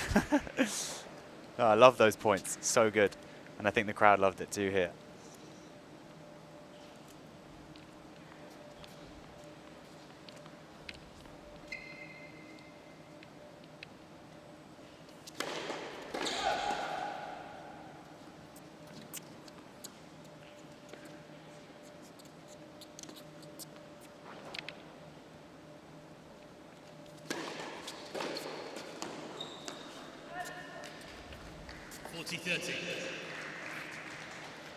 She just seems to be consistently poised on top of the baseline. Raetsky looking for proactivity on her first strike.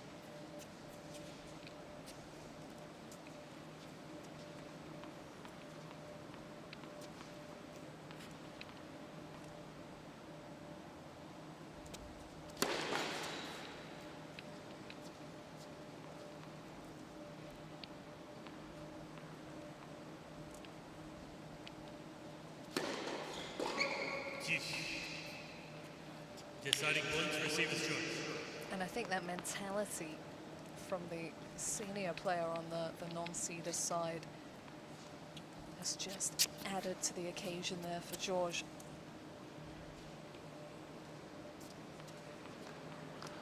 So this is a set point.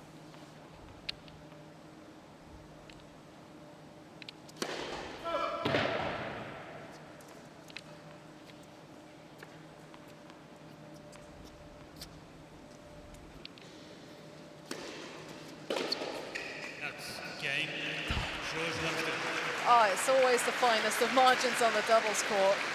It's good to see that reaction from the top seeds. They've looked significantly more relaxed, I feel, in this match compared to their opener, and well judged by Lumsden in the forecourt, because Zhu's done some damage with that forehand over the last few days.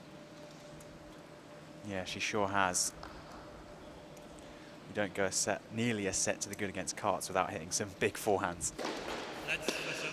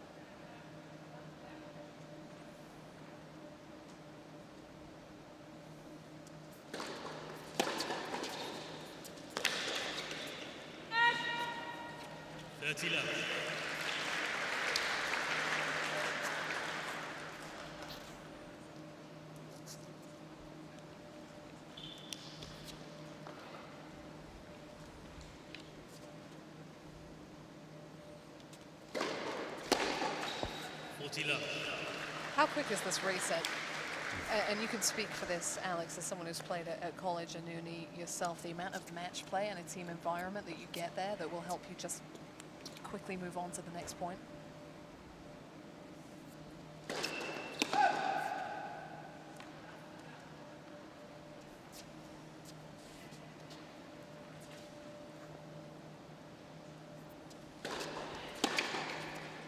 Okay. Timed that a joke. 40-15. Yeah, this was ridiculous. I mean, the angle on it too, where she wasn't giving much to work with. Insane.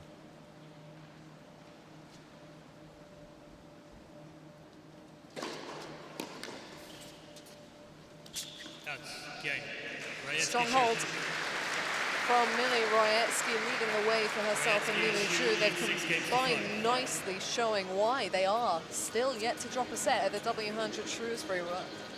On the cusp, twice down a break here, but once again, the top seeds have to serve to stay in it. Yeah, I do think that absolutely that ability to bounce back so quickly that we've just seen, having had that sudden death juice set point, but then coming back and showing a really, really solid service game, is in down partly due to Rajecki's time at college. You know, you're not just playing for yourself, you're playing for a bigger thing than just you and your result. And I think you don't want to waste time getting down on yourself just because you might have lost a few points or you've missed an opportunity. You know, it's bigger than that, and that's, I think, contributing to the way that Rajecki now imposes herself in situations like that. Just also, you know, sometimes you're playing for time out in college because it's the first to a certain amount of rubbers, and so in that case, there's really no time to get down on yourself, because, you know, that could make the difference between a win and a loss for your university. So it's down to Lumsden to serve to stay in this set once more.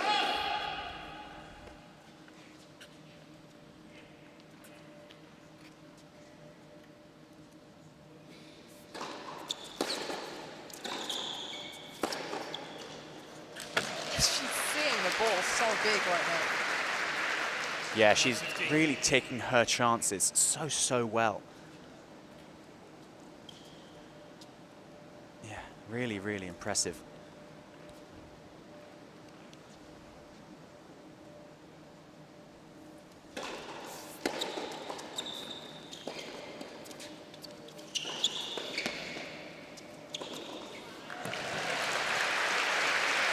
anxiously waited. 15. Yeah, Rajecki just doing everything she can to put one more ball back in court. But Lumsden said enough is enough.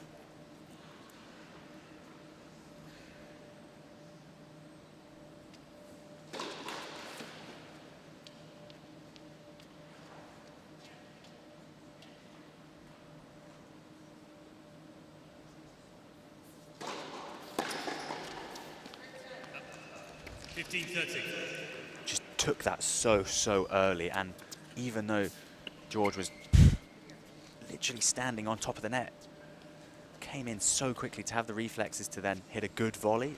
Difficult.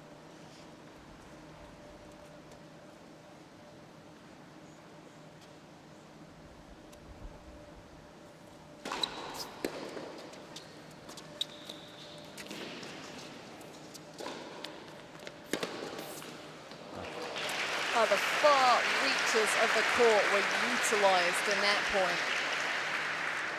30. Standing ovation for Francisco George for that high backhand volley. The touch and control required from such an awkward position. She made that look straightforward. Often regarded as the toughest shot in tennis, that one. Look how well she dealt with it.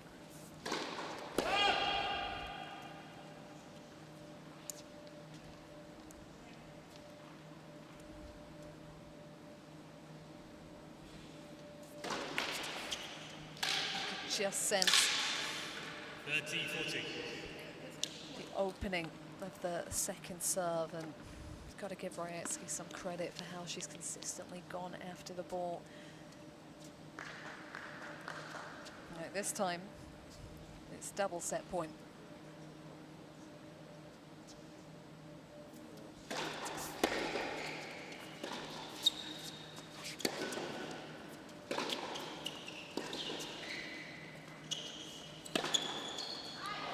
Oh, she waited until the final milliseconds, and then she struck.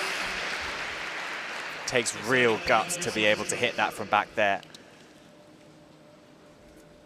And what a strike. Is that enough of a springboard of confidence to fend off the second set point and third overall?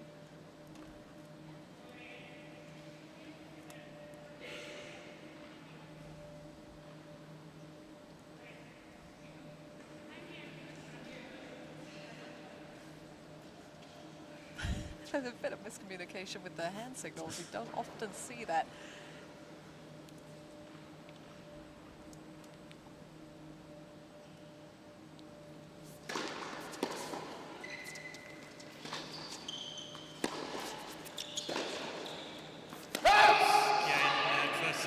Not quite to be. Fractions make the final difference. And one set in to this fourth of the W100 Shrewsbury semi-finals. Mili Rajecki and Mimi Zhu still haven't dropped a set. 7-5, they edged the opener against the top seeds, having twice trailed by a break. I mean, a set with 7 sudden death juice points. How often do we see doubles come down to who gets the better of those sudden death juice points? I mean, it happens time and time again. In fact, it was fairly even going into those last couple of sudden death juice points because they both did well to, as we were saying earlier, reset, recover, look at the next game as a new, as a chance to just get better, work on whatever it is tactics-wise you're focusing on as a pair. But I think this came out to be crucial, that final couple of sudden death juice points for Rajecki and Zhu. Yeah, it can swing back the other way, but it felt more important, arguably, for the non-seeders to get that opening set. Just because they haven't dropped a set yet, and there's a little more doubles expertise on the opposing side, gives them a bit of room for things to swing away from them again. And it did a couple of times, twice they were down a break. Yeah, absolutely. I think when you are the top seeds, you know, you have that experience playing together, albeit they haven't played together in quite a few months, having won that title in Glasgow last year. But the experience shows. I mean, look, they've gone off court. They're going to take some time to reset, and they'll know that they'll have chances in this set, and then it's anyone's game if it does go to that third set 10-point tiebreak. But huge credit to Zhu and Rayetsky, because I think that first set was really important for them.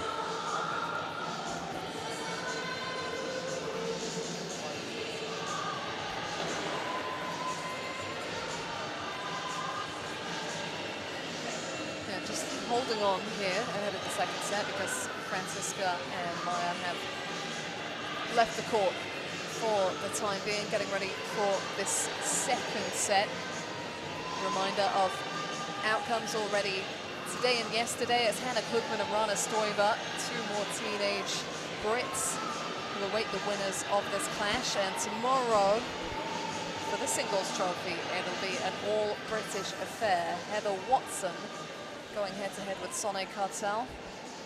We're one set away from an all-British doubles final too.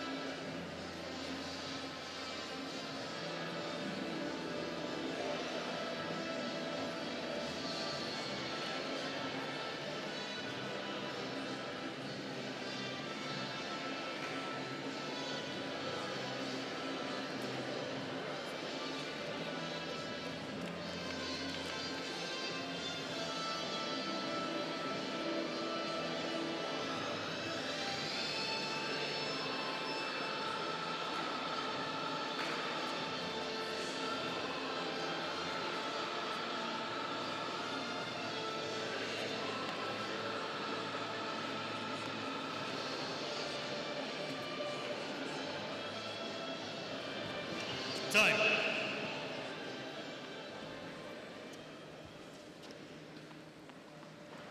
Second set. So we're down to the final straight of semi-final Saturday. Mimi Zhu serving to kick off this second set. 15 And given they were able to fight back from a breakdown twice in the opener, Alex, they'll feel good about the fact they're serving first here, the chance to keep building the scoreboard and make any breaks of serve more effective.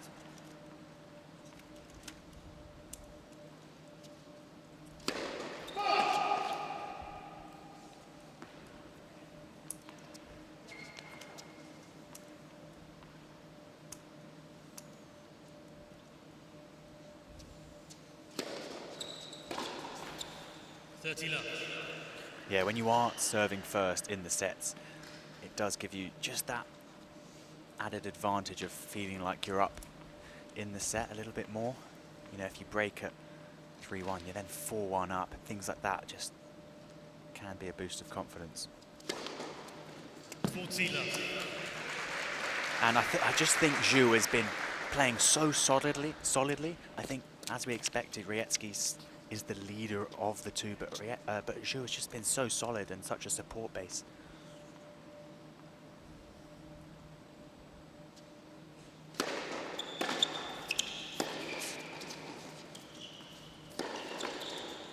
Game, Rayetsky shoot. The interception was there, but First game, second set. maybe wanted a bit more pop on her initial volley, George, and it is channeled aggression once more from Zhu and Rayetsky, who look incredibly chilled out on the Demos People Arena, and you'd expect them to, given that they are 5 sets played, 5 sets won this week so far.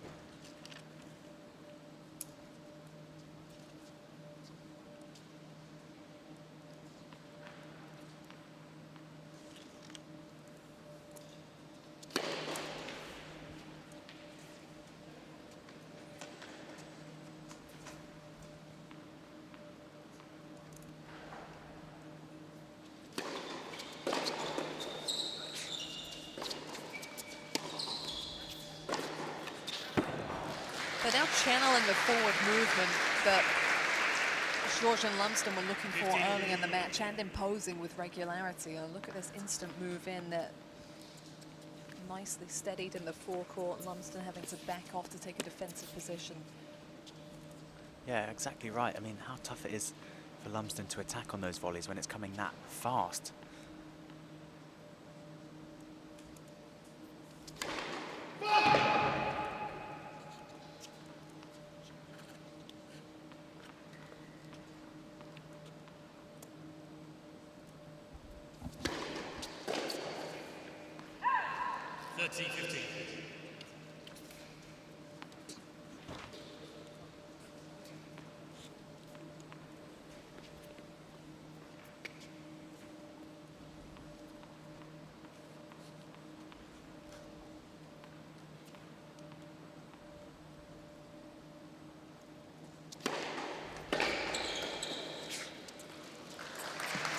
More reminiscent of their dominant portion of the opening set.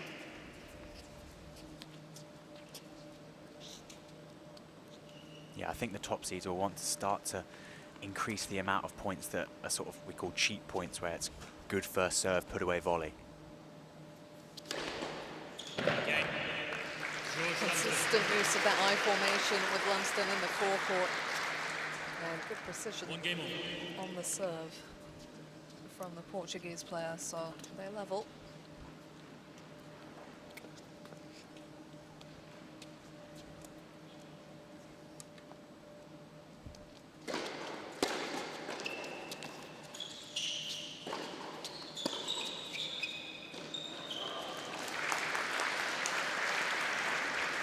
Yeah, I just think clearly that Zhu and Rietsky just getting a little bit stuck in their communication and not quite knowing where each other was headed after that actually quite clever shot up the middle from Rietsky.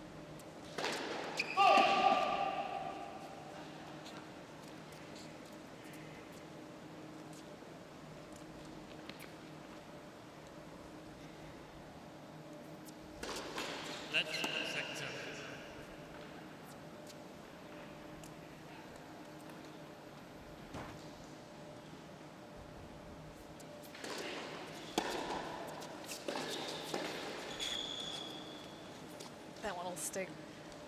Second serve, 15. There's a question of how well can they maintain the energy, shrug that off, move on.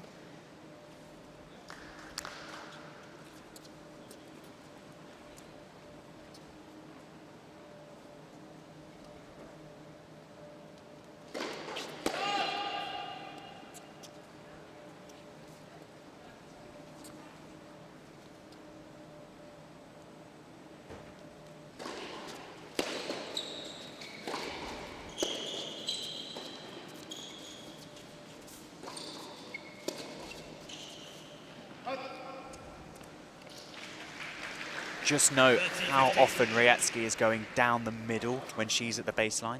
It's finding the backhand of George, and it's really effective because Lumsden actually isn't seeing it too early. She's unable to poach it. Interesting to see if Lumsden will start to recognise that and find some volleys at the net.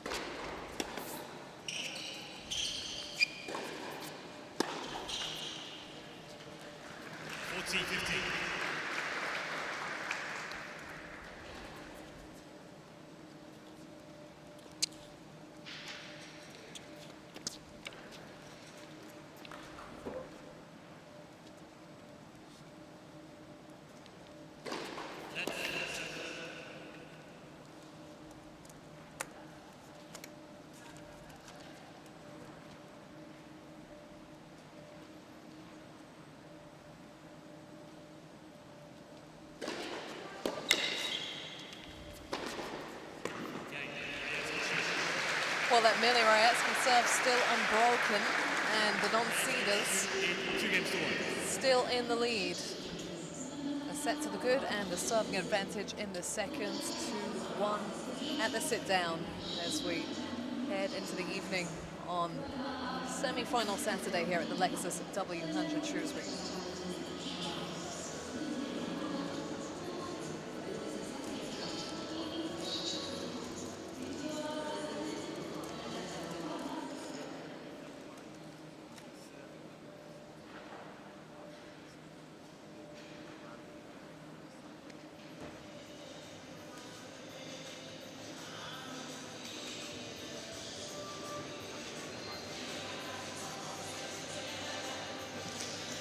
Time. Love.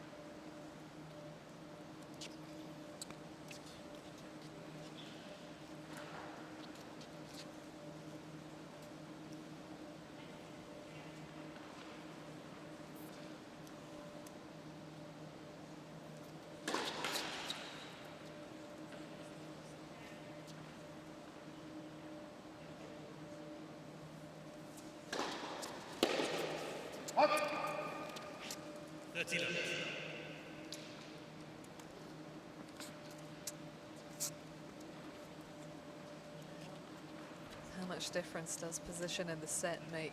Lumsden would have loved this start on serve at 5-6 first set.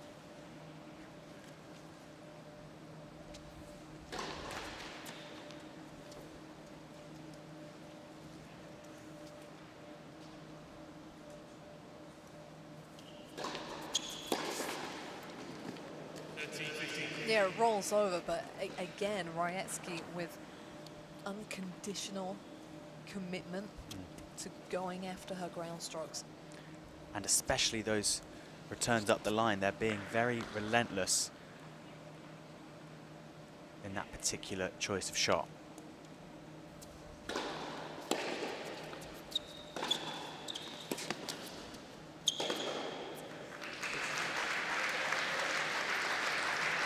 Yeah, that backhand from Lumsden feels like it's coming through the court when she really strikes it. And then it's difficult for Zhu to really find any real response to struggle to Georges at the net.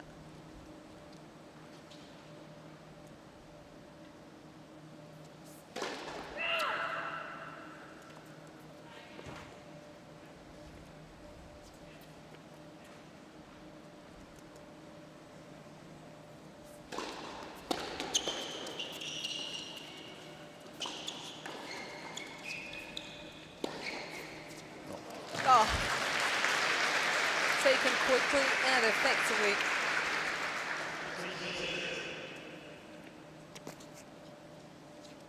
And you've been saying it, Alex, finding joy up the middle of the court.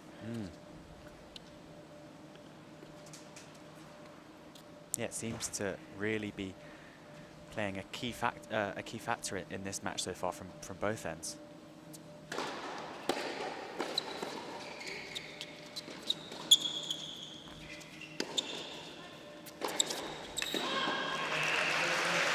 Start recovery. And that's a class hold from Lumsden, putting the first set behind them. Well into the second now.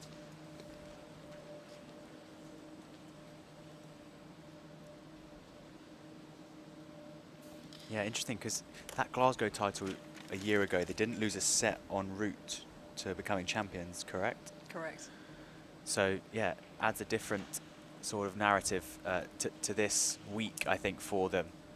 They'll have to come through some slightly different challenges now, which I think they won't mind, because I presume they'll be playing together next week in Glasgow. Maybe not.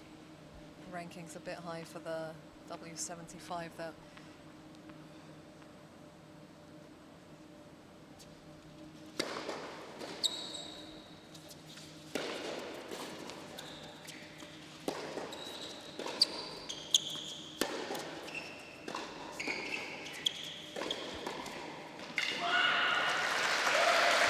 And Mimi Zhu pointing at Raetsky, who continues to be the MVP.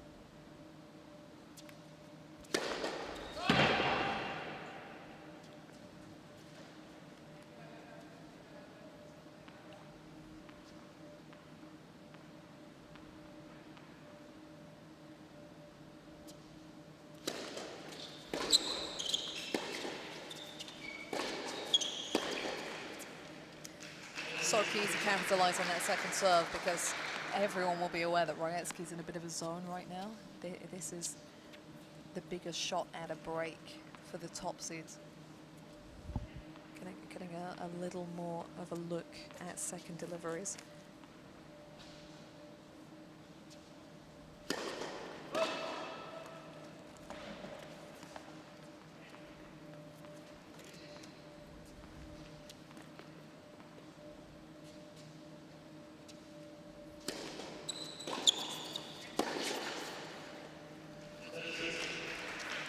Yeah, starting to put the pressure on Zhu, especially, as you say, Raetsky feeling comfortable, but sort of targeting the younger, less experienced doubles player.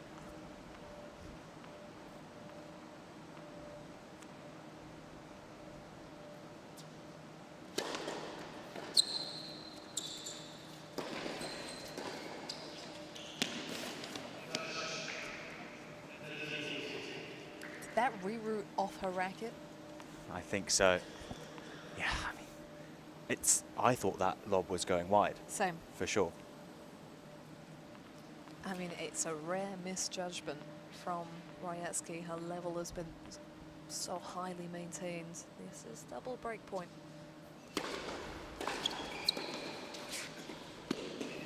And the reflexes of Francisco Jorge making something out of nothing at the back end of that game. Good staying power from the top seeds to claim the final 4 points of that game and lead by a break in this second set.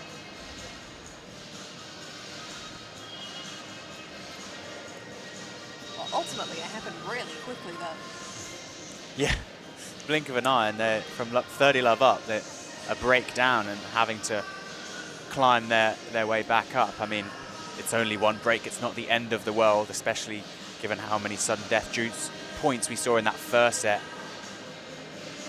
But yeah, advantage top seeds, I'd say.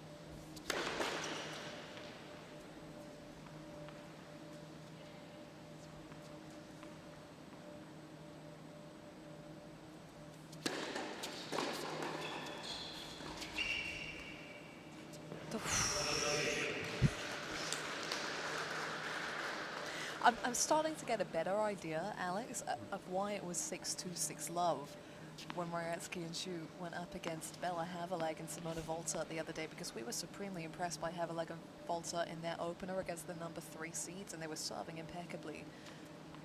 And it's got to have been more of the same when they faced off on, I believe it was court 3.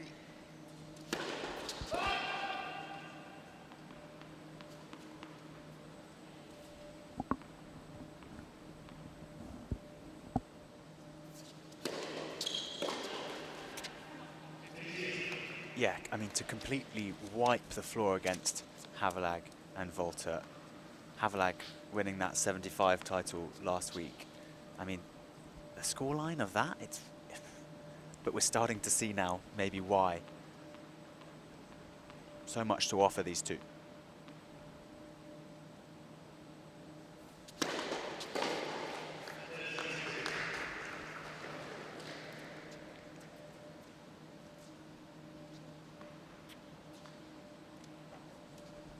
I think Havelag herself said just how difficult it was to get on top of the net as the server's partner, because the returns are just coming so quick at her. Oh, that one is unfortunate. It virtually rolled across the net cord.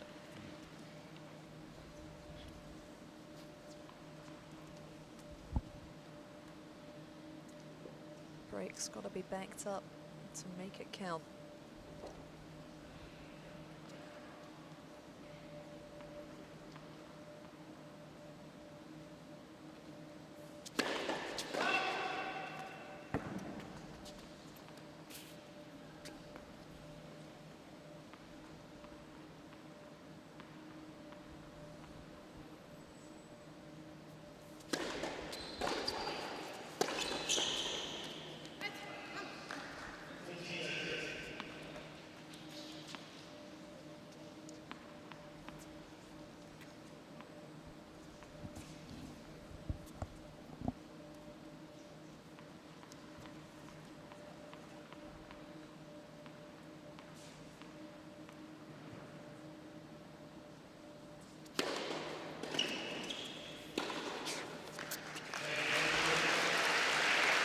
It's a smooth finish to a game that got a little close.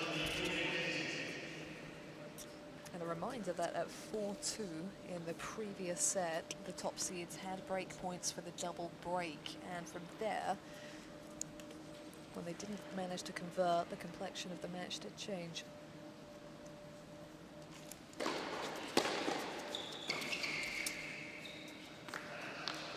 Great return.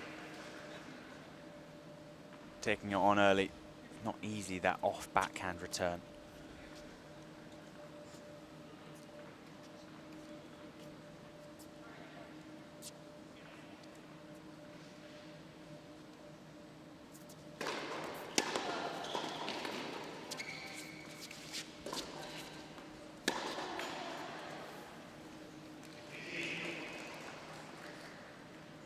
It's a shot that Lumsden would expect herself to make. Yeah, especially on that backhand side, I think she was going to follow that one into the net. Doesn't miss that all too often.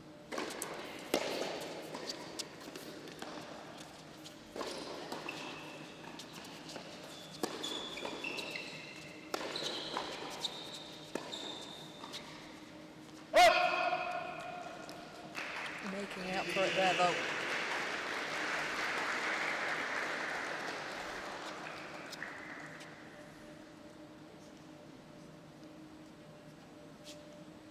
Yeah, it's clear if Zhu and Rietzky are both at the net, they're going towards the racket of Zhu. Really testing the 17-year-old.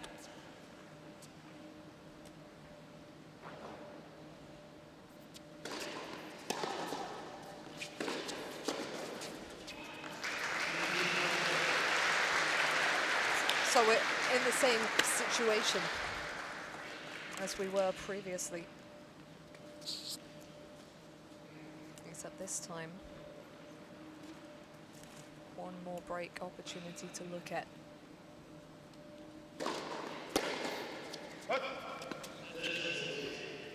And considering it's Rietzky serving and they've not had success yet against the Rietzky serve, you can understand going for a little bit more.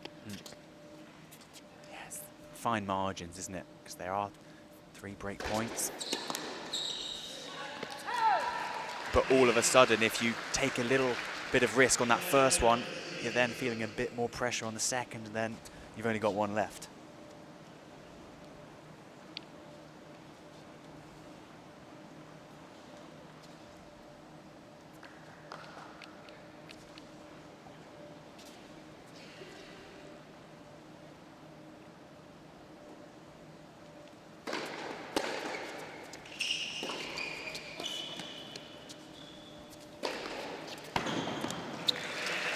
Wet middle, and it was magic. 3 break points survived by Millie Rietzky, and it's a little bit of deja vu from the opening set. Does it resurrect old memories, and does it factor? They stay in touch. Francisca George and Maya Lumsden still with the break, but down to the 1-game deficit.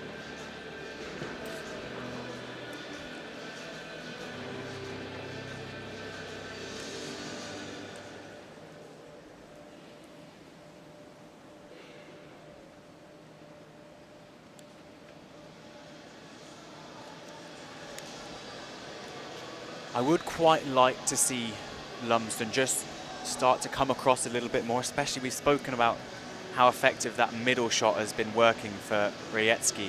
And it's actually off the return that the next ball, Rietzky is going down the middle. So I actually see it a little bit more in doubles now where George hits that backhand return, but she keeps her momentum going towards that left side, and they actually make a switch anyway. And then they're in the right position. Lumsden's taken the middle of the court out of the question. So yeah, it would be interesting to see if they could start to see that a bit more.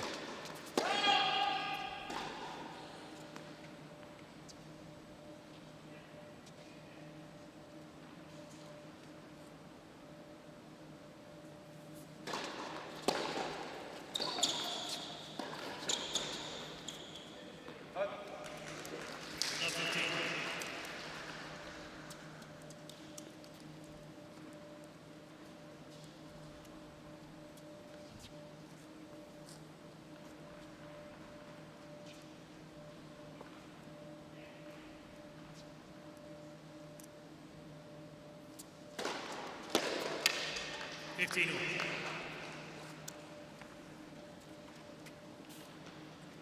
Yeah, it's been a consistent move under pressure to go in at the body immediately, and why not?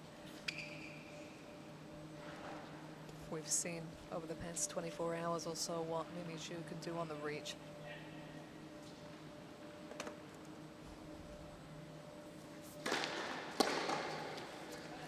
And what really Raetsky can do from anywhere. That's the only issue with going body. If you slightly misjudge it, it's a simple strike, and Raetsky doesn't even have to move.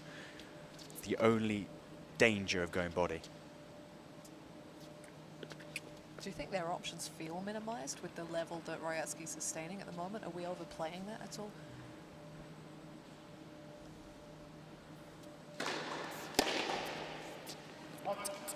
Do you mean on the return especially?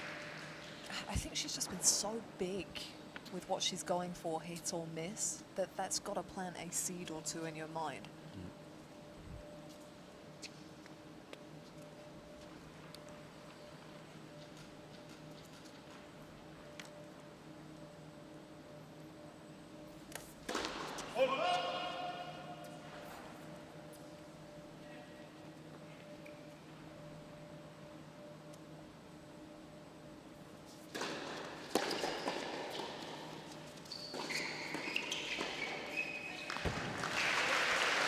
Yeah, it is really, really solid play from the top seeds. Lumsden recognising that Zhu doesn't have the best court position for that volley and follows it in really, really nicely.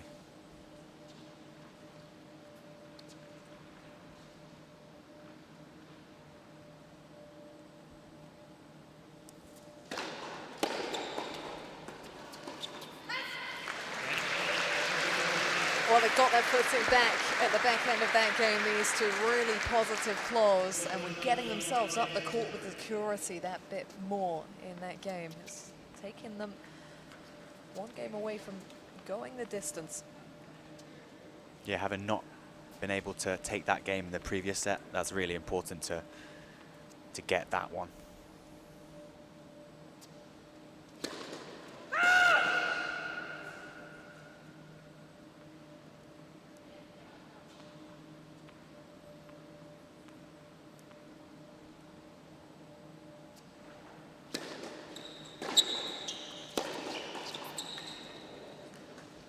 Barely crept over, and that's what she's been looking for from early with that forehand shoe, keeping it flat, close.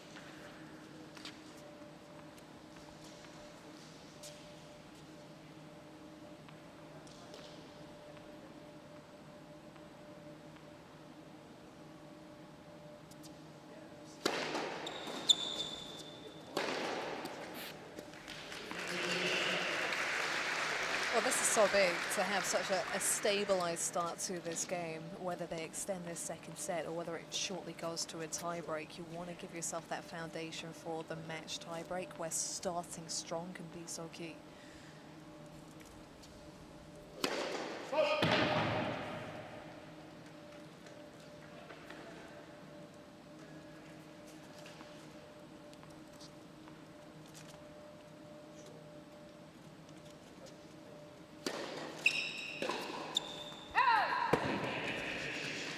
And there it is, the first love hold in some time, maybe even of the match for Mimi Zhu. Nicely composed. And it requires the top seeds to do it on their own terms. They will serve for a match tiebreak here on the Demos People Arena. Final semi-final of semi-final Saturday. singles final already set. Heather Watson and Sonny Cartel in an all-British showdown.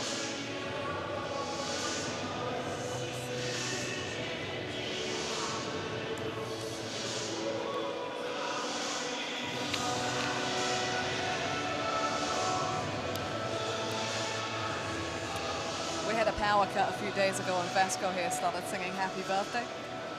Like someone was going to bring out a cake with candles on it, which I only heard about afterwards. But I think that was the best reaction ever. Everyone on the balcony just paused when the lights went off. It was a wild Wednesday, and it was well navigated by the tournament team. Carnage. 15. Gotta love the enthusiasm, though, that it was all planned.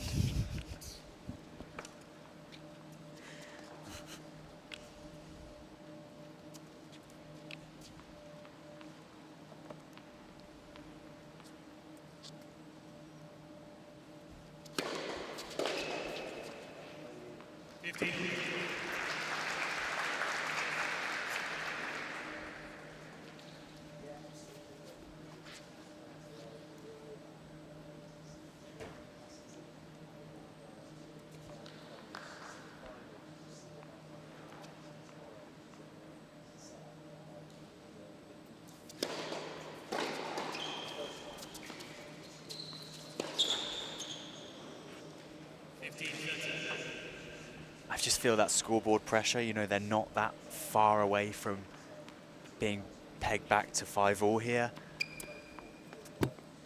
Yeah, I talk about it so much that I was just keeping my mouth shut, but those first 2 points, when the scoreboard gets close, if the opposition gets even one of them, it changes the whole makeup of the game. And the difference between 30 love and 15 all, it's substantial at this stage.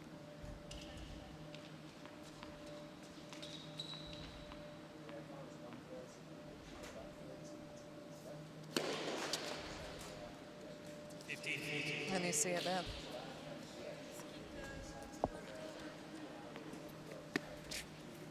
Yeah, I could sense the nerves, you know, that ball toss that she caught, and then again, we saw it, I think it was earlier on in the first set where it was a net cord before Lumsden was hitting a second, and it just messes up the rhythm. You think about it more.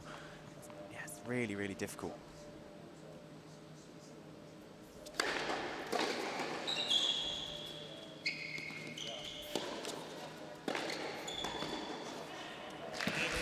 Gorgeous tennis, particularly with the stakes.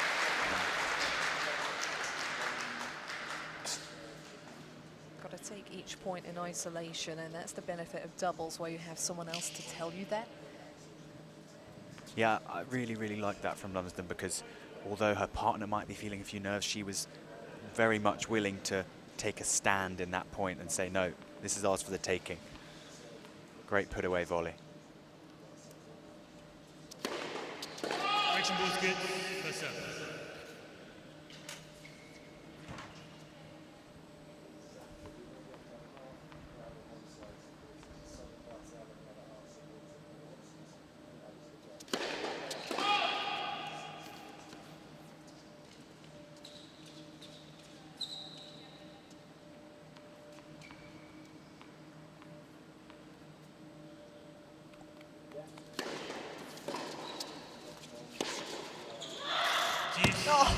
Oh, nerves of steel now.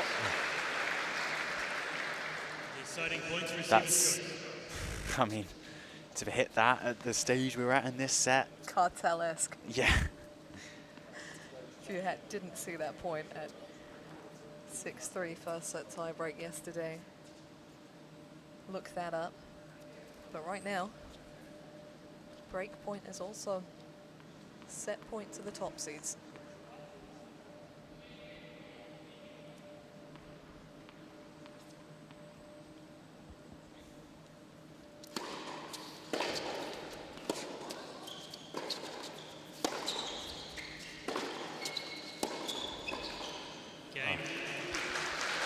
fine margins tip the top seeds' way this time.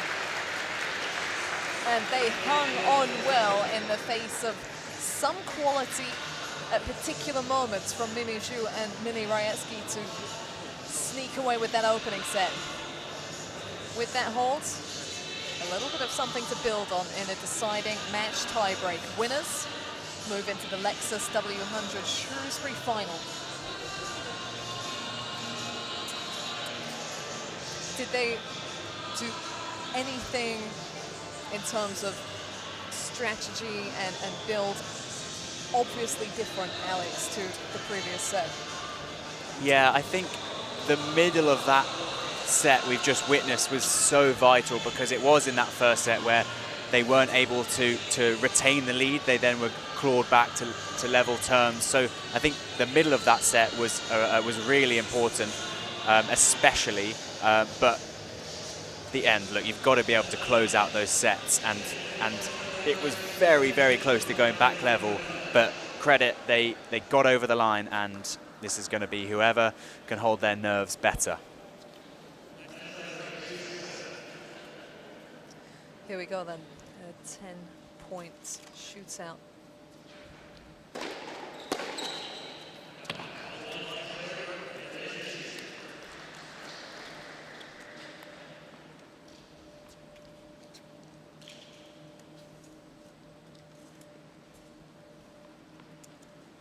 First match tiebreak of the week for either team, so not a whole lot to go off, really.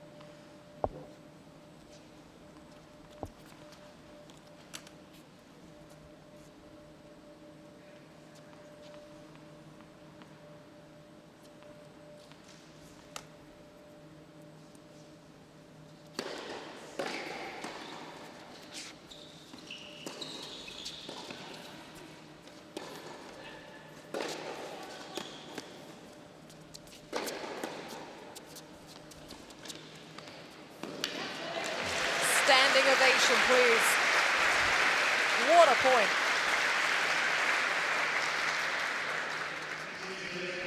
Yeah, incredible to be able to come back off a really, really strong smash from Rajecki and then have the feel on the next shot. I mean, that's a completely different type of shot they've just played back to back. Really, really good.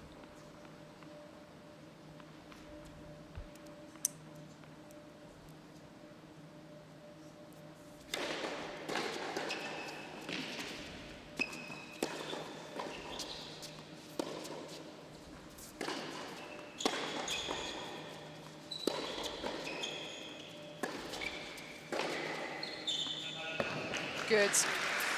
Oh, it felt like a key point. Even when it would have been 3-0, that would have been double mini break for the non-seeders. Yeah, and I think they've got their tactics just right at the moment. They're still targeting Zhu at the net. Her net positioning isn't quite as aggressive as Rajecki, and then they'll have an opportunity to bring it forward into the net themselves.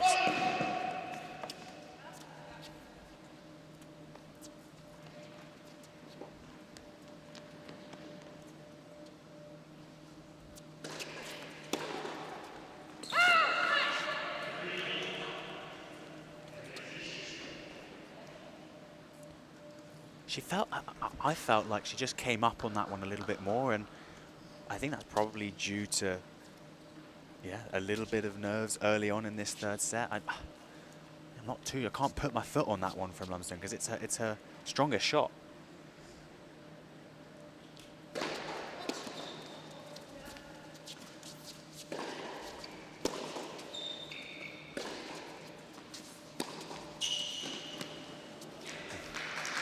Straight back to business, though. I don't know if there's an element of just trying to be ready for the next shot and the progression of the rally. Because they are starting to extend out here. I think Zhu, in particular, at the beginning of this game, in one of those rallies, measuring her volleys very nicely, just playing down the court.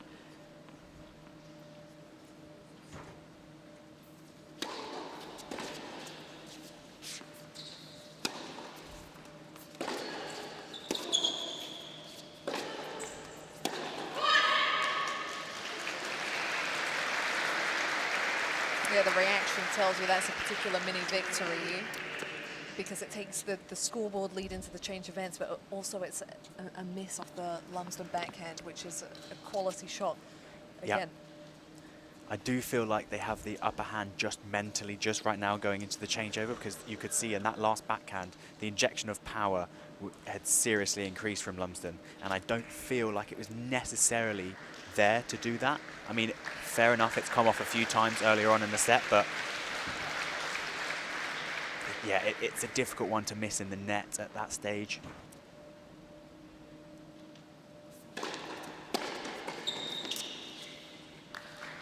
That's a big point. I mean, it's a big prize both are playing for a W100 final, but the stakes are a little higher for the more established players.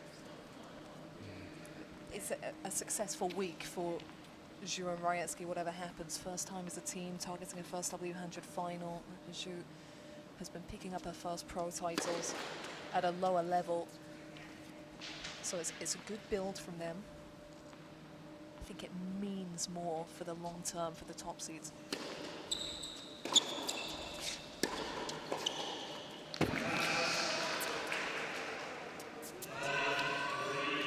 I think it felt so good to her that she almost didn't see it land. From our perspective, it actually looked long.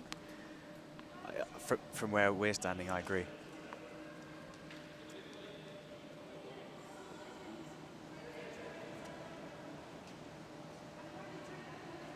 Oh, I don't know.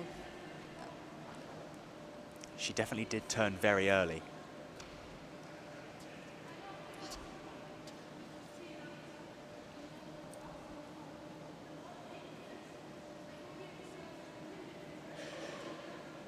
I've never trusted my eyesight enough to comment, but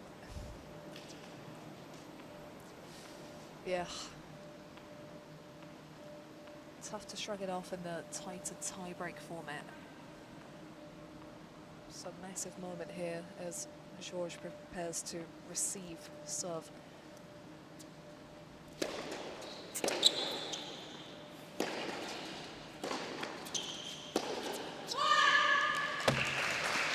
And just sensing a shift, the non-seeders. And just coming back briefly to your point, I think you're right. I think Lumsden and Georges will feel like they want this more because Lumsden is predominantly on the double circuit now. This means more to her, but they can it can go two ways because the other two are clearly feeling still fairly loose, but sometimes it's whoever wants it more wins. So I just don't know which way it's going to go yet.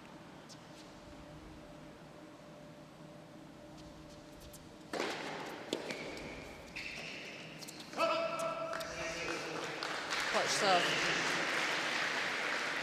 Lumsden had a phenomenal year last season, not just the Wimbledon quarterfinal run, but all at the back end of the year, several titles, including a first WTA, and she's looking for a first title of the year here. So it's massive stakes. Yeah, that consolidation year, when you've done so much good work previously, it's always tough. And particularly when she's not had a consistent partner, she's been chopping and changing a lot. Because so many partners that she has, they also have that singles focus that dominates their scheduling.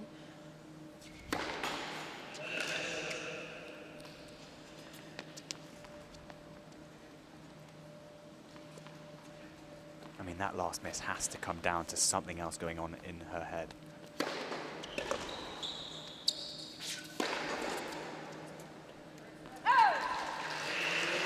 Got two big hitters here who have the confidence of a couple of match wins behind them. Non-seeded status. But also form on the doubles court. Zhu got her first pro singles title in the summer, but she's also won actually on the doubles court with Maya's former partner, Nathan Baines. They picked up a W50. Has been playing doubles on the junior circuit. Raetsky, she's such a confident personality. I mean, she's carried herself out of the college system onto the pro tour with some big results already. Qualified for a WTA major.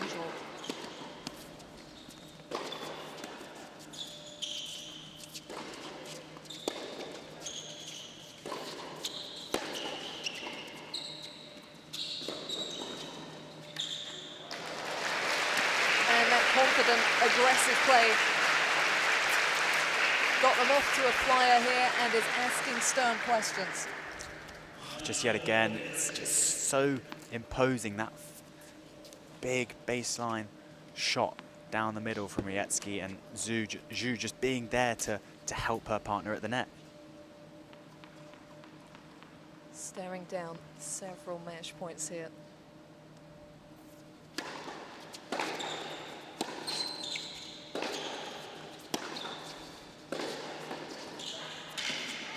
Oh, what a poach. That took bravery. Real bravery, and not an easy poach, because that ball was traveling so low that to get that volley up and over in time, really, really impressive.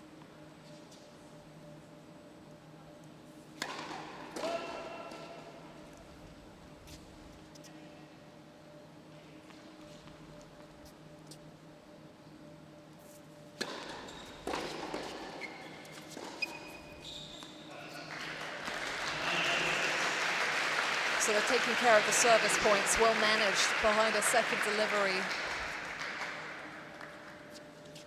Now it comes down to the racket of the non-seeders. 2 of the 5 match points are raised. It is on the Mimi Zhu serve, on which they've seen more openings.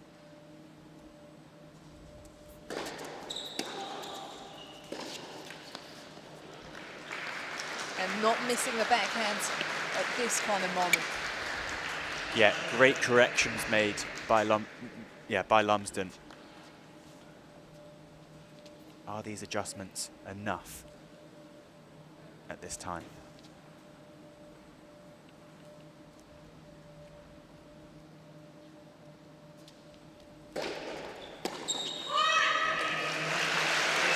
Well, it will be 2 all-British final showdowns here at the Lexus W100 Shrewsbury, because non-seeders Emilia Rajecki and Mimi Zhu are headed for the final, where Hannah Klugman and Rana Stoiber awaits. Heather Watson and Sonic Cartel to go head-to-head for the singles trophy. Incredible match. Please show your appreciation again for your winners today, Millie Rajecki and Mimi Zhu. It's a tough one for the top seeds, because they were twice up a break in the first set, and I think potentially more than the match tie break. There will be regrets over that portion of the match, as well as Rajecki and Zhu played. Yeah, I think when I look back, you know, at those early stages in the first set, when you're in them, you don't really feel like they're going to have much significance in the match, but just how much that first set had in terms of the match and how it played out, it was really important. Well, hat tip to Mimi Zhu, who had a heartbreaking loss after having set points in the first set to Sonic Cartel yesterday, and Millie Rajecki, she was woman of the match here today, I think, just in terms of her sustained level and her willingness to keep going after it. And she's stuck around for doubles play after losing in the first round of singles as a qualifier. And she led the way today.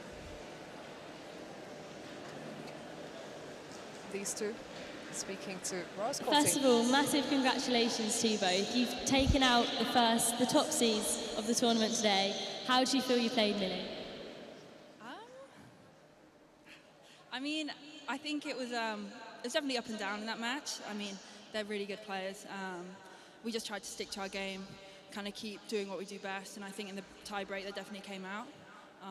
I think the serve was crucial, returns definitely as well. But overall, I think we got through it. Maybe it wasn't our best tennis compared to other days, but you can't always play great. But I was really happy with it. Now, as you mentioned, in doubles especially, momentum shifts massively, and it did obviously in that set, in that match. You had to go to a match tie-break. So, Mimi, how do you keep your focus, and how do you gain momentum back when you've lost the second set? Well, I think in doubles, momentum can shift so quickly. So, you've always got to be able to reset and refocus on every point, because, you could be losing 10 points in a row, but then 1 point can change that. So I think it's always just being positive and encouraging each other to keep doing what we're doing well. And if it's not going our way, eventually it will. So I think this is your first time playing together as a doubles partnership. It's now got you through to the final. So you're obviously doing something right. How are you making it work as a team? I mean, I think our games complement each other. You know, doubles, I think, if you can hit big, like, especially at the net, I think we're both pretty confident. And we kind of play the same way, which is great. But I think just, sticking to it. We definitely did in that match, but I think big serves, we don't shy away from hitting the ball. I think it's fair to say. I think we saw that today, but it got us through. And lastly, you've got the final tomorrow. How are you both going to prepare for that? I think we're excited. Hopefully, we'll be able to put our best game forwards, and I think as long as we can stay positive, just enjoy every moment. I mean, we don't think we were expecting to get to the final. It's because it's been our first time playing with each other. So it's honestly just going to go out and have a good time, a good game. Well, good luck for tomorrow, and huge congratulations again for your game today. Let's hear it one last time for your winners, Millie Rajecki and Mimi Zhu. Well, we were pretty impressed Now, with their that level. concludes the day here in seems to think Shrewsbury. they We could hope do better, you've but had maybe a that's just firing a fantastic warning day. shot at Hannah Klugman and Rana Stoiber, who rolled through in 44 minutes yesterday. So maybe playing a tactical game there, Millie. But no, she's a confident presence, and she set the foundation really for the two of them to come through. Mimi Zhu coming through really well at the end, considering how set points had gone against her yesterday. Absolutely, I think she said there just how well their games complement each other. They both really don't shy away from the big shots in the big moments, and it proved that they were the better in the bigger moments in that match. And Rajecki is someone who you'd want to be on your side. You know, she's played that sort of team tennis atmosphere, and clearly doubles she shines in as well. So yeah, really impressive, and I can't wait for the yet another all-British final tomorrow.